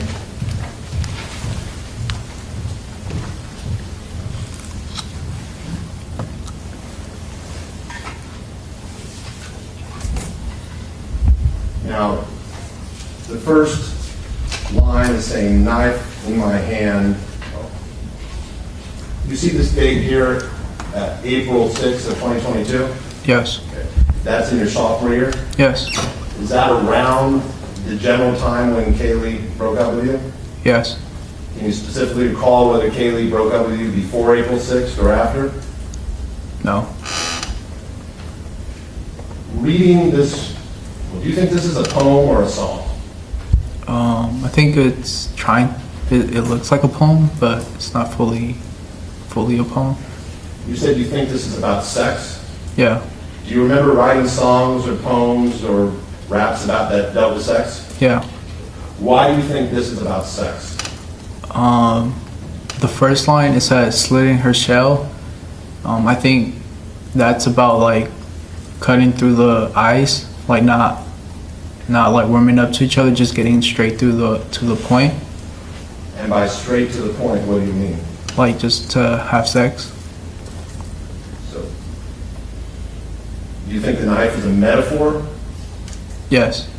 What else about this poem makes you think it's about sex? The fourth line, it says, when I push and stroke in. It's maybe somewhat obvious, but why do you think that is about sex?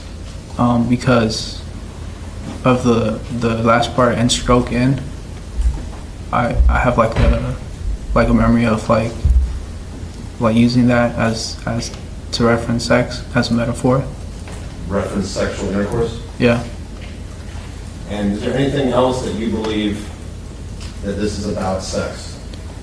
Yeah, I think the seventh line or the sixth line, it says riding misfortune, and that's like when a girl's on top of you and she's like riding you, and misfortune is like I'm referencing to her or to a her. Is misfortune, is that a reference to you or her, or are you not sure? I think it's to her. And is there anything else about that poem that you think it's about sex? No. You see this word here? Yeah. And what is that word? Suck. Does the word suck, can that have sexual meaning? Yes. The final word, I'm no Strandvangant. Do you know what that means? No. Is that even a word? I'm not sure. Do you remember ever, do you have any idea what that word may mean? No. Have you ever been to an expensive street in Sweden? No. Okay, so no chance you're referring to a slightly different spelling of a street in Sweden, correct? No, I don't think so. So, and then it goes, at least in M. You know what that means? No, I don't. You said, well, were some of your poems and songs good? I thought some of them were good. Were some of them bad? Yes. What do you think of this one? I think it's okay. It's not. I think it's still like I could add more to it, but yeah, I think it's okay.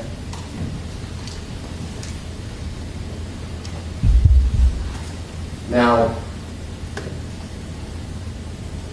I'd like you to assume that someone may argue that this poem is about you wanting to hurt Kaylee. Did you love Kaylee? Yes. After she broke up with her, did you ever want to hurt her? No.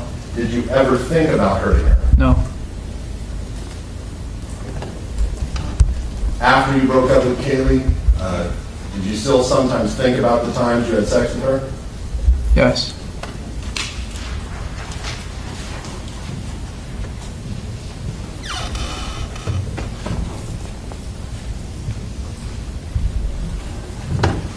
Now, if this was written in April of 2022, beyond kitchen knives, did you own any knife at this time, beyond basic kitchen knives? No.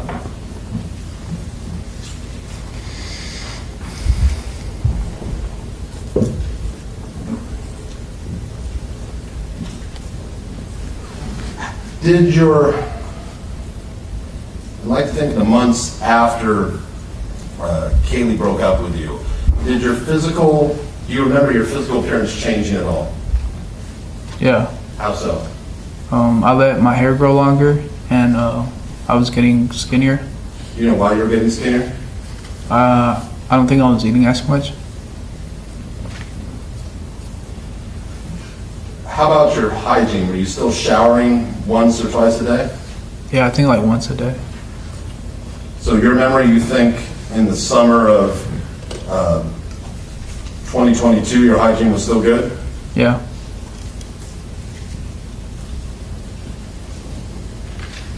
You recall Kaylee testifying differently? Yeah. At some point, did you get a job at Jack in the Box? Yes. What specifically do you remember about getting a job at Jack in the Box? I just remember being there. I don't really remember how I got it. Do you have any memory of you applying for a job? No. Any memory of you interviewing for a job? No. Do you have a memory of being at Jack in the Box as an employee? Yes. What do you remember? I remember there was this lady.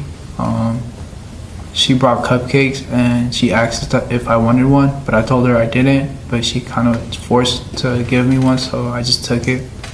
Was this a lady who worked at Jack in the Box? Yeah. What else do you remember about working at Jack in the Box? Yeah, I remember there was a bush outside the drive-through window, and I would look at it because it would look like a face, so I would kind of just stare at it.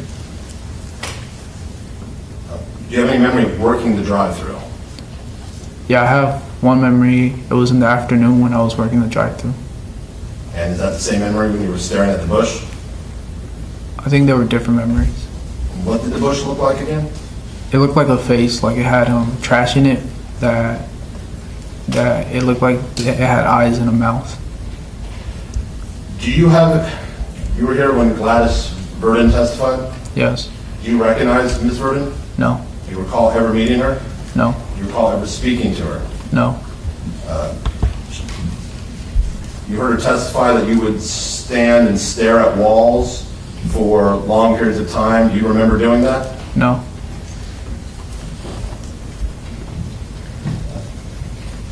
You recall when she testified about a time when you were working the drive-through, the buzzer was going out throughout the store and you were staring at a wall and she came out and pulled the headset off your head? Do you recall hearing her testify to that? Yeah. Do you have any memory of that? No.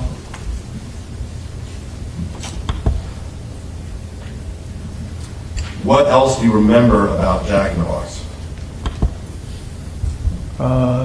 I think that's about it. Do you remember how you stopped working at Jack in the Box? What happened? Yeah, I sent a text to the manager saying that I wanted to focus on school more and that I couldn't work anymore. At some point, did you move out of the Parkside Apartments? Yes. By the time you moved out, what was the relationship between you and Nathan at that time? I don't think it was good. We kind of stopped talking, and yeah.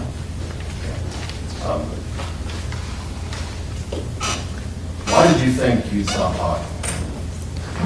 We didn't talk to each other for like the end part of Parkside, or I didn't see him as much at the apartments.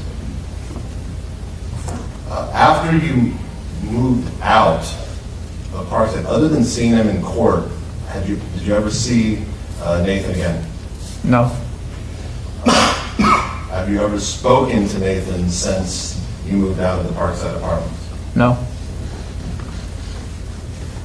How was it that at some point did you move into a residence located at 762 Hawthorne? Yes. How did you move into that house? Yeah. So one of the roommates there, he was leaving, and they needed another person to move in instead of him, and they asked me if I wanted to move in, and they said that I could move in, and they said yeah. Which roommate was moving out? His name was Sid Selesky. And who were the other roommates who were there? Mark, Christian, and Phil. So do you recall moving in to the Hawthorne house? Yeah. When you first moved in, was Sidney out of his bedroom yet? No. Okay, so where did you stay? I stayed in the living room couch for like 1 or 2 weeks. Would you sleep on the couch? Yeah. Now, while you were in the living room for those 1 or 2 weeks at the beginning of the fall term, did you have any experiences that you now recognize were positive symptoms of schizophrenia? Yes. What do you remember? I remember hearing whispers It sounded like if the TV was left on, and it would just be voices in the background. And I also remember hearing noises, like loud bangs on the wall, and knocks on the door. Can you describe what you mean by whispers in more detail? Yeah, so it would sound like a bunch of people talking at the same time in like a low tone, and it would kind of be off in the background. And what about the loud noises? What did you remember hearing? Yeah, I remember hearing like loud bangs around the house, and also like knocks in the front door. Did you ever check to see if anyone was there? Yeah, Was anyone there? no. So when you heard these whispers and these loud noises, how did that make you feel? I started to feel paranoid.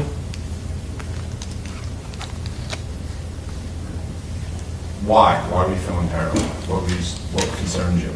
Because they wouldn't like leave me alone. Like it would kind of just like happen, and it would kind of take my focus away, and I would be like my focus would be on the loud bangs and the noises instead of something else. Who or what did you think was the source of these whispers and the loud knocks or bangs? I didn't really think of them at that time. Now, while you were in the living room, did you see anything that you now recognize was a symptom of schizophrenia while you were still in the living room? No. At some point, after 1 or 2 weeks, did you move into your room? Yes. After moving into your room, did you have an experience that you now recognize was a hallucination? Yes. What did you recognize? I remember I was walking out my door, and Mark's door was slightly open, and his door was to the left of my door, and I seen like a shadow, with a bald head, being in a sitting position. So a shadow with a bald head in a seated position. Explain that in more detail. Yeah, so it didn't have no features. It was just like the structure of a shadow, or like it looked like a human, but it didn't have no features. It was just like a dark picture on the door, and it looked like it was in a sitting position. Was this similar to the first shadow you'd seen back in your freshman year where you thought it was the devil? Yes. Were both those shadows bald? No, just the one I seen at the door. So what did you think when you saw this? I didn't really think too much of it. I kind of just kept walking and went away. While you were when you moved in the bedroom, did you continue to hear the whispers? Yes. How frequently would you hear the whispers in the bedroom? It would happen pretty frequently. I'd say at least once every day.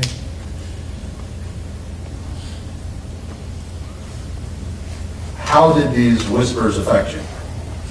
Yeah, they would like take my focus away, and I couldn't really work on anything. At some point, did you think there was a connection between the whispers and the shadows that you saw? Yeah, When did that occur? I think later in the year. At some point during your fall year, let me back up. Still focused on the fall of your junior year, would you do anything to get the whispers to stop? Yeah, What would you do? I would listen to music. Did you do anything else to try to get the whispers to stop? Yeah, I would go out on walks. Where would you go on walks to? I would either walk near the neighborhood, or I would walk to the park that's next to the house, which is Sycamore Park. By next to the house, you mean near the house? Yeah, near the house. Before you moved into the Hawthorne residence, how many times total do you think you've been to Sycamore Park? Including the times you played basketball at the elementary school next door. Probably like 6 times. Did that park have any special significance to you? No. So what would you do when you walked to the park? What would you do when you got there?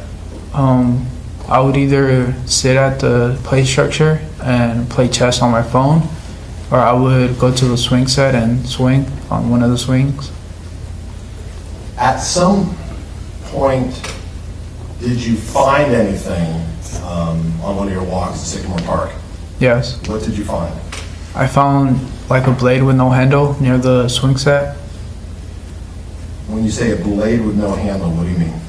Yeah, it was just like the sharp end, like the sharp part of the blade, and then it didn't have a handle. It was just loose.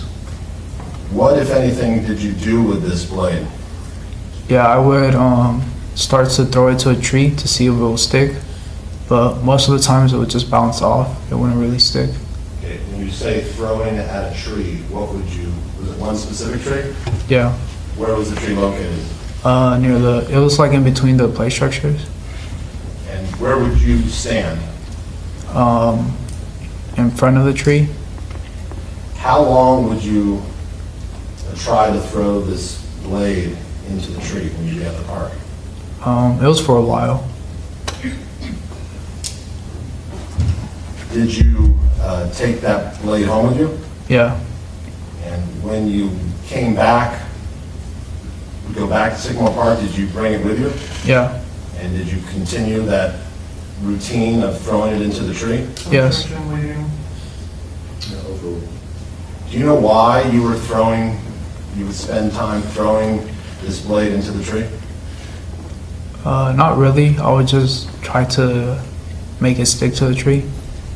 And how often did it actually stick? Not often. Most of the time it would just bounce off. On these walks, did you ever, when you go to Sycamore Park, would you ever see shadow figures? Yes. What would you see? Yeah, so I would see like shadows off in the distance, or I would like catch the shadows at the corner of my eye, and they would just like pass by really quickly, or like they would appear and then disappear really quickly.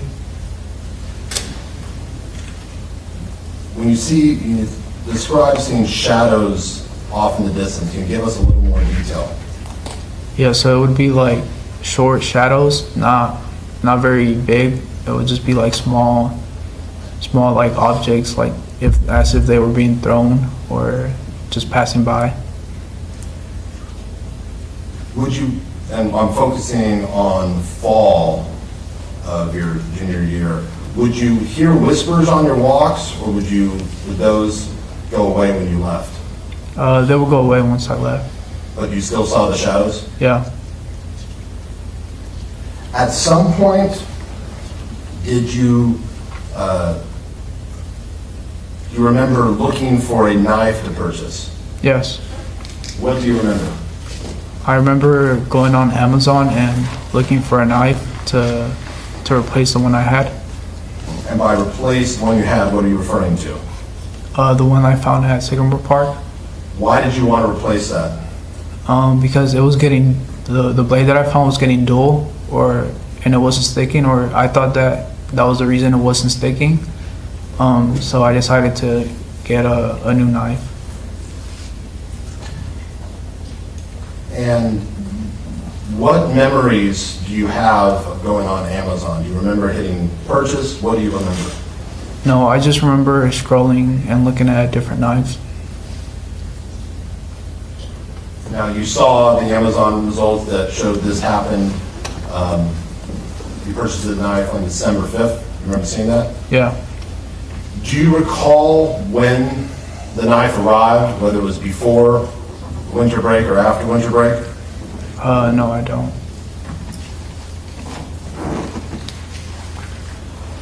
Now, during the fall, did you ever see the shadow figures close up, or were they always other than the ones in your room, in your home, the ones outside, were they ever close up, or were they always at a distance? They were always at a distance. I'd like to ask you about other incidents that may have happened in your fall quarter. call both Mark Capito and Phil Hahn testifying about an incident where you pushed one or both of them. Yeah. Do you have any memory of pushing anyone? Yeah, I just have a memory of pushing Phil or getting into like a shoving match with him. Do you have any memory of what brought that about? No. We also heard testimony about a broken toilet. You were hearing that? Yes. Do you have any memory of how that toilet was broken? No, I don't remember how it was broken. Do you remember seeing the broken toilet? Yes.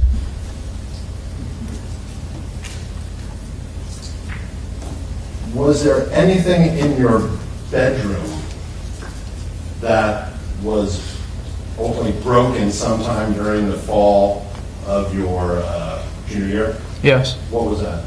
Yeah, I had like a net around my bed to prevent the bugs from coming in, and it was held by posts. And I remember coming into my room and the posts were like bent in, and the tent was like on the bed instead of it being over the bed. You said you had a net around your bed to prevent bugs from coming in? Yeah, like a net bug. Now, are these the nets that you might have in like a tropical type environment where there are a lot of insects? Kind of, but it wasn't that strong. Why did you put a net in your bedroom to prevent bugs? Because I'm scared of spiders, and I had seen spiders in my room, and I didn't want them to like sting me or come near me while I'd be sleeping. How many spiders did you see in your room before you decided to put up the net? I think like 4 different times. When did this fear of spiders begin? I always had a fear of spiders. But throughout your entire life, when was the first time you put up a net around your bed to protect you from spiders? Just my junior year. At some point did that net get damaged? Yeah. What happened? Yeah, so I just seen the poles bent down, and the net wasn't standing anymore, so I just took it down. Do you have any memory of how those poles got bent? No.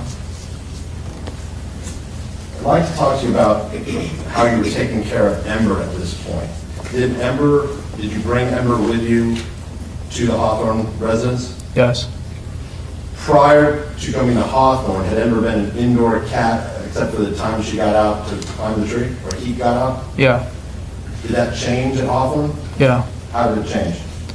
Yeah, so I started to let him use the bathroom outside, and he kind of started to wander off and would go into the streets. And sometimes I would follow him, but most of the times I would just bring him back inside. Given that Ember had been raised as an indoor cat, why did you start letting him go outside? Because I started to go outside more, and I kind of felt bad that he was just inside without me. Did you keep a litter box for Ember at the Hawthorne residence, if you recall? Yeah, but I don't think I used it. So where would Ember have to go to use the bathroom? Inside I had like dirt, and he would just use that to use the bathroom. What do you mean you had dirt inside? Like I wanted to plant a plant, and I just had like the soil and the dirt there, and he would just kind of like throw it down to the floor and would use it as a bathroom. You said Ember would throw the dirt down? Yeah, like he would take it out from the planter. So Ember would, with its hand, pull the dirt out? Yeah. And then use it to go to the bathroom? Yeah. Do cats have hands? Pause. Thanks, Tom. Did Ember use its paw? Yes, it's paw. When you saw Ember using his paw to remove dirt from the plant, did it occur to you that maybe you should set up a litter box? No, I thought he was pretty smart to do that. And I would agree with you, but did you consider that it might be a good idea to give Ember a place to go to the bathroom like it had at the Parkside? No, it didn't occur to me. Describe how you started feeding Ember during the fall quarter at the Hawthorne residence. Yeah, so at some point I started feeding him human food because I ran out of cat food. So I started giving him like portions of my food to eat. So when would you feed Ember? When you ate? Yeah. And how frequently were you eating during this time period? Again, we're in the fall quarter of your junior year. At least once a day. Did it occur to you that Ember still needed cat food on a regular basis? Not really. I thought he was good on the food that I was feeding him. At some point, did you become aware of other people feeding Ember? Yeah. How did you become aware of that? I remember Mark asked me if he could feed Ember. I think it was like some salmon pieces, and I said yeah. Did you know, you heard Mark testify that he started feeding Ember on a regular basis? Yeah. Were you aware that Mark and his girlfriend were feeding Ember? Not regularly. What do you mean not regularly? Like not on a regular basis. I just have a memory of him asking me, and it was like little salmon pieces that he had given him. Other than when he asked if you give him the salmon pieces, did you have any other memory that Mark or Naomi were feeding Ember? No. Did Mark have a girlfriend? Yeah. What was her name? Naomi. At some point, did Ember start spending time in rooms other than yours? Yeah. Okay, when did that begin? I think before winter break, he started to use his paw to open the door because I had a sliding door without a lock, so he would like slide it open and go into the living room or into other rooms. Did that bother you at the time that Ember no longer wanted to spend time with you? At first it did, but mainly because he would just open the door and just leave it open. But after I kind of got used to it. Now, Mr. Dominguez, how were you, did your parents provide you with any financial support to attend college? No. How did you pay for college? Your tuition, your food, your living expenses? With financial aid from the school. How did you receive financial aid all 3 years? Yeah. When would you receive it?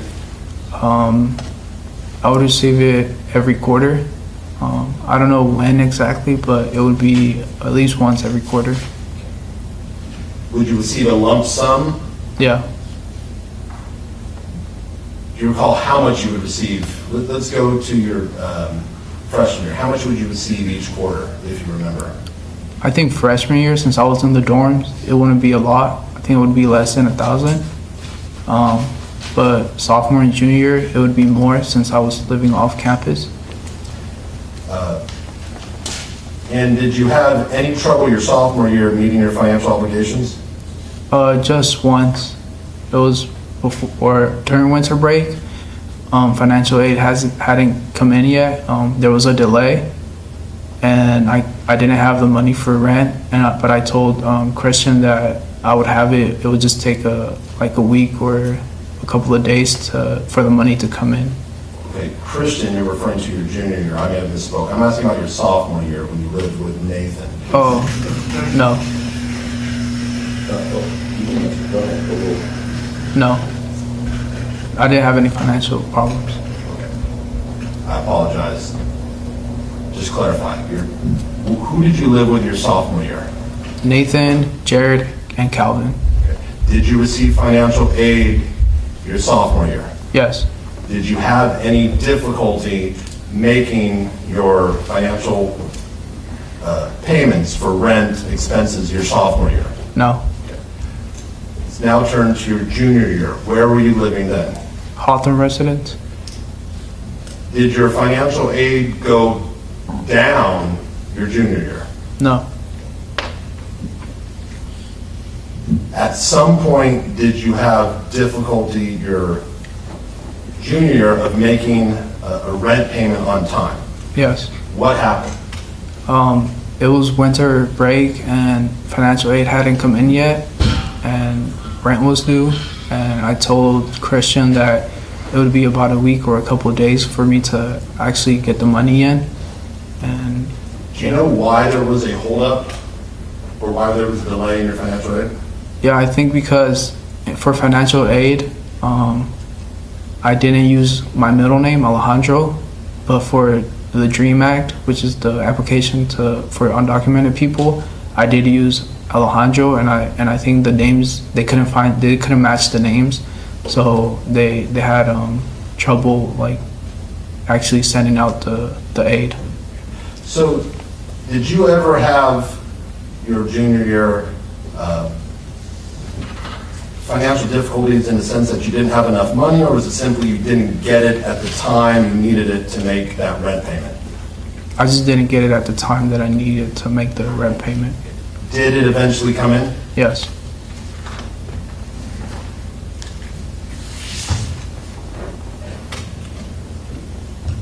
Do you remember going home to Tracy for winter break of your junior year? Yes. Now, we heard your father testify that he and your mother asked you not to come back or not to go back to UC Davis. Yeah. What, if anything, do you have any memory of having a conversation with your father that winter break about coming back to Davis? Not my father. Do you remember having a conversation with your mother? Yes. What do you remember about that? I remember she asked me to move in with them, but I told them I couldn't at the time. Did she tell you why she wanted you to move in with them? No. Did you recall them ever having a conversation with you that they were concerned about how you appeared or how you were acting? This is again winter break. Yeah, I think my mom, she said something that I looked different and that I was like acting differently and if I was okay, but I told her that nothing was wrong. Your Honor, I'm objecting to hearsay if offered for the truth. It's not being offered for the truth. Yeah, it's Speculative listener. noted. Yeah. When your mom told you that you were acting differently, you looked differently, what did you think? I didn't really think of anything at that time. I thought I was okay. Do you have any memory of your dad talking to you about how you were acting? No. At any point when you were at UC Davis up until the winter quarter, did your parents ever make an effort to suggest that you see a mental health professional, a psychologist, a psychiatrist, or a counselor? No. Other than, did Kaylee ever suggest that you see somebody? I think so. Other than Kaylee, do you remember anyone else suggesting that you see a mental health professional? No.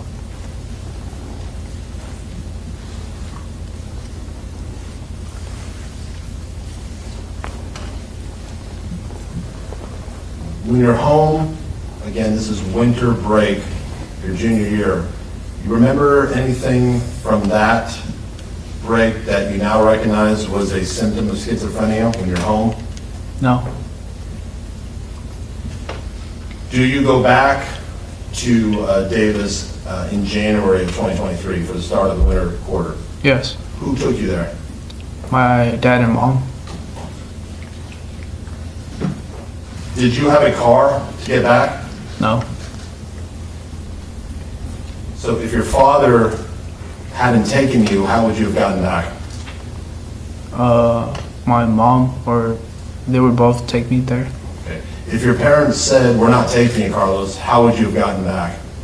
I don't know. Did your parents ever tell you, "Carlos, we're not taking you back"? No.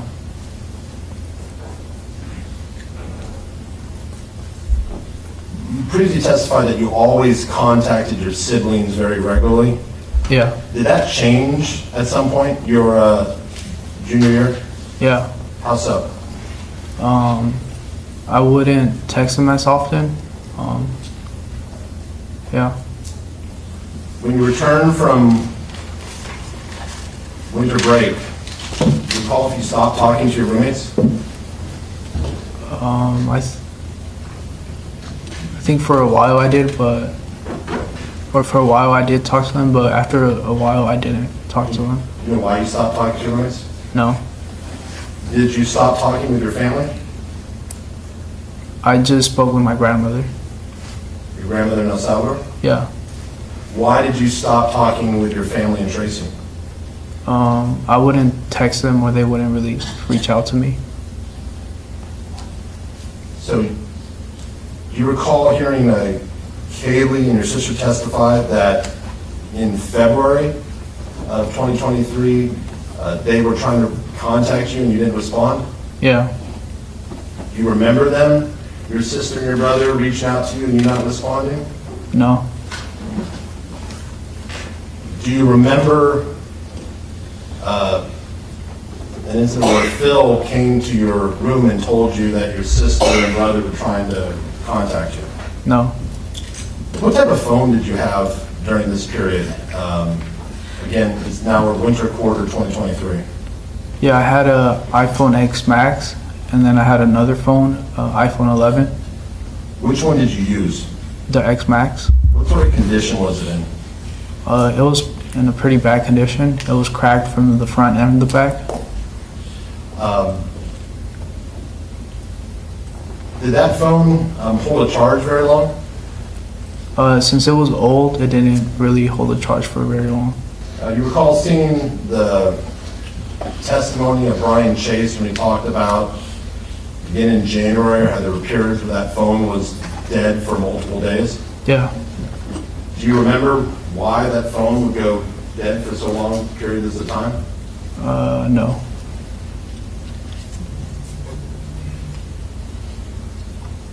Did you, again, now we're into winter quarter, when you went back, did you continue going on your walks to Sycamore Park? Yeah. Would you bring your knife with you? Yes. How often would you bring the knife? I think every time I would go to Sycamore Park, or I would, yeah. What would you do with the knife at Sycamore Park? I would do the same thing. I would throw it to the tree to see if it will stick, or I would carve like an image on another tree. Now, did you have any more luck with this knife getting it to stick in the tree than you had with the blade? Not really. It was still just like bouncing off. And how long would you do this routine when you get to the park of throwing this knife at the tree? For a while. And as you sit here today, do you know why you did that? No. You said you used a knife to carve into a tree? Yeah. What do you remember about that? Yeah, I remember going to one of the trees near the footbridge and like carving out or trying to carve out like a face. Where was this tree located in relation to the footbridge? It was like the second or third tree away from the footbridge. Do you recall, other than that it was after winter break, do you recall what month you began carving in this tree? No. Do you recall carving in any other tree? No. I'd like to show you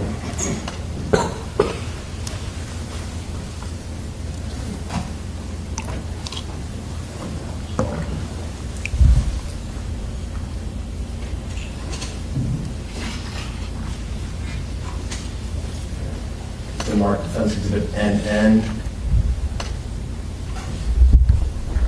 Photo 2. Mr. Dominguez, do you recognize what this shows? Yes. What is it? It's the face that I tried to carve out. And when you started carving that face, was there bark on the tree? Yeah. What would you do with the knife to make the face? I would just like stick the knife into the tree. How many times, different times that you went to Sycamore Park, did you work on this face, if you know? It was a couple of times, but I don't know a specific number. Was it more than one? Yeah, Was it more than two? yeah, Do you have a laser pointer? yeah. Now, I know the projection may not be as good, but can you point to where the features that you believe look like a face? Yeah, so here are the eyes on the top. Here's the nose, and then this would be the mouth. And by mouth, you're circling like a hole. Yeah, Did you dig out that hole? yeah. And what did you use to dig out that hole? The knife.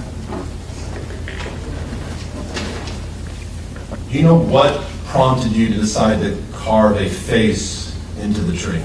No.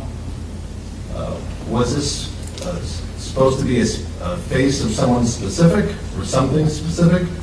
No, I just kind of carved out the features of the face.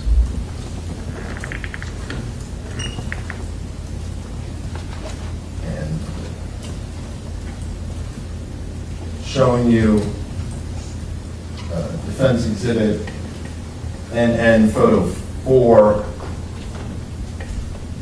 I'm going to zoom in. Can you see the face here? Yeah, And is this right by the footbridge? yeah. And where does that footbridge lead? To the other side of 113. In addition to going to Sycamore Park, beginning in the winter quarter, did you begin going anyplace else when you would leave for a walk or a bike ride? Yeah. Where did you start going? To the train tracks. And what train tracks would you go to? The ones across Ryder. And how would you get there? I would either bike or I would walk along the train tracks, and there was like a log that I found where I would sit down and kind of just look at the train tracks. And by log, what are you referring to? The sitting log. Now, sitting log, is that a term I use to refer to a down power pole? Yeah. What did you know it as at the time? I just thought it was a log. Do you recall when you first became, or where was this log located? It's located before Second and Nail by the train tracks. When did you become aware of this log? I think in February.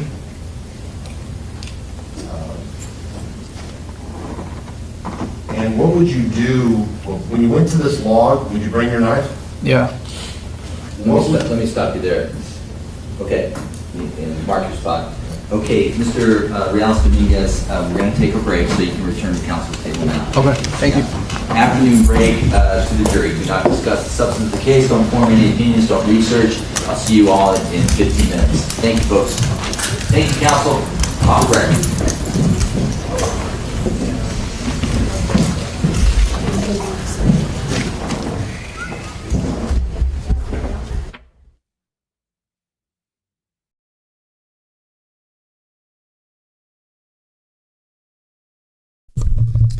All right, that is their afternoon break. Luke Skywalker, no. Mods putting people on timeouts because one of the mods doesn't like them? No, I don't think so. We put people on timeout because they may not adhere to our policies, which is to be respectful to each other. That'd be the only time we'd put you on timeout. All right, let's see. He talks about meds, elizapine. It's another name for the drug that he mentioned. So the Parkside Apartments, he lived with Nathan. These are the railroad tracks that ran right behind. He would follow the tracks to get to the Ryder Apartments. Remember, Hutchinson's been talking about this log and the train tracks the entire trial. So finally, we're understanding this. He would follow those to the station. He points out Kaylee's apartment within the complex. Her window looks at the train tracks, right? So he would go to this train track and he would look up at Kaylee's apartment. Interesting. Let's see. He talks about getting together with Kaylee at the Ryder Apartments. They had there was an arcade there. They went to the pool. There was a gym. They had a swing set. He would do homework at. There was also a peach tree he would pick. And then they talk about the kittens. Kaylee would foster kittens from Sacramento. He would take them out, and he started to form a bond with one of them. He decided to name the one Ember because Ember burns for a long time. And then he calls it Greystone, which I think he just said Greystone, gray for the color. He spent a lot of time with Ember. They were very close. Let's see. He was indoor cat. He says he had a litter box, but then we found out later what that litter box was. He fed him cat food and he also had a little cat scratching tree. Ember would run outside. He would climb a tree. Carlos would have to climb the tree and get him down. Ember came with him home on winter break. This is where Sister Mia found him staring at the wall. He was losing weight because he was eating less and he didn't have his college meal plan. He had to go grocery shopping now. He looked at a corner of the wall and he saw a totem shadow, and he got paranoid. He got distracted by Ember, so he forgot about it. But he says it was like a mini statue. He didn't see a face. He just said it was like a mini statue. Totem meaning a statue. He said he got scared because there was no light source to create this shadow. He did not point that out to Kaylee. He and Nathan's relationship changed. So he talks about the instances where he thought people were talking about him. He talks about that instance where that guy when he and Kaylee walked in, there was another couple, and he said he thought the guy said, "I'm funny," in a negative way. So he thought that guy said it, so he confronted him. He doesn't remember getting out of the car after that. He doesn't remember Kaylee trying to call him and texting him or talking to her about it the next day. He doesn't remember talking to the guy either. So let's see. Then he talks about drawing and creating beats on Logic Pro. He writes poems and rap songs. He never spoke with Kaylee about spending too much time in his room. He knew that Kaylee was bi, and after they broke up, he never connected with her again. He doesn't know how many rap songs or poems he wrote in his sophomore year. He doesn't remember writing the poem that was shown. So this is the one that's called, Knife? Let's see. What was it called? Knife in My Hand poem. So he doesn't remember writing this poem. But they talk about slitting her shell was about cutting through the ice, when you're trying to break the ice with somebody. Of course, knife was a metaphor. When I push and stroke in, he used that as a sexual intercourse metaphor for that. Writing misfortune was also a metaphor. Suck had that as well. Then I'm not strandvengeant. That's not a word. And then Hutchinson said, "Are you familiar with a street in Sweden?" And he's like, "No." So apparently there's a street in Sweden that's very close to strandvengeant. He thought some of his poems were good. He said this one is okay. He said I could add to it. He never wanted to hurt Kaylee, never thought about hurting her. He thought about the times that they hooked up after their breakup. He didn't own any knives. What's up, Super Bowl? Let's see. He started growing his hair. He was getting skinny because he was not eating as much. He said he was still showering once a day in the summer of 2022. He thought his hygiene was still pretty good. And we know from Kaylee that it was not. So the job at Jack in the Box, he remembers being there, but he doesn't remember applying or getting the job.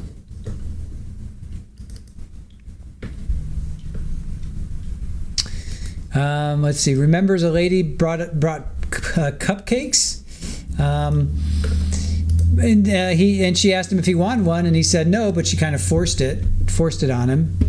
Let's see. He remembered. Okay, so here's Irish Amy. Here's the part about the bush. So he remembers a bush, and it looked like a face. So he would just stare at the bush. It had trash in it, so he said it looked like eyes and a mouth. And remember, we looked that up. There's a condition that's called, looking when you stare at something, or when you look at something and you can find a face in it. I forget what it's called. We looked it up last week or whatever. But there is a condition for when you look at something, grain in wood, a cloud, a pattern on a shirt. You can find a face in that, and it's called something if you guys want to look it up. It's definitely a condition. I do it all the time. I find faces in everything I look at. So anyway, he remembers a bush, and it looked like a face, so he would just stare at the bush. It had trash in it, so it looked like it had eyes and mouth. He doesn't recognize Gladys. So Gladys is the one from Jack in the Box that told this whole story about it. He says he doesn't remember standing and staring at the walls or her pulling the headset off of his head. He said that's about all he remembers. And when he left there, he said he sent a text to the manager because he wanted to focus more on school. He didn't want to work there anymore. So he moved out of the Parkside Apartments. He said his relationship with Nathan wasn't that good. They stopped talking. They didn't see each other much after that. Then they talk about him moving into the Hawthorne location. He had to stay on the couch for 1 or 2 weeks until Sid moved out. He heard whispers. He heard loud bangs on the wall and knocks on the door. I definitely would be like, what's going on? If I heard whispers, all I'm hearing is like, I see dead people. I see dead people. Or dead things, whatever the kid said from Sixth Sense. I see dead people, or I see dead things. Like, that's all I'm hearing, right? And he's just, and wasn't there a Ricky Gervais, it wasn't a comedy, I don't think, but he, like, all these dead people were just like, blah, blah, blah, and he's the only one that could talk to them, so they would just hound him, and he would have like hundreds of dead people around him talking. That's what I'm imagining when he says this. Yeah, that would drive me crazy too, right? So he said a bunch of people talking in a low tone in the background. That's what he likened it to. He would check to see if anyone was there, but no one was there. He said it made him feel paranoid because they wouldn't leave him alone and it would take his focus away. He didn't think of the source. He didn't think he had schizophrenia. He moved into his room and had a hallucination. Mark's door was slightly open and he saw a shadow with a bald head in a seated position. No features, a dark picture on the door in a seated position. This is what he thought when he saw that thing that he thought was the devil. He thought it was that. He said he kept walking and he didn't think much of it. Once every day. So every day, once every day, he would hear these whispers. So he would just listen to music and to get the whispers to stop, or he would go on walks. Then they talked Sycamore Park. Apparently was right there. So before moving, he went to Sycamore Park about 6 times. He said it didn't have any significance to him. He said he would sit at a play structure and he would play that play structure that that guy found him at. So that's where he went back to this play structure. He would play chess on his phone, or he would swing on the swing. He said he found a blade with no handle near this play set. Who has a blade near a play set? Near kids? What? He said he started to throw the blade at a tree. He said it would just bounce off. He threw it for a while. He took the blade home with him, and he would bring it back to the park. Doesn't know why he would do that, trying to make it stick to the tree. Most times it would bounce off. He would see shadow figures in the park off in the distance or at the corner of his eye. He said they would appear and disappear quickly. He said they were short shadows and small objects as if they were being thrown, or passing by. So that's pretty interesting. He heard whispers, and he would when he would leave for walks, but still he saw the shadows. Okay, so the whispering would go away, but the shadows he would still see. He remembers going on Amazon to replace it. He remembers scrolling and looking at different knives. The shadows were always in the distance. He remembers pushing Phil, but he doesn't remember how it came about. He doesn't remember how the toilet got broken. He tells us about this net that he had around his bed because he was he had a fear of spiders, so he didn't want to get bit. He said he saw about 4 spiders before putting up that net. He doesn't know how that net got damaged, right? The poles were bent down. He took Ember to Hawthorne, so started to let Ember use the bathroom outside, and Ember would wander off. Then he planted a plant, and Ember would go and he would pull the dirt out onto the floor, and then he would do his business. Yeah, somebody said, I'm sure that must have smelled terrible. Yeah, of course that's going to smell terrible. I hope somebody was cleaning that up. He started to feed Ember human food because he ran out of cat food. He would eat once a day, and he would feed Ember. Ember definitely needs food more than once a day, that's for sure. This is when Mark and his girlfriend asked if he could feed Ember, so Mark started to give him salmon. Talks about financial aid. He would receive it every quarter in a lump sum. He said it was less than $1,000. He said he ran into some financial issues like here and there once or twice because the payments, his financial aid would come in late, so then he would pay it once it came in. Winter break junior year, his parents asked him not to return to college. His mom asked him to move in with them, but he couldn't at the time, he says. Mom said he looked different and was acting, but he said he was looked and acting differently, but he said he was okay. He thought it was okay. He doesn't remember talking to his dad about the way he was acting. His parents never suggested seeking help. We saw this with Alyssa. Alyssa, remember the guy who shot up that grocery store in Colorado? That his family thought it was a genie that was haunting him. They thought he was possessed. So it could be cultural. Absolutely, it could absolutely be cultural. You know, we have seen it, and they haven't really said that here, but in that other trial we watched, you know, they pretty much thought it was a spirit, a genie, if you will, or Djinn. Contacts with siblings changed. Looks like they're coming back. All right, talks about the phone. The photo of the tree. The photo of the tree. They talk about that. And he just wanted to carve a face in this tree. So, and they showed the tree. They showed the tree.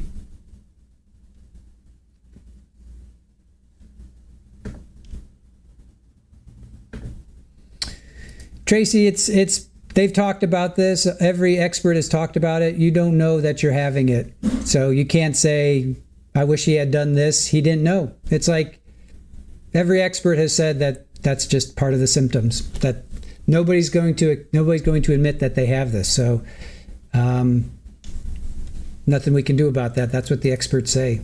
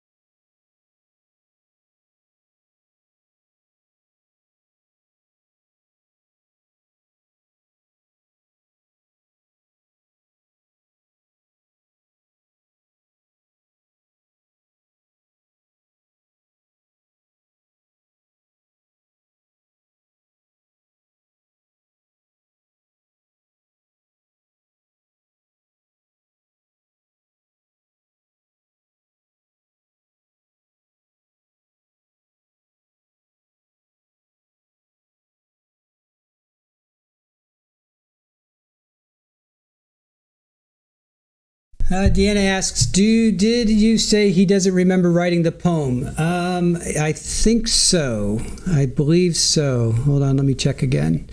Let's see, hold on a sec. He remembers writing on Apple Notes. He doesn't remember writing the poem shown or what it is, but he thinks it's about hooking up. So yes, so he doesn't remember writing that poem. But then he was able to think, it was a metaphor. Then he goes through and he kind of describes it. So yes, he does not remember writing that.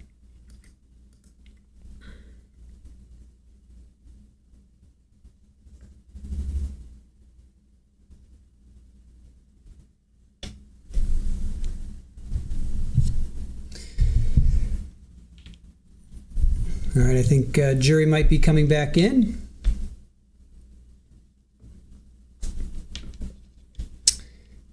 That I don't know, Deanna, that's the, I don't know.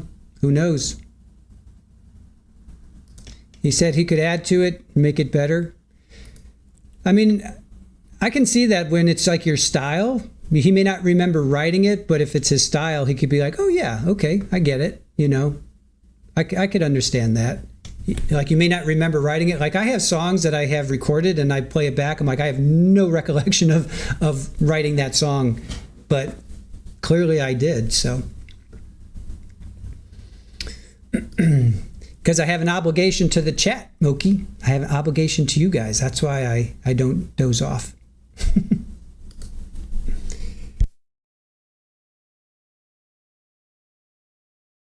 Record after the afternoon break, and we're still on direct examination of Carlos Dominguez. Mr. Hutchins. Mr. Dominguez, we were talking about the log, which I refer to as the sitting log. Yeah. What would you do when you got to the log? Generally? I would usually just sit there and just look out into the train tracks.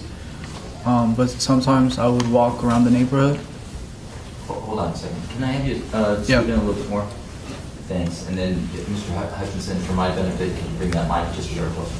So, you said you would sit on the log and look out across the train tracks? Yeah. What would you see across the train tracks? I would just look at the tracks. I'm showing you what's been marked Defense Exhibit E, Photo 1. Do you recognize what this depicts? Yes. What is it?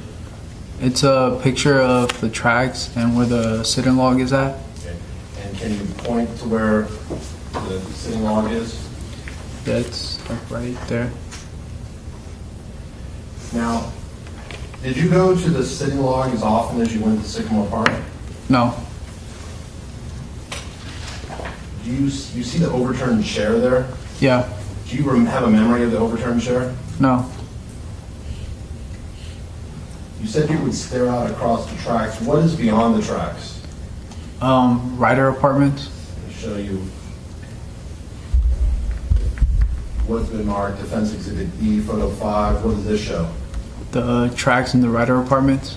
And is this generally what you could see when you stare across the tracks? Yes. You said you would bring your phone to the park and play chess sometimes. Yes. Did you always bring your phone on your walks? Not always. Did you ever bring your phone to the, if you remember, did you ever bring your phone to the sitting log? No, I don't remember. Would you bring your knife to the sitting log? Yes. What do you remember doing with your knife at the sitting log? I just remember it being in my pocket. So you were at Sycamore Park, you have memories of throwing it at a tree and carving it. Yes. Carving at a tree. Yes. Do you have any memories of doing anything with the knife at the sitting log? No.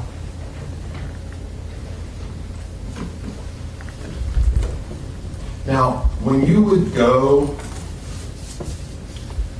on these walks, we're in the winter quarter, are you continuing to hear whispers in your bedroom? Yes. When you would go on the walks, either to the Sycamore Park or the sitting log, would you ride a bike sometimes to the sitting log? Yes. Did you own a bike at that time? No, I borrowed a bike. What bike did you use? It was a mountain bike that was on the side of the house. Was it a bike that had been left there? Yeah. Who did you believe the bike belonged to? I thought it was Aiden's. And who is Aiden? He's another fraternity brother of ours. Did he live at the residence with you? No. So when you went to the sitting log, would you sometimes walk and sometimes take Aiden's bike? Yeah. You said you would get up and walk around. Where would you walk to? I would walk around the neighborhood, but there was this, it was like this overpass where there was like trees near the sidewalk, like covering the sidewalk. Like it was like a little, like it made like a little shadow cover, and I would just walk through there. And by neighborhood, Are you referring to the streets kind of north of the city log? Yeah. Do you know why you went to, of all the various places in Davis, why you went to this location? Do you know? No. When you said you were still hearing the whispers in your room. When you would go either to Sycamore Park or the city log, would you still see the shadows in the distance? Yes. At this point, did you believe the whispers and the shadows were connected? Not at this point. Not at that point. At some point, did you believe that the shadows were connected? Yes. At some point, did you begin to see the shadows, the shadow figures at a closer distance? Yes. What do you remember? I remember I was on a bike ride and I looked at my shadow, and it looked like there was like it like shape shifted into like another form, like a creature. Like I remember one time there was this, it had like a tail, and then I looked behind me to see if there was something that could explain the tail to be there, but there wasn't. There's other time where I had horns and I kind of like reached for my face to see if they would go away, but they didn't, at least on the shadow. And I remember there being like another shadow where I was bald. So you would see your own shadow and then it would change into horns, the tail, and bald? Yeah. Is this the first time you'd ever seen the shadow figures do that? Yeah. How did that make you feel when you saw that? I felt scared because they were like shape shifting and they were closer than before. What do you mean by shape shifting? Like it took like a different form rather than my own shadow.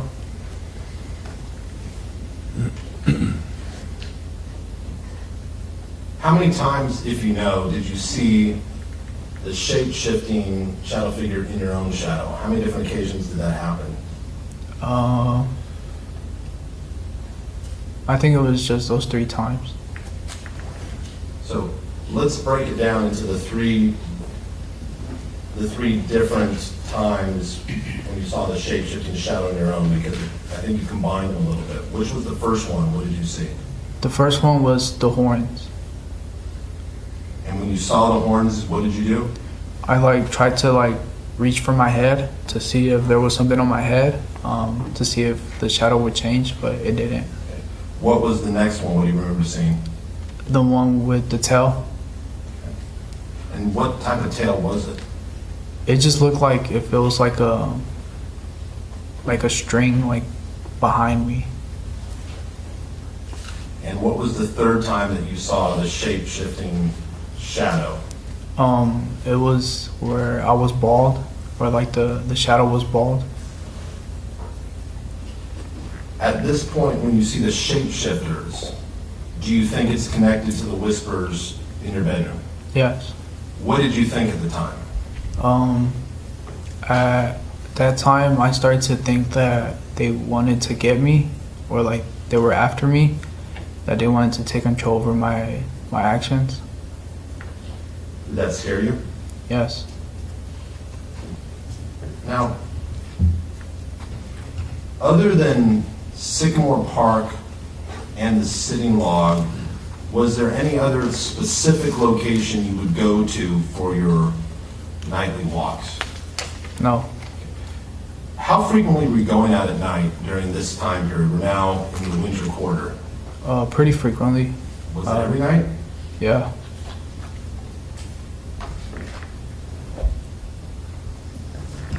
Would you sometimes go in the day? Only if I had to go to the store or if I had to go to school. Now, I'd like to talk to you about Central Park. Are you familiar with Central Park? Yes. How are you familiar with Central Park? I went to the farmer's market that they hold there. What years did you go to the farmer's market at Central Park? My sophomore and junior year. Did you go your freshman year, or was there none because of COVID? No, I think I went towards the end of freshman year. Was Central Park ever a destination for one of your walks at night? No, Other than going to the farmer's market, would you sometimes pass by Central Park? yes,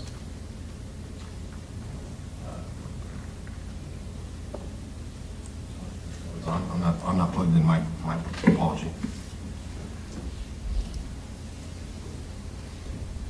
I'd like to show you what's been marked Defense Exhibit UU. Do you recognize what this is? yes. And what does it show? It's a overview of Central Park. And do you recognize the streets around Central Park? Yeah, Is that a yes? yes, Do you see the area where the farmer's market is? yes, Based on your memory, is that the area where the farmer's market is held? yes. At some point, do you remember going home for spring break in March of 23 for Dylan's birthday? Yes, Prior to spring break, sometime during the winter quarter, did you recall having a contact with a police officer? yes. What do you remember? I remember I was riding near the sidewalk of Central Park towards Russell, and I remember a SUV just pulled up in front of me, and he said, "Hey, can I talk to you?" And then that's when I stopped my bike. I looked over and seen that it was the police, and I stopped.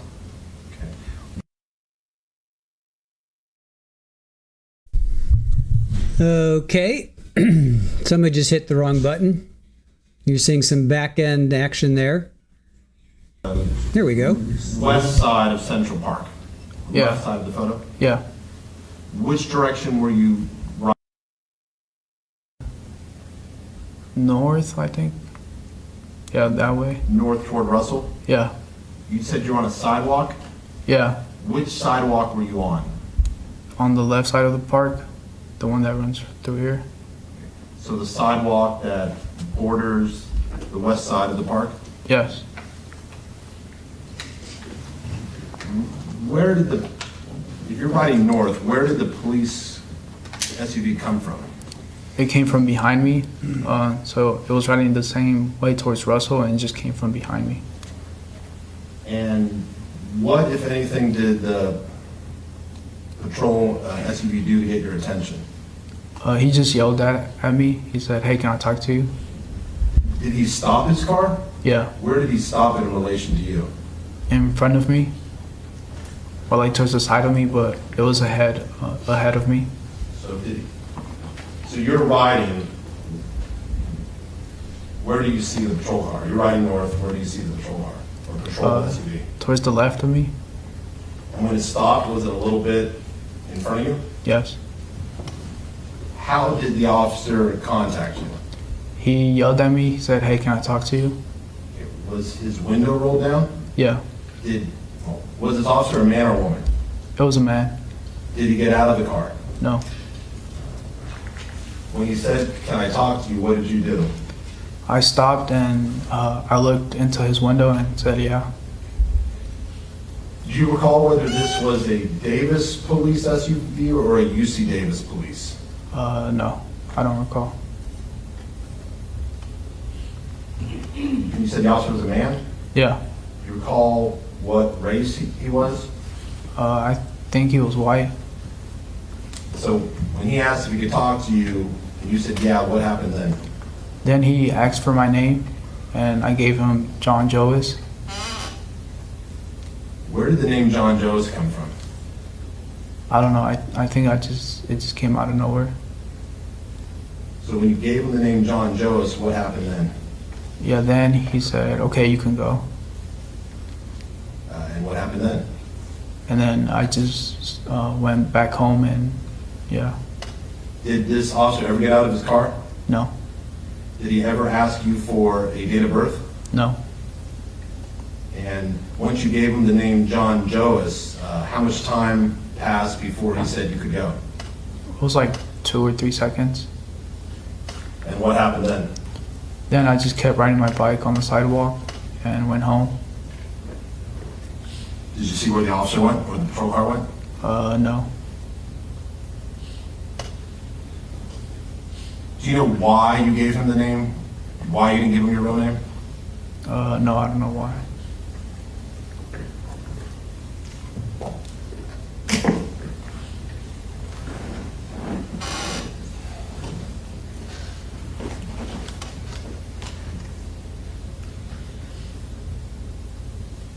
At some point, do you remember being home for Dylan's, at least for the celebration of Dylan's birthday? Yes.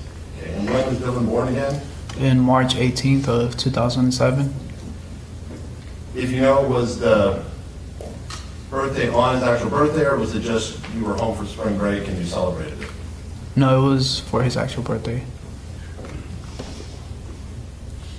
What do you remember about being home for spring break?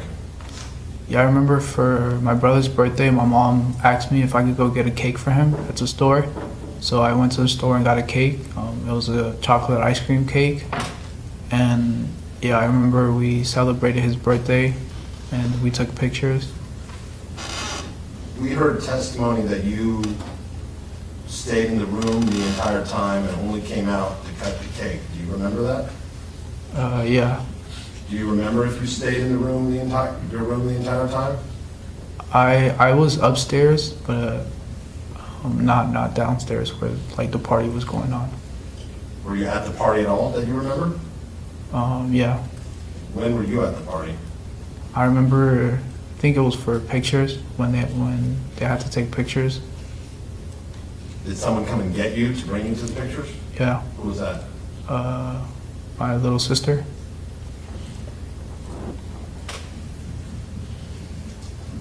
Other than going to the store to get the cake and coming out for pictures, do you remember what you did the entire time you were home for spring break? No. Did you stay in your room? Yeah, upstairs or in the room. What did you do in the room, if you remember? I think I would just lay there and just kind of like just stare out. Do you remember laying there and staring out? Yeah. Now, Mr. Dominguez, we've heard a lot of testimony about you staring at walls. Do you have specific memories of you staring at walls during any of these time periods?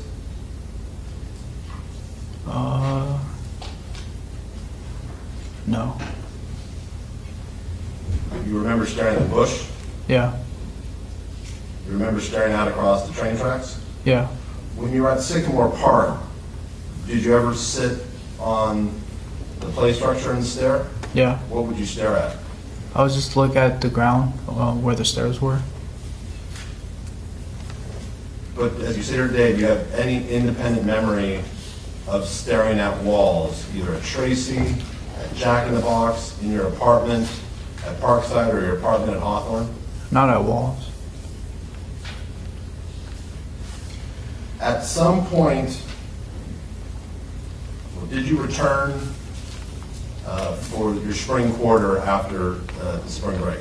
Yes. Do you recall who brought you back to Davis? It was my parents. Did they ever, you said your mom asked you to stay when you came back after the winter break. Did either of them ask you to stay in Tracy for the spring break that you recall? I don't think so. Who drove you back? My dad.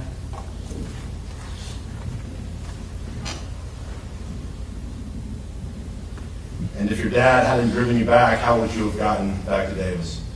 I wouldn't have gone.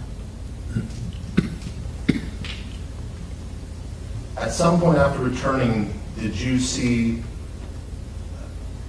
a shapeshifter at close distance that was different than the other shapeshifters? Objection, meeting. No. Do you recall seeing a shadow figure on a bicycle at some point? Yeah. Where did this happen that you saw a shadow figure on a bicycle?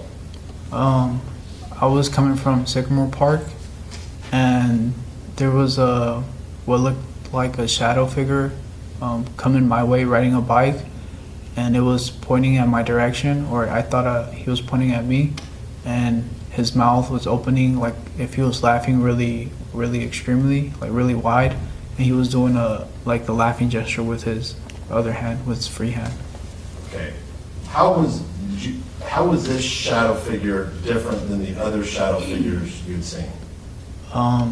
This time it wasn't like part of my shadow, like it was something different that I seen.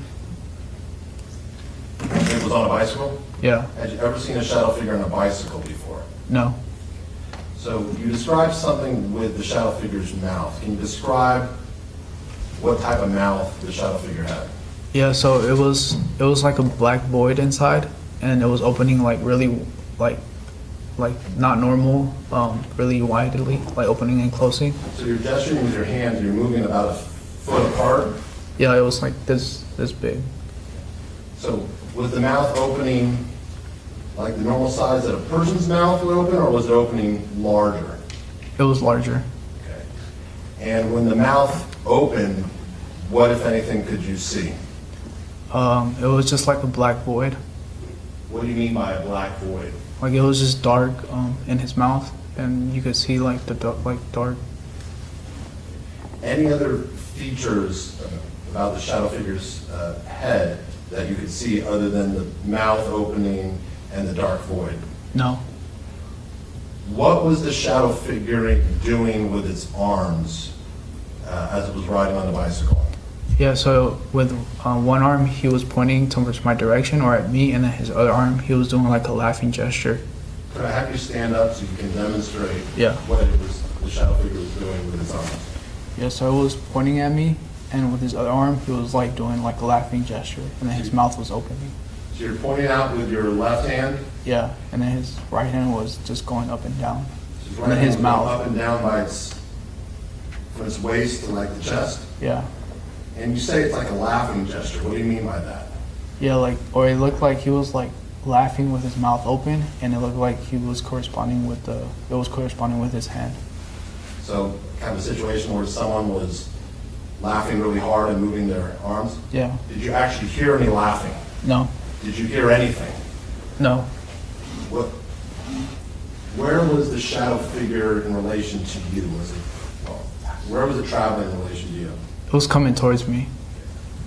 When you saw this, how did you feel? I felt really scared and paranoid Why were you scared and paranoid? because it was like coming at me, and I didn't know what to do, and it was the first time that I see like a shadow figure, like not within my own shadow. And did you think this was a shapeshifter? Yes. So when it's coming at you, it's pointing at you with its left hand, moving its hand with laughing gesture with its right, and its mouth is opening for the void. What did you do?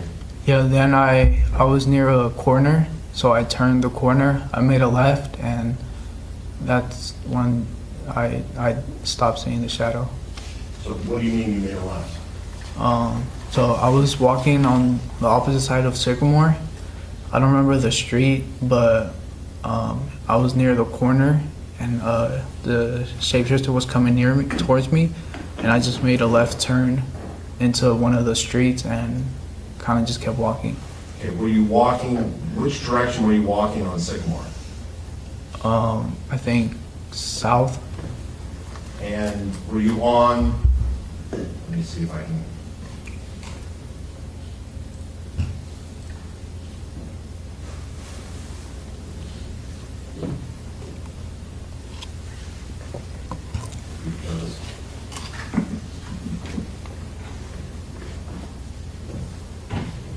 Showing you what's been previously marked offense exhibit D. You recognize this? Yes. So, you were, which way were you walking on Sycamore? South, I think, going down this sidewalk, or this side of What side of the road were you on?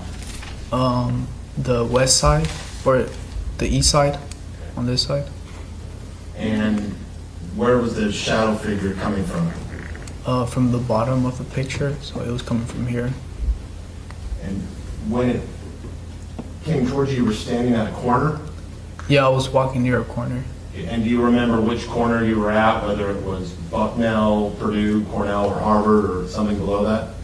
I think it was Bucknell. I remember there was trees in, like, near the streets. I don't know if it was Bucknell or this street right here.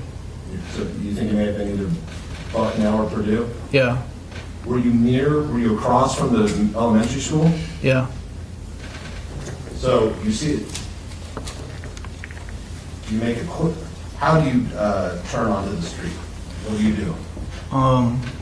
I kind of just like turn as I get to the corner. So I was walking and then I just followed the sidewalk. And did you see what happened to the shadow figure? No. What did you think at that moment, that you had this shadow figure come directly at you, pointing with a laughing gesture and opening its mouth? What did you think at that point? Yeah, I was just paranoid and scared. I didn't really know what to think. Did you still think that the shadow figures were after you? Yes. You previously testified you were concerned they wanted to control you. Yeah. Were you worried about anything else? No.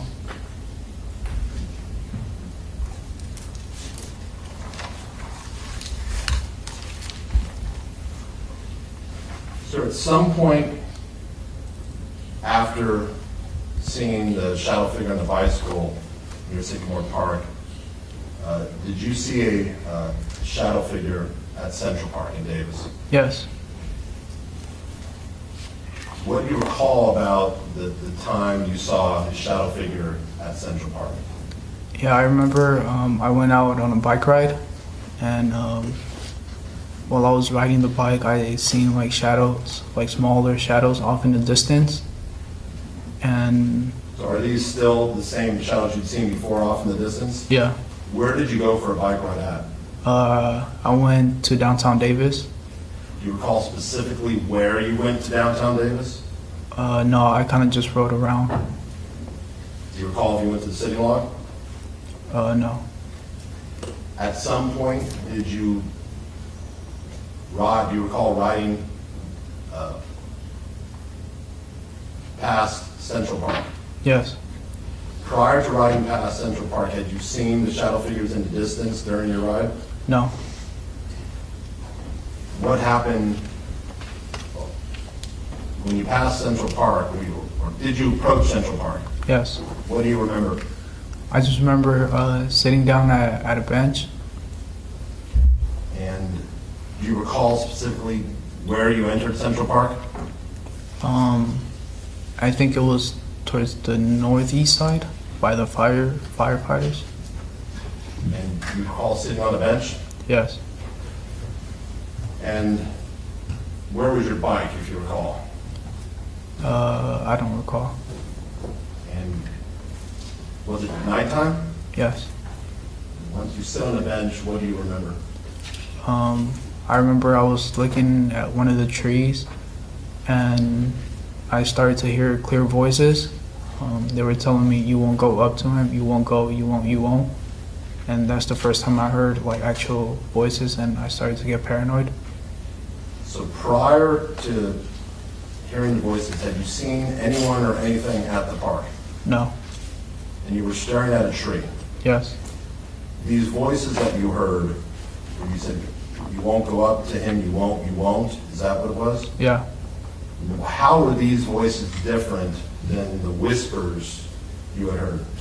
Yeah, it was the first time that I could actually make out what the voices were saying. And so when you heard that, how did you react? I started to look around, and then on the bench next to me, or the bench over it, I seen a shadow figure, and that's when I just felt my body like get up and lunge at him, and I kind of just like blank out. Was the shadow figure that you saw on the same bench as you or a different bench? A different bench. And so were you still on your bench when you saw the shadow figure on the other bench? Yes. And what did you do? What do you not asking what you think happened based on review of the evidence, but what do you have a memory of doing? I just remember getting up and running towards the shadow figure's direction. And what do you remember then? Then I remember seeing like half a face, like with just the eye and like a mouth. And then I remember getting scared and going to my bike. Do you recall any physical struggle with the shadow figure? No. When you first saw the shadow figure, did it have any sort of definition, or was it just the dark shadow figures you'd seen before? Yeah, it was just like the shadow figures I've seen before. And at some point, what do you recall seeing that was different than just the dark? Yeah, then I seen like an eye and a mouth, and that's when I got scared and went to my bike and rode my bike home. When you say you saw an eye and a mouth, what do you mean by that? Yeah, so it was just like an eye and a mouth, just like looking at me. Is it an eye and a mouth like a human type eye and mouth? Yeah. When you saw that, how did that make you feel? I just got scared. Why did you get scared? Because it was like the first time that I seen like a shadow shapeshifter like shapeshift into something else. Was that the first, did you think this shadow was a shapeshifter? Yeah. Prior to this time, had you ever seen the shapeshifters have any sort of specific human forms, like an eye or a mouth? No. So when you saw the eye and the mouth, what did you do? Then I ran to my bike and rode my bike home. How did you feel at that moment? I was just really scared and paranoid. Mr. Dominguez, you said you remember getting up and running toward the shadow figure? Yes. Did you want to kill the shadow figure? No. Did you intend to kill the shadow figure? No. When you got on your bike and rode off, did you believe that you had killed the shadow figure? No. What do you remember about after leaving Central Park? You remember getting on your bike? Yes. What do you remember next? Then I remember riding down Rosehill to my house. Anything specific that you recall about that ride home? No. How you recall how you were feeling on that ride home? I was just paranoid. Do you remember getting home? No, I just remember walking across the living room and going to my room, and then I stopped because I seen a book under a couch, and I was thinking of picking it up, but like I just decided not to pick it up, and I just went straight to my room.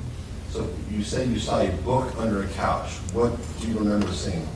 Yeah, it was just like a leather book under a couch. It looked like a diary, and I was gonna pick it up and just put it on the table or on the couch, but I just decided not to pick it up, and I just went straight to my room. Do you know what about this book caused you to focus on it and consider picking it up? Is there anything special about this book? No. Had you ever seen the book before? No. Do you know why, of all the things in the house, you were suddenly focusing on this book? No, I don't know. Do you have any, after the time you saw the shadow figure at Central Park with the eye in the mouth, do you have a recollection of being at Sycamore Park but not seeing the shadow figure? No. Would you go to During this time period, would you still go to Sycamore Park generally every day? Yes. Do you recall, again, after encounter with the shadow figure at Central Park, seeing a shadow figure at Sycamore Park? Yes. What do you recall? Yeah, so I remember I was on my way home.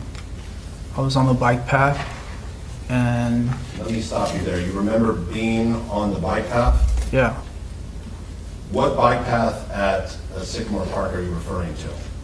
the one that's near the houses. Is that the one that leads to the bicycle overpass?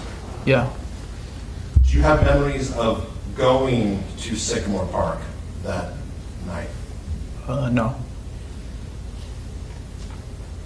Do you have memories prior to being on the bike path, whether you had been throwing your knife into the tree?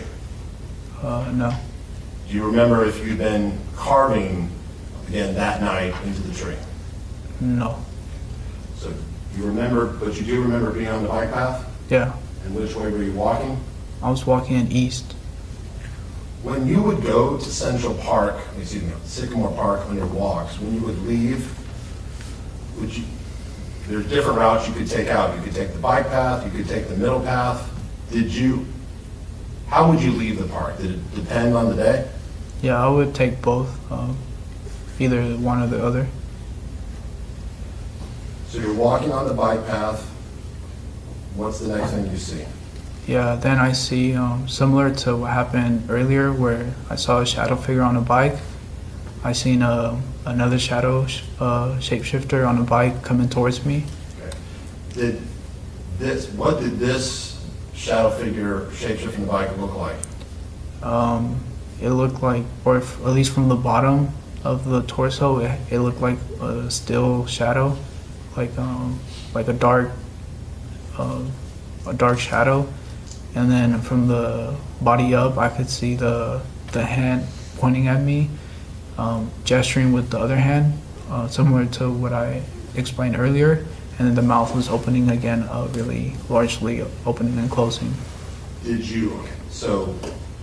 it look the same as the previous shadow figure you'd seen on a bike near near Sycamore Park? Yes. With the mouth opening so you could see the void? Yes. What was it doing with its arms? It was pointing at me, and with its other free hand, it was doing like a laughing gesture.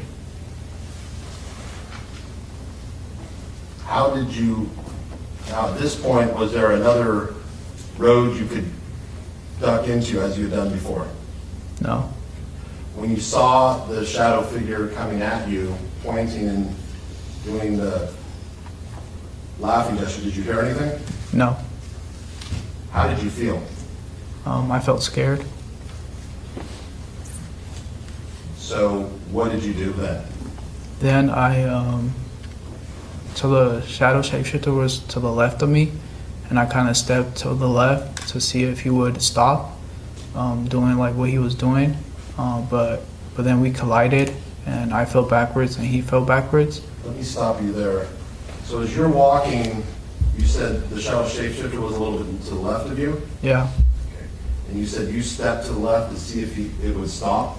Yeah, so I was walking and I kind of went to the left because I wanted to see if he would stop.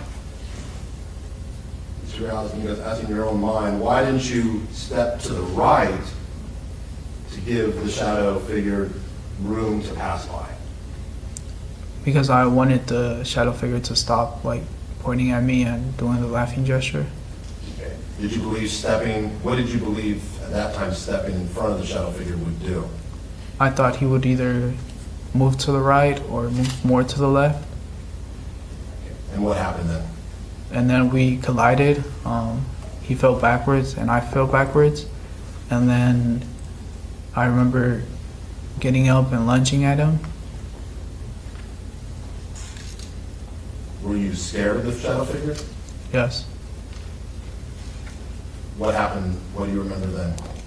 Then I remember seeing a flashlight that was coming towards me, and I thought it was the shadow shapeshifters. So I took the bike and and got on it and went towards the bike path. What, you saw a light coming towards you? Yeah, Do you recall hearing anything? no, Do you recall seeing anything other than the light? no, Do you recall saying anything to this second shapeshifter that you thought was coming towards you? no, But do you remember getting on the bike? yeah. What happened then? Then I remember leaving the bike near a bush, and I ran back to Sycamore Park.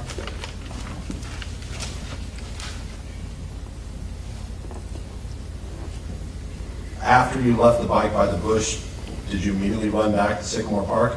Yes. Given that the shapeshifters were at Sycamore Park, why did you run back to Sycamore Park? I didn't know where I was. I only knew like one way home, and it was through Sycamore Park, so that's why I ran back there. Were you scared? Yeah, Where did you want to go? back home. Do you have a memory of running through Sycamore Park? Yeah, What do you remember as to where you were running? I just remember it was over some grass. I just remember running over grass. Do you recall seeing anything or anyone while you ran over the grass? No, What's the next thing you remember? that's about it for that night. Now, Mr. Dominguez, did you want to kill that shadow figure? No, Did you intend to kill that shadow figure? no, Did you believe at the time you got on the bike and rode off that you had killed the shadow figure? no, Do you remember anything about getting home no, after the Sycamore Park shadow figure? no. Now, I'd like to direct your attention. Do you recall when Ava Bendis testified? Yes, Do you remember taking Miss Bendis' class? I remember some parts of it. Do you have any memory of Miss Bendis herself? No, What do you remember about Miss Bendis' class? I just remember reading the poems that she assigned to the class and taking the quizzes for the poems. Do you recall what you would wear when you would go to Miss Bendis' class? No, I don't. Do you recall if you would wear a COVID type mask to class? Did you ever do that? Yes, Okay. Why did you wear a COVID type mask? And since we're now in spring of 2023, do you know? I kind of just wore the mask. I'm sorry? I kind of just wore the mask to school. My question is, do you know why you were still wearing masks at school? Oh, no. You heard Miss Bendis testify to some of the tests, the quizzes you took? Yes. Do you have any memory of taking quizzes in her class? Yes. You heard her testify that on the first quiz you used a name other than Carlos Reales Dominguez. Yes. Do you remember using a different name on the test? No. Do you know why you may have used a different name on the test? No.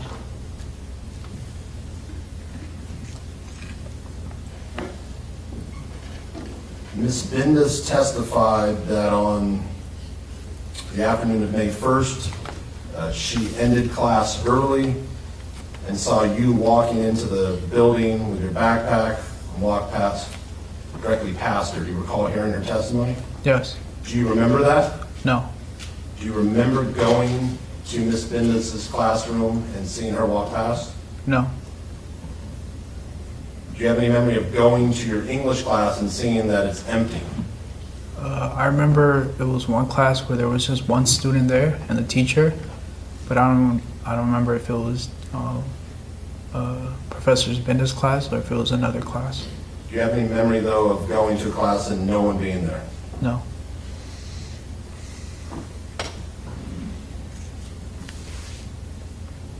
At some point, do you recall seeing a shadow figure in the area near the sitting log? Yes. Okay. What do you remember? I remember I was at the sitting log, and I remember getting up to go for a walk, and I went towards 2nd and L. Let me stop you there. Do you have any memory of riding to the sitting log? The events leading up to getting there? No. Do you have a memory of being at the sitting log? Yes. Did you have a bicycle with you? Yes. What bicycle did you have? Aiden's bike. Now, you said there were times when you go to the sitting log, you would get up and walk around the neighborhood. Yeah. Prior to when you saw the shadow figure, did you have any memory of walking around the neighborhood? No. Did you recall seeing the video of a person outside the thrift shop? Yeah. Does that appear to be you? Yeah. Do you have any memory of being down by the thrift shop? No.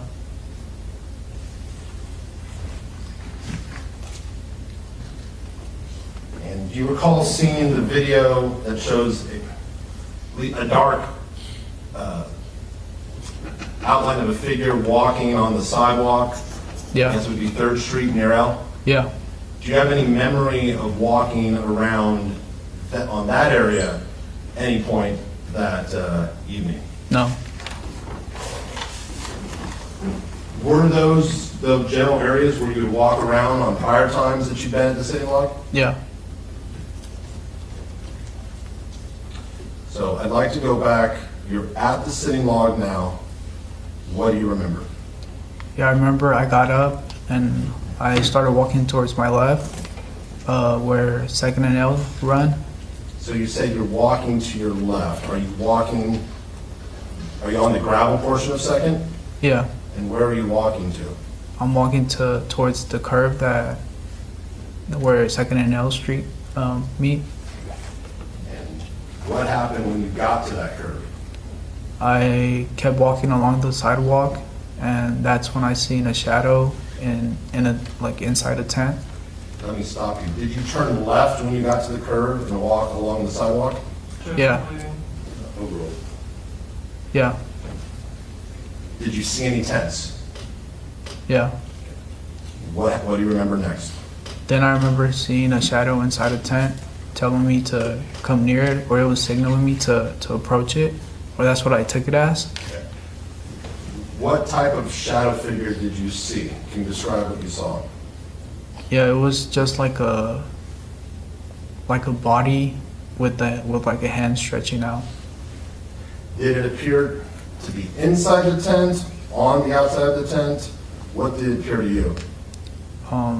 It appeared to be inside of the tent. Did this shadow figure have the mouth that opened out, like the one on the bicycle, or no? No. What did you see its arm doing? I took it as it was telling me to come close to it, like it was signaling me to get near it. Can you stand up and show what this shadow figure was doing? Yeah, so it was reaching out its hand like this and telling me to come close. So you're reaching out your right hand and moving it towards you, Yeah. waving for you to come close? Yeah, that's what I seen from the shadow. Did that scare you? A little bit. Given that the shadow figure scared you, why did you walk toward the shadow figure? Yeah. Okay, why, given that they scared you? I kind of was reacting without thinking. I was like following what the shadow was telling me to do. What do you remember next? Yeah, then when I was a couple inches away, I remember the shadow kind of like came at me, or the hand of the shadow kind of like came at me through the tent. And that's when I flinched and I kind of like punched the shadow, or made like a stabbing motion to the shadow. You said you punched, and you also said you made like a stabbing motion. I'm asking not what you think, but your memory. Do you remember having your knife in the hand at the time you punched? No. What do you remember after Could you stand up and demonstrate what type of gesture you recall making? Yeah, so I was approaching the tent, and then when it came at me, I kind of went like this, and I put my arm in front of me. What do you recall then? Then I heard a scream, and that's when I got scared and went to my bike. Describe the scream that you heard. Yeah, I remember it was very high pitched. I remember it hurt in my ears, and that's when I went to my bike. Had you ever heard a shadow figure? Let me ask you. You heard voices, or whispers, correct? Yeah, And then at the time at Central Park, you heard the clear words. yeah, Had you ever heard a shadow figure scream before? no. So when you heard the scream, what did you think?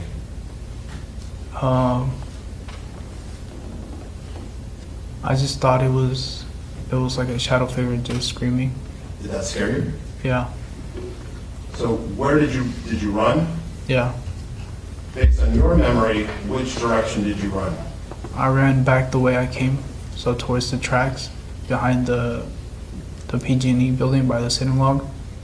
Now, you saw the surveillance video where there shows a dark figure around this general time running on 3rd Street, north of the PG&E. Do you recall seeing that? Yeah, Is that, based on your memory, is that where you remember running? no. Where do you remember running? Towards the back of the PG&E building by the train tracks. And what do you remember next? Then I remember I got on my bike and started to head home. And once I crossed the train tracks, I remember turning Stop you there. Which train tracks are you referring to? the ones that cross over 3rd Street, I think, near H Street. Are these train tracks right before H Street? Yeah, You remember crossing the train tracks? yeah. What do you remember then? Then I remember I was turning into H Street, and that's when I seen the UC Davis van coming towards me and almost hit me. But I kind of like swerved the van and went to go hit I don't know if it was a pole or a wall, and I kind of like stumbled and almost fell from my bike. And what type of van do you remember seeing coming towards you? One of the UC Davis security vans? And based on your memory, you believe that when you turned on H Street, the van was coming towards you. Yeah, You recall seeing the surveillance video from both the Glass store and the Ace Hardware? yeah, You recall seeing a security van? yeah. Was that van coming towards you, or was it coming from behind you, at least on the surveillance? I think from behind me. If you remember, at any point after you turned on H Street, did you ever turn around? Do you remember turning around so that the van may have been coming towards you? No. So,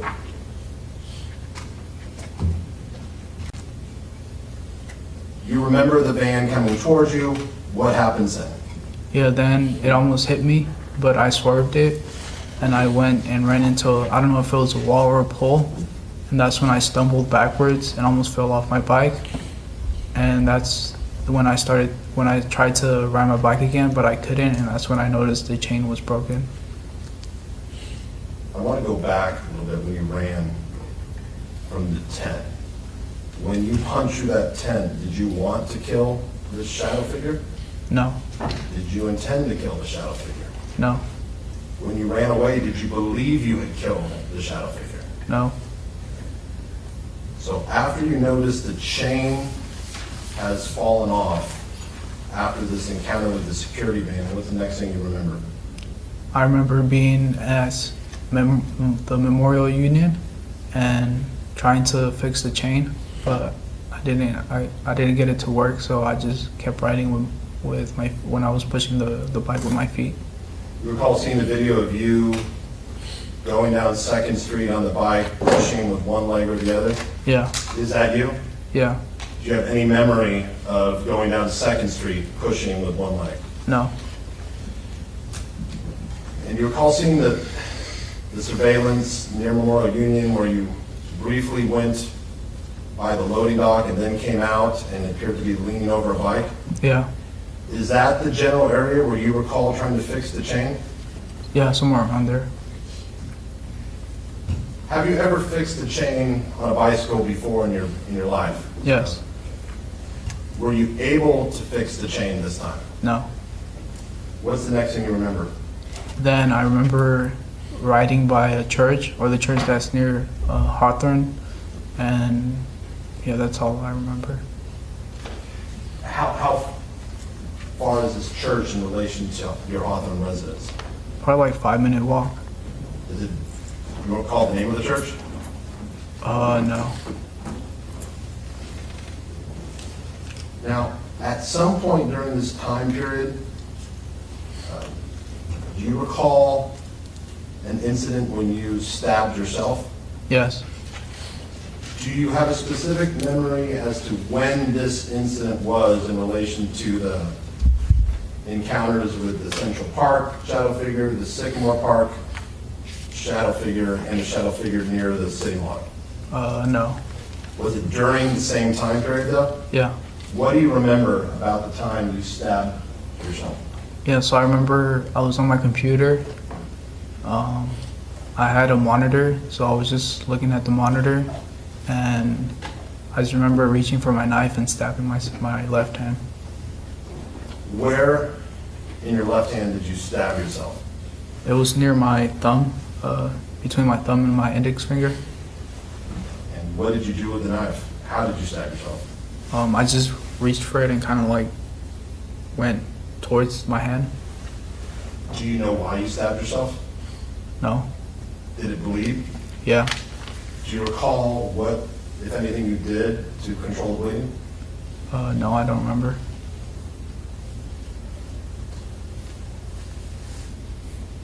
At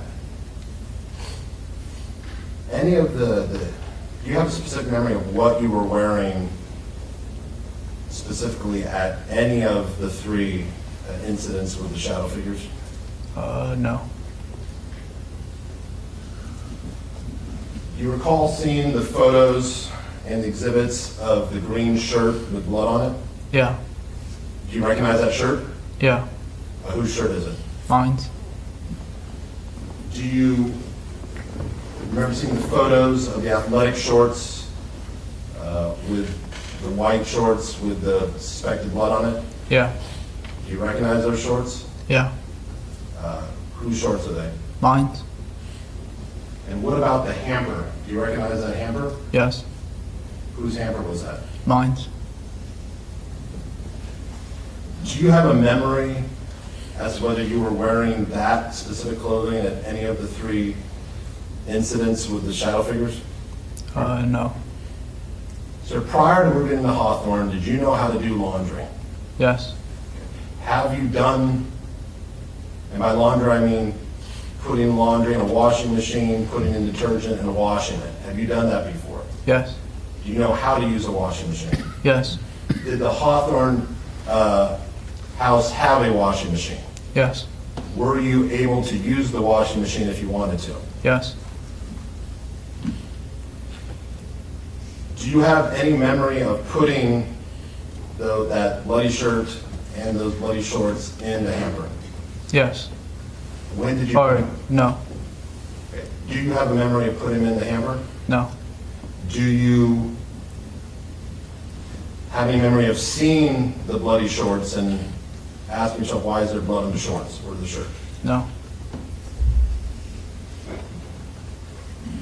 Now, we heard testimony from Joyce Fernandez that on April 25th, apparently you were sent an email that you were terminated from UC Davis. Do you remember hearing that? Yeah. Do you ever remember seeing that email? No. Did you believe, prior to the time you were taken to the Davis Police Department, that you had been terminated from UC Davis? No. During this period where you had the encounters with the shadow figures and the incident where you stabbed yourself, do Do you recall going to the academic counseling office? Yes. What do you remember about that? I remember going to the College of Biological Science building, and I wanted to meet with an advisor. I asked the front desk if I could meet with someone, but they said that I needed to make an appointment online, and I just left after that. Now, we saw evidence that you had made an appointment for May 2nd at 9 from 9:30 to 10. Do you remember making that appointment? No.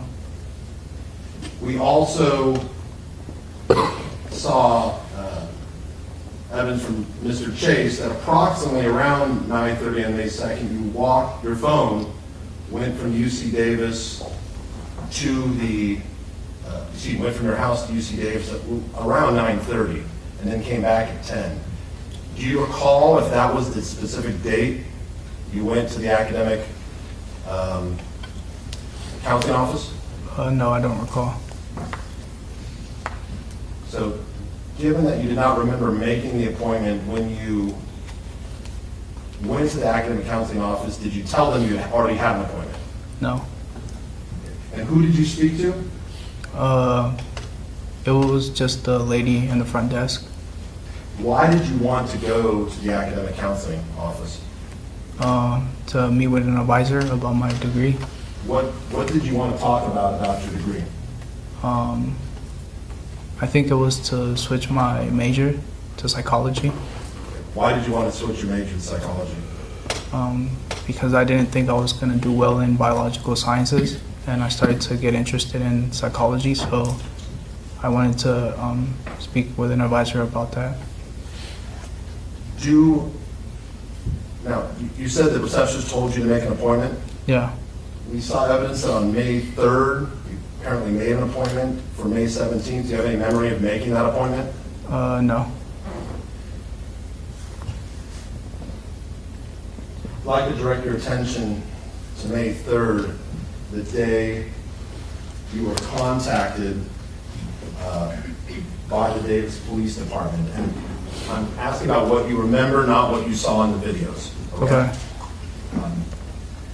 Do you remember being at home that day? Yes. At some point, did you decide to leave? Yes. Where did you decide to go? To Safeway. And why were you going to Safeway? Yeah, so I woke up and I went towards my mini fridge, and I seen that there was a hole in one of the breads, the bag of breads that I had. And usually Ember kind of like claws at it and like kind of digs it, and I just thought I needed to get more bread because of that. What do you mean Ember claws or digs at the bread? He like rips through the plastic and eats and starts to eat like the side of the bread. Is that something Ember had done before? Yeah. Why would the fact that Ember had clawed through the bread require you to get more bread? I just thought it was bad after that, so I started to think that I needed to get more bread. When Ember would claw through food or bite through the packages, would you eat the food? No. And you said you thought it was bad. Do you know why you thought it was bad? I just thought it would like get ruined.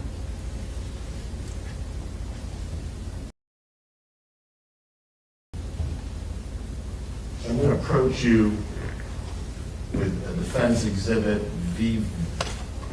Let me make sure it's the right one. Okay, just a moment. Mr. Lee, you can get what you need. I'm going to stand up and stretch. Feel free to join me, folks. Thank you.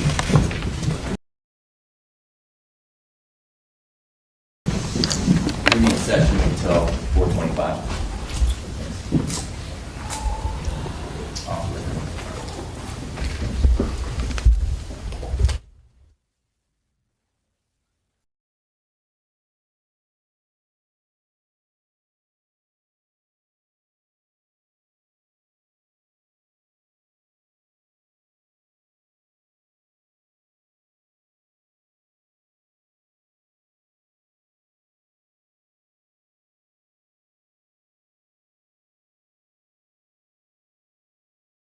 Back in the record after stretch break, and Mr. Hutchinson. I'm going to show you what's been marked Defense Exhibit VV.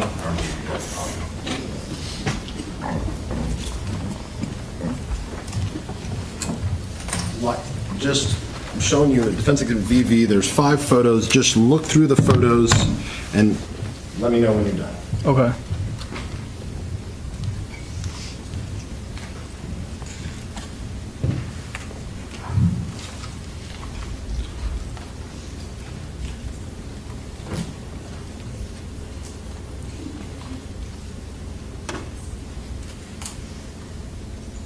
Okay. Do you recognize those photos? Yeah. Do you recognize the items depicted in the photos? Yes. And where are those photos taken? In my room. And did you take the photos? No. But are the photos an accurate depiction of the items that you remember? Yes. Just a moment. Permission to publish, Your Honor? Okay.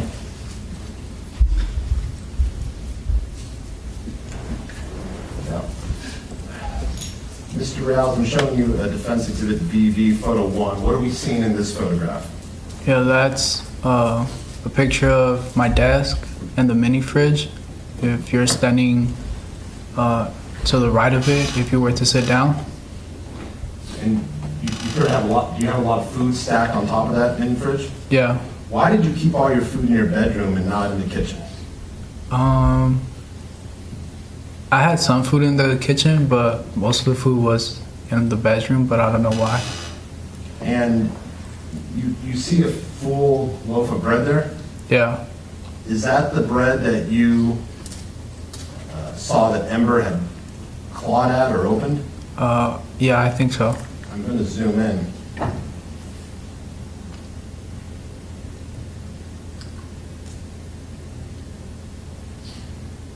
You see where my cursor is here, sir? Yeah. Does that appear to be an area where the bread bag has been opened? I think. Would it be, if I showed, would it be easier to see on the computer screen if I brought it? Yeah.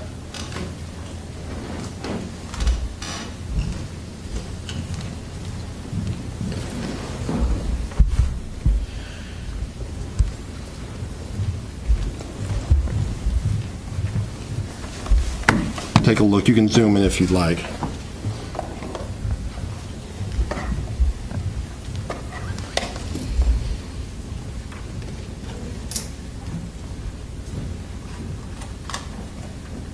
Yeah, the holes would be usually bigger, but Do you see a hole though in that? yeah. And when you saw a hole in the bread, you thought that, in the bread bag, you thought that was bad? Yeah.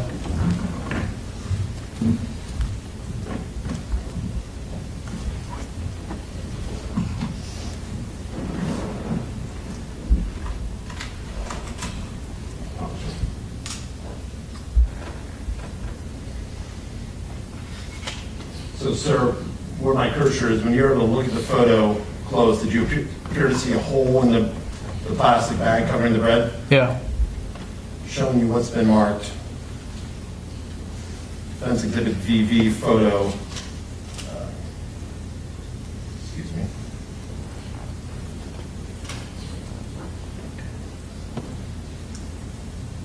Photo 2.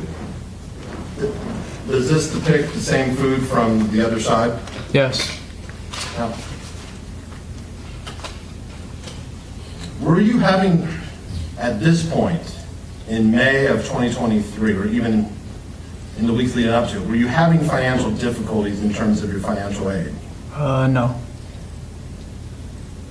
Did you have money? Yes. Where would you keep your money? In my bank account. Who did you have a bank account with? I think it was me and my mom. What bank did you have? Oh, Wells Fargo. And I'm going to, did you have debit cards for Wells Fargo? Yeah.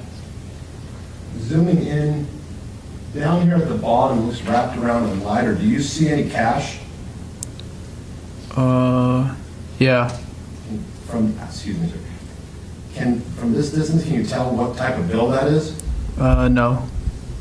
If I brought it up closer, would you be able to see what type of bill it is? Yeah.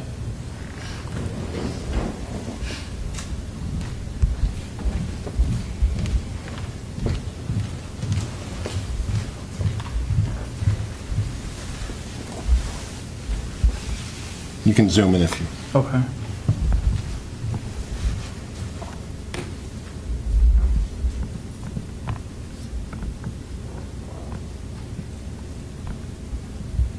Okay. Can you see what type of bill it is? Yeah. What is it? A $20 bill?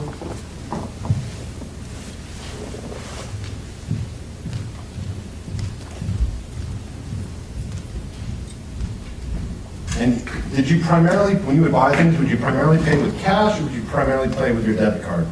When I would go to the grocery store, it would primarily be with cash. But would you buy things with your debit card at times? Yeah. Would you have cash in your room? Yeah. Showing you what's been marked Defense Exhibit VV Photo 3. If we could publish, please.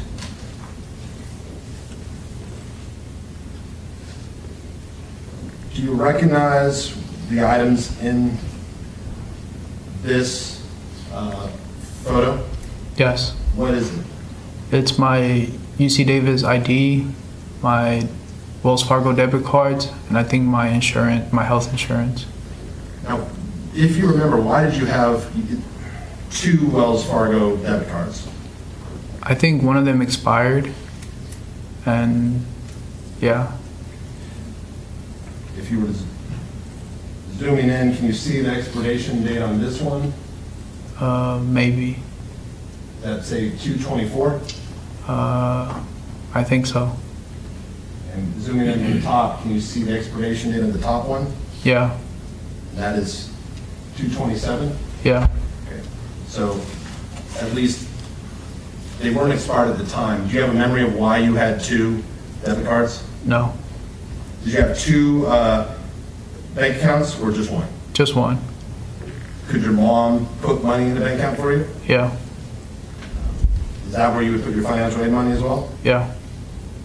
Did your mom often put money in your account? No. Would your parents ever pull money out of your account? No.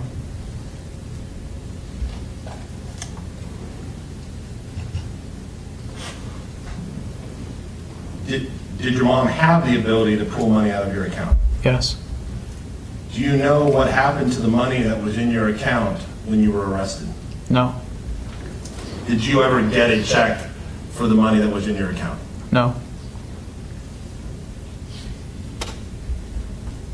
I'd like to go back. I apologize, sir. Again, this is Defense Exhibit VV Photo 1. I'm going to zoom in. Do you see this little, it's like a blue pamphlet? Yeah. Do you recognize what that is? Yeah. What is it? It's my El Salvador passport.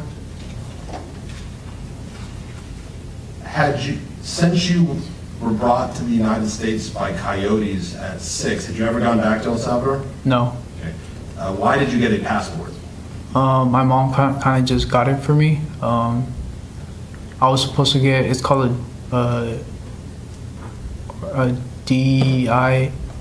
So I forgot what it was called, but it's another identification that was for me. And yeah, she got the passport for me, and then she was also supposed to get that other identification for me, so I would have identification. So at the time you were arrested, other than your passport and your UC Davis ID card, did you have any other forms of identification? No. And I'll back up, sir.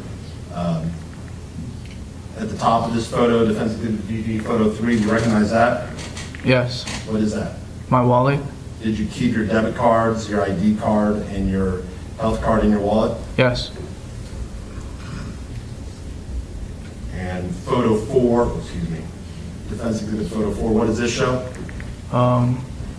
The corner of the mini fridge. And does it show the passport? Yes. And photo, defense exhibit VV photo 5, what does this show? It shows the passport open up. And was that still a valid passport? Can you see from the date of expiration? Yes. How old were you, if you remember, when you got the passport? 18.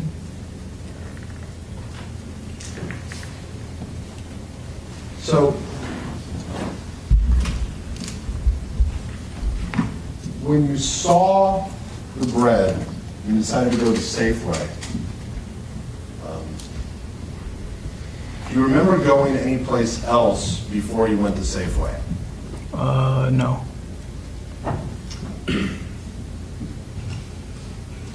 When you left the house that day, was your purpose in leaving to go and get food at Safeway? Yeah. Did you bring your wallet? No. Did you bring your cash? I don't remember.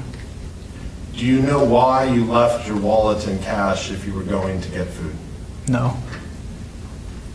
We heard testimony that Justin Schaefer saw you at Sycamore Park, sitting on the play structure, staring at the ground. Do you recall being at Sycamore Park? No. Do you have any memory of Justin Schaefer following you? No.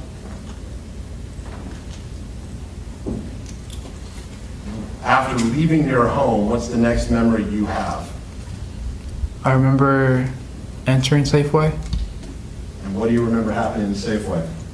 I just remember then the police stopping me. Let's go back to Safeway. You recall seeing the video? Yeah. Did you see yourself select the items? Yes. Did you see yourself walk out without paying? Yes. Do you have an independent memory, not what you saw in the video, of you just selecting items and walking out without paying? No. Prior to that incident, do you recall ever shoplifting before? By shoplifting, I mean going into a store, taking items without paying. Yeah, I remember one time in high school, I went into a liquor store and took one of the bag of chips. Other than that one time in high school taking a bag of chips, do you have any memory of ever shoplifting before in your life? No.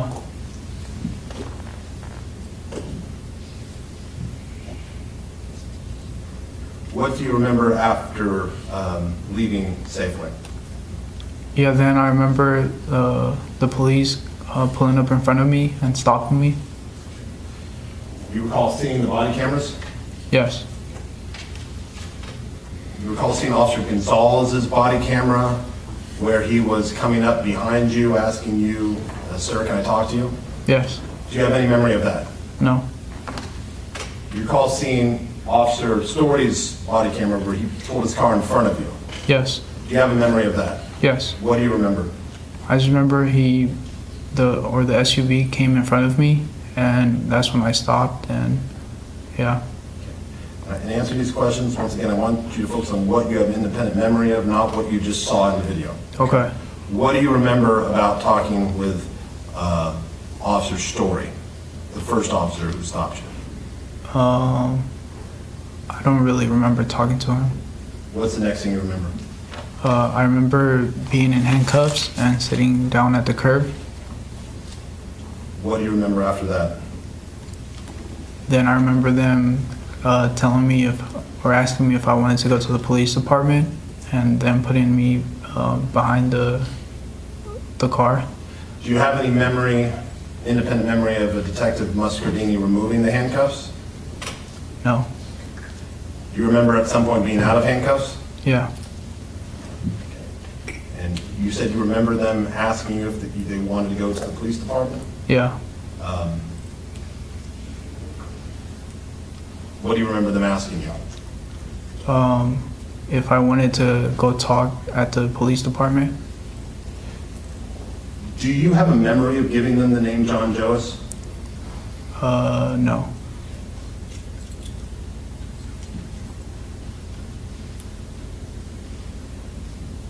but you saw the video where you gave the name John Joas? Yeah. What do you remember asking if they could take you home or if you could talk there? Do you have any memory of that? No. What was your address at this time? It was 762 Hawthorne Lane. Do you know why you told them you lived at 782 Hawthorne Lane? No, I don't know why. The bag you were carrying with the grocery items in it, how long have you had that bag? I think since sophomore year, so around a year. Did that bag ever have handles when you owned it? No. Did it have handles at some point? Yes. When you would use that bag, how would you carry it? I would grab both sides of it and kind of clench them up and grab them When you say grab both sides of it, with one hand or two? with one hand. When that bag had items in it, could it be difficult to carry at times? Yeah.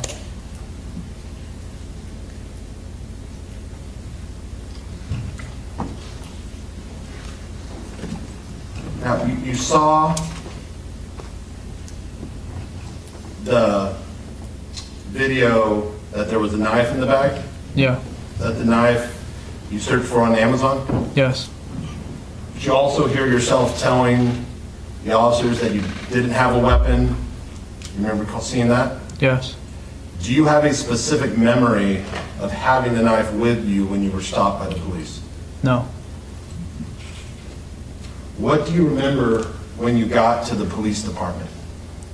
I remember. Back up. Do you remember anything about the ride to the police department? No. Do you remember anything about when you arrived at the police department? Yeah. What do you remember? I remember it was Detective Steve Ramos that opened the door and walked me into the interview room. What do you mean it was Detective Steve Ramos who opened the door? He was the one that went to meet me when I got there. Did you talk to him? Do you remember talking to him for some time when you were still in the back of the patrol car? No. So, after seeing Steve Ramos open the door to the patrol car, what do you remember next? I'm We'll stop there. Okay, Mr. Reales Dominguez, thank you for your testimony today. You can return to counsel. okay. Thank you. Okay, so folks, we've got a full day tomorrow, and then I want to remind you that Wednesday is a half-day morning only, and we're scheduled for a full work day on Thursday and Friday this week. So again, Wednesday is morning only. And so we'll start at 9:30 tomorrow, okay? And so as we do, when we say goodbye, I'm going to remind you of the three-part admonition. Don't discuss the case, don't research, don't form any opinions. And have a good night. We'll see you on Tuesday. Thank you, folks. Awkward.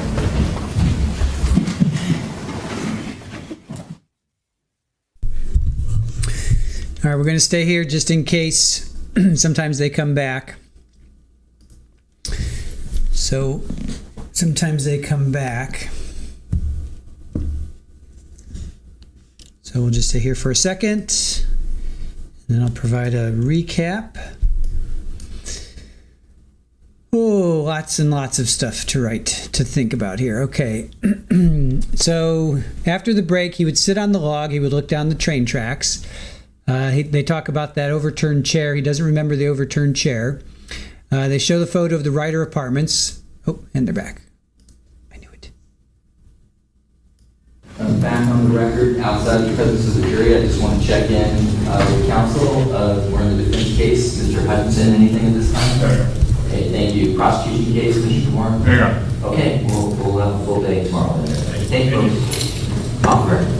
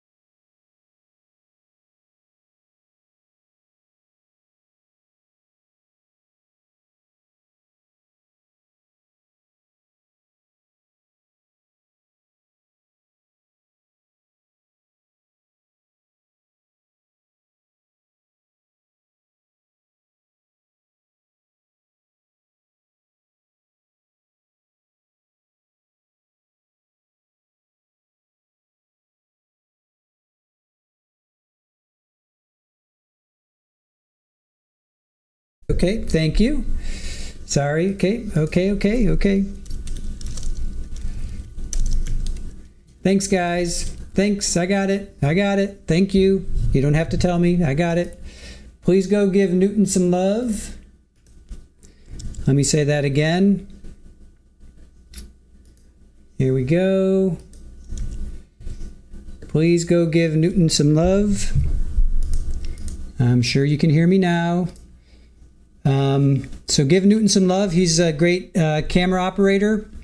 He is providing us this camera work. He provided some the video that we didn't see on Friday. So please go give him some love. He's a great camera operator. So please go subscribe to his channel, making sure that my audio is on. How about this? Maybe if I just do that. Let me do that. That way you guys can see if it's on or not. Maybe I'll do that. All right. There we go. Is my volume on? Is my volume on now? I think so. All right. Let's go through the... so if this is on, that means the audio is on. All right. Audio on? Cool. All right. Let's go through... So he would sit on a log. He would look at the train tracks. There was an overturned chair. He doesn't remember that. The photo shown with Ryder Apartments across the tracks. Let's see. He would bring a knife to the sitting log. He remembers being on a bike ride. He saw shadows, shapeshifters. Saw a creature with a tail. Let's see. Another time he saw horns. Let's see. Another time he saw his shadow, but it was bald. So these are okay. So he's riding on his bike, right? And he's looking at these shadows, and he's seeing one with horns, and it's him, right? It's his shadow. So it's horns, it's a tail, and then one where he's bald. So the first shapeshifter was horns. So he reached for his head to see if the shadow would change. Then he saw one with the tail, and the third time he said the shadow was bald. So he thought it was connected to the whispers, and they wanted to get him and wanted to take control of his actions, and that scared him. He went for walks every night. He went out during the day only if, let's see, so he went for walks every night. He went out during the day only if he had to go to school or get food. He knows about Central Park and the farmer's market. So let's see, that was never a destination of his walks, though. The police stopped him on the sidewalk on the left side of Central Park. SUV rolled down the window and it said, "Hey," and yelled at him, "Can I talk to you?" And he gave the name John Joas, so that's Joas. He didn't give a date of birth, and the officer just didn't get out, just let him go. They talk about Dylan's birthday. He knew Dylan's birthday was on... talks about the party. His mom asked him to go get a chocolate ice cream cake, which he did. He remembers being upstairs. Let me just skip all this, because let me just get to, okay, so the shadow figure, okay, figure on a bicycle was, okay, so he saw a figure on a bicycle, a shadow figure on a bicycle coming out of Sycamore Park, and he thought it was pointing at him, and I can't stand it, guys, I'm sorry, it's just right in my face. So you're just going to have to trust me that it's on, I guess. Or maybe I could do this. How about this? Maybe I could do one of these. We'll do that. There. No. That's just trying to sort this out so I can actually see what I'm doing. And you guys can see that the microphone is still on, so you can tell me if it's off or not. Okay, maybe that. And we'll try that. There we go. Let's see. Back to this. I can't stand that. Okay. So the shadow figure on a bike was coming at him from Sycamore Park. He thought it was pointing at him and laughing at him. Let's see. The mouth was a black void and it was opening wide, right? And he gestures. It was like this much, right?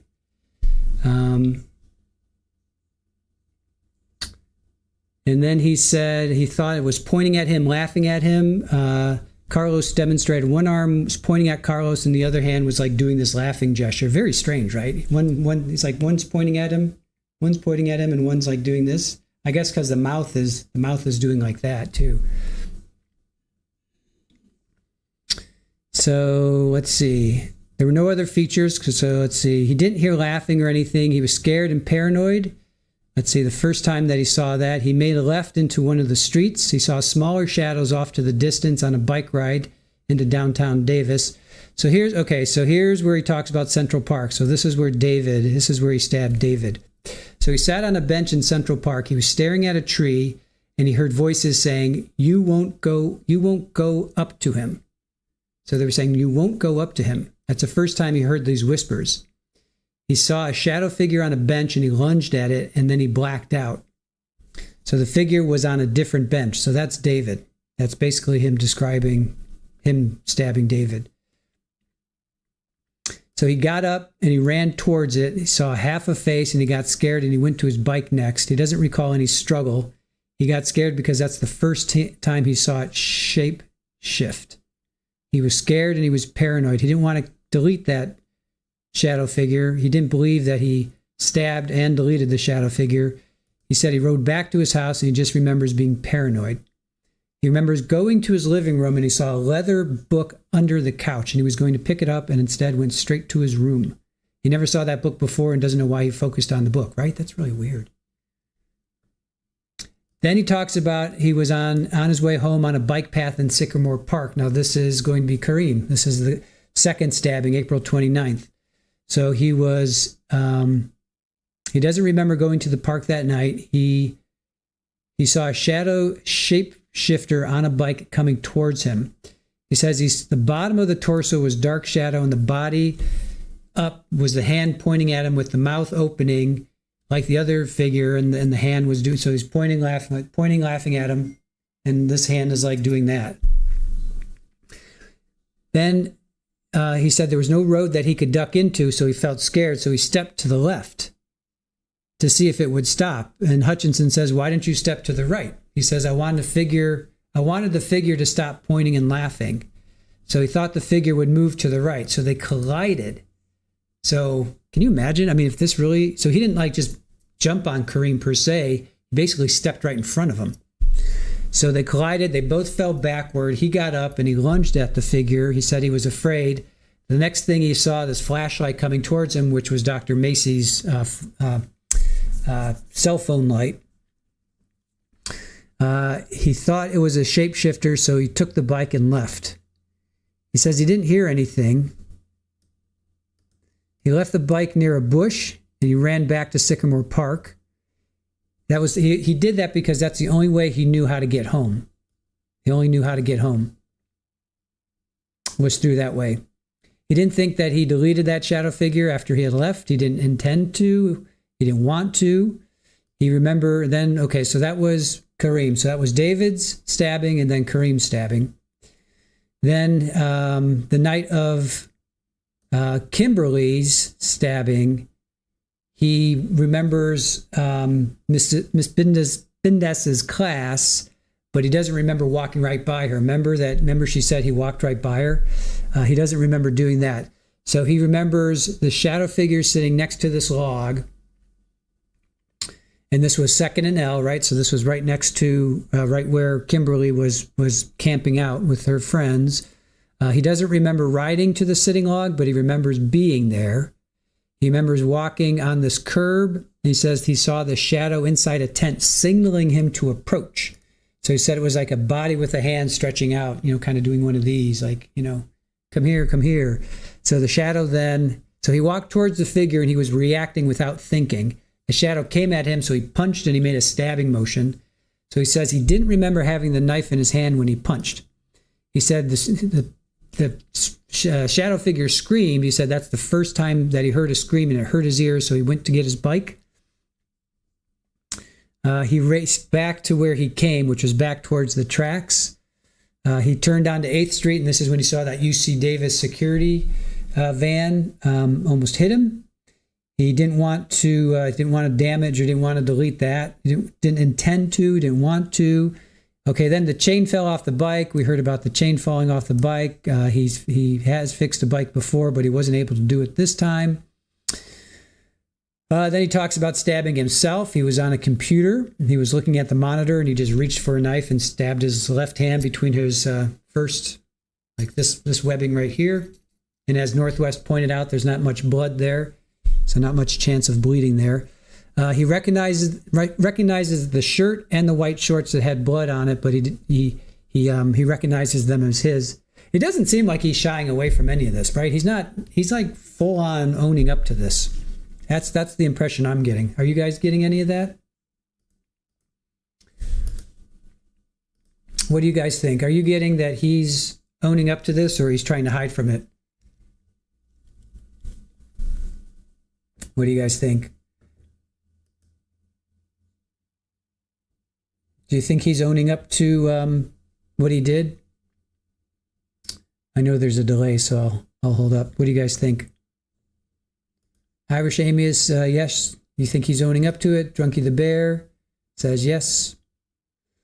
There was no really trial. They're still in jury selection. There was a whole kerfuffle. She was sick, and it was a big disaster.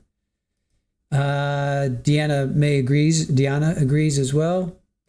Drunky says he already told the judge he was guilty. Yeah. I'll give him a check mark in that category, that at least he's not. Well, I guess you could say he's not owning up to it by saying he doesn't remember, but he does remember. He remembers doing this. So he does remember doing it. He just thinks that they were shadow people. Let's see. You hope to hear some remorse, Capri says. Sinbad watched the entire testimony. Yeah, it looks like probably tomorrow is going to be cross. If today the whole day was on direct, tomorrow most likely is going to be cross. I'm imagining that. He doesn't have a memory of the incidences with the shadow figures, which is weird because he just finished telling us that he did. Maybe, I don't know why. I don't understand that. He doesn't have a memory of the incidences with the shadow figures. I'm not sure why I wrote that because I literally just went through that he did. All right, he didn't think that he was terminated from college. He remembers to go meet his advisor, but they told him he needed to make an appointment online. I guess he made an appointment for May 2nd from 9:30 to 10, but he doesn't remember making that appointment. He wanted to switch his major to psychology because the biological sciences, he just wasn't doing well in there. He remembers going to the Safeway, and they kind of talk about that a little bit. He had 2 Wells Fargo's debit cards because one had expired. He remembers Justin's testimony about him being in Sycamore Park in the playground, but he doesn't remember. He remembers the testimony, but he doesn't remember doing that. He doesn't remember walking out without paying. The one time he shoplifted was he went to a liquor store and he took a bag of chips. He remembers the law enforcement. He remembers SUV stopping in front of him, but he doesn't remember talking. He remembers being in handcuffs, sitting on the curb. He remembers being asked if he wanted to go to the station, but he doesn't remember the cuffs being removed. Sounds like he's just like in and out, you know. You know what I'm getting? Because I'm such a Lord of the Rings fan, I'm getting like he's like, you know, when you put the ring on, when you put the one ring on and you see like the shadow world. That's every time he's saying this, that's what I'm getting. I feel like he put the ring of Sauron on, and now he's in between. He's in the shadow world. That's how I'm envisioning this. So you kind of remember things, but you don't remember things, and you're seeing everything like through this weird lens. He remembers Detective Ramos opening the door and walking him into the interview room, and then that's where it stops. So full day tomorrow, only a morning only on Wednesday.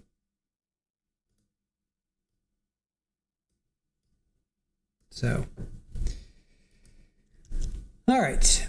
Right, Amy? I mean, that's what I'm getting. That's what I'm getting.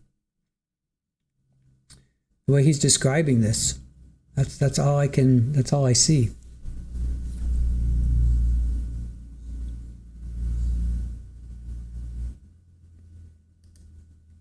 Yes, Drunky the Bear, we all subbed because someone says they were nudes on your YouTube channel.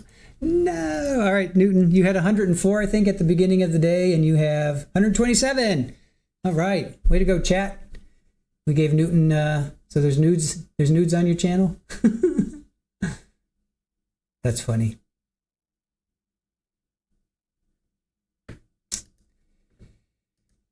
Baca said, he said, I punched her, she screamed, and I ran. Yeah, something to that effect. Basically, yeah, he punched and then he stabbed, and he said the scream was so high-pitched that he ran. So, yeah. I wonder if he's a fan of, Lord of the Rings, yeah. Could be. Capri Law, what a day. Thanks for all the work. Thank you, Capri. Always wonderful to have you be a mod with us. Newton, so are there nudes on your channel? I'm going to have to go look now. I've been on your channel. Actually, I'll admit, Newton, I haven't actually watched any of your videos, but I want to watch them all. Funny Reservoir Dogs, scene recreation. I want to watch that. The Fear, new avant-garde film, Star Wars Battlefront. I definitely want to watch that. Umbrella Hype, Resident Evil, Walking Dead, Newton Ward camera reel. All right, I would definitely, I got, Beer Goggles, Director's Cut. I definitely got to see that. Yes, yeah, I did see his walk. It's very, very stilted. Yeah, he doesn't, very stilted. Yeah, I did see that. It's very stilted. You know, he doesn't sway, he doesn't walk. He's just very, very stilted. Yeah, I for sure saw that. All right. You were joking about the nudes. You got me to look. All right. So Joe Schmo is going to be doing another hour, and so he's going to be showing what happened at Lori. So definitely go over and check out Joe Schmo. We'll probably show it maybe Wednesday. Basically, she was sick. She didn't want to be in court today. The judge has kicked it down the road till Wednesday. So Lori still has to have a jury, has to be picked. So it looks like they're going to be like Wednesday, maybe at 10, maybe at 9. We're not quite sure. But that actually makes me feel better because I didn't want to split my time too much. So I'll be able to focus completely tomorrow on Carlos because that's what I wanted to do. So, and Joe got the FTR from the court. All right, guys. So definitely go check out Joe Schmo. He's going to be coming on in about an hour and 15 minutes. So go check out Joe, and he's gonna break down what happened today. Sinbad, he's as drugged as I guess he always is. I don't know if he's any more or any less. I'm assuming he's just probably on the medications that he's prescribed, that he's been taking since last August. Ruby, good night to you. Thank you for joining us as always. All right, guys. Irish Amy, thank you so much. Kitty Skeletons for all your hard work. Oh, thank you so much. And Widespread, I'm glad to be able to focus on this trial exclusively tomorrow. Me too. Yeah, it would have been too much. We would have streamed Lori for sure, but I would have been more focused on this trial. But so guess what? We don't have to. So yes, go over to Joe Schmo's. He's going to be starting in 9 o'clock Eastern, 6 o'clock Pacific. So definitely go check him out. You're welcome, Widespread. Thank you for being with us and being a fantastic mod. We appreciate it. Nan R says thank you to everybody. All right, guys, I'm going to sign off. Thank you to Aaron. Thank you to our mod squad.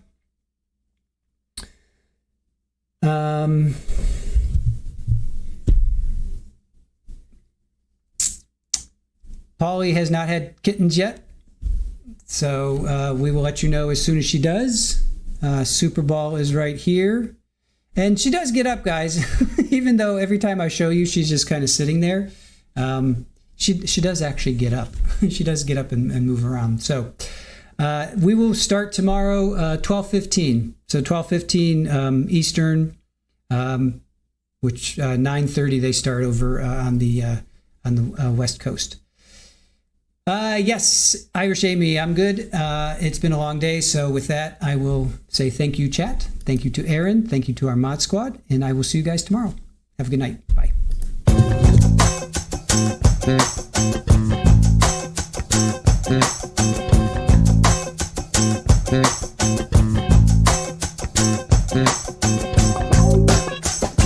Yeah.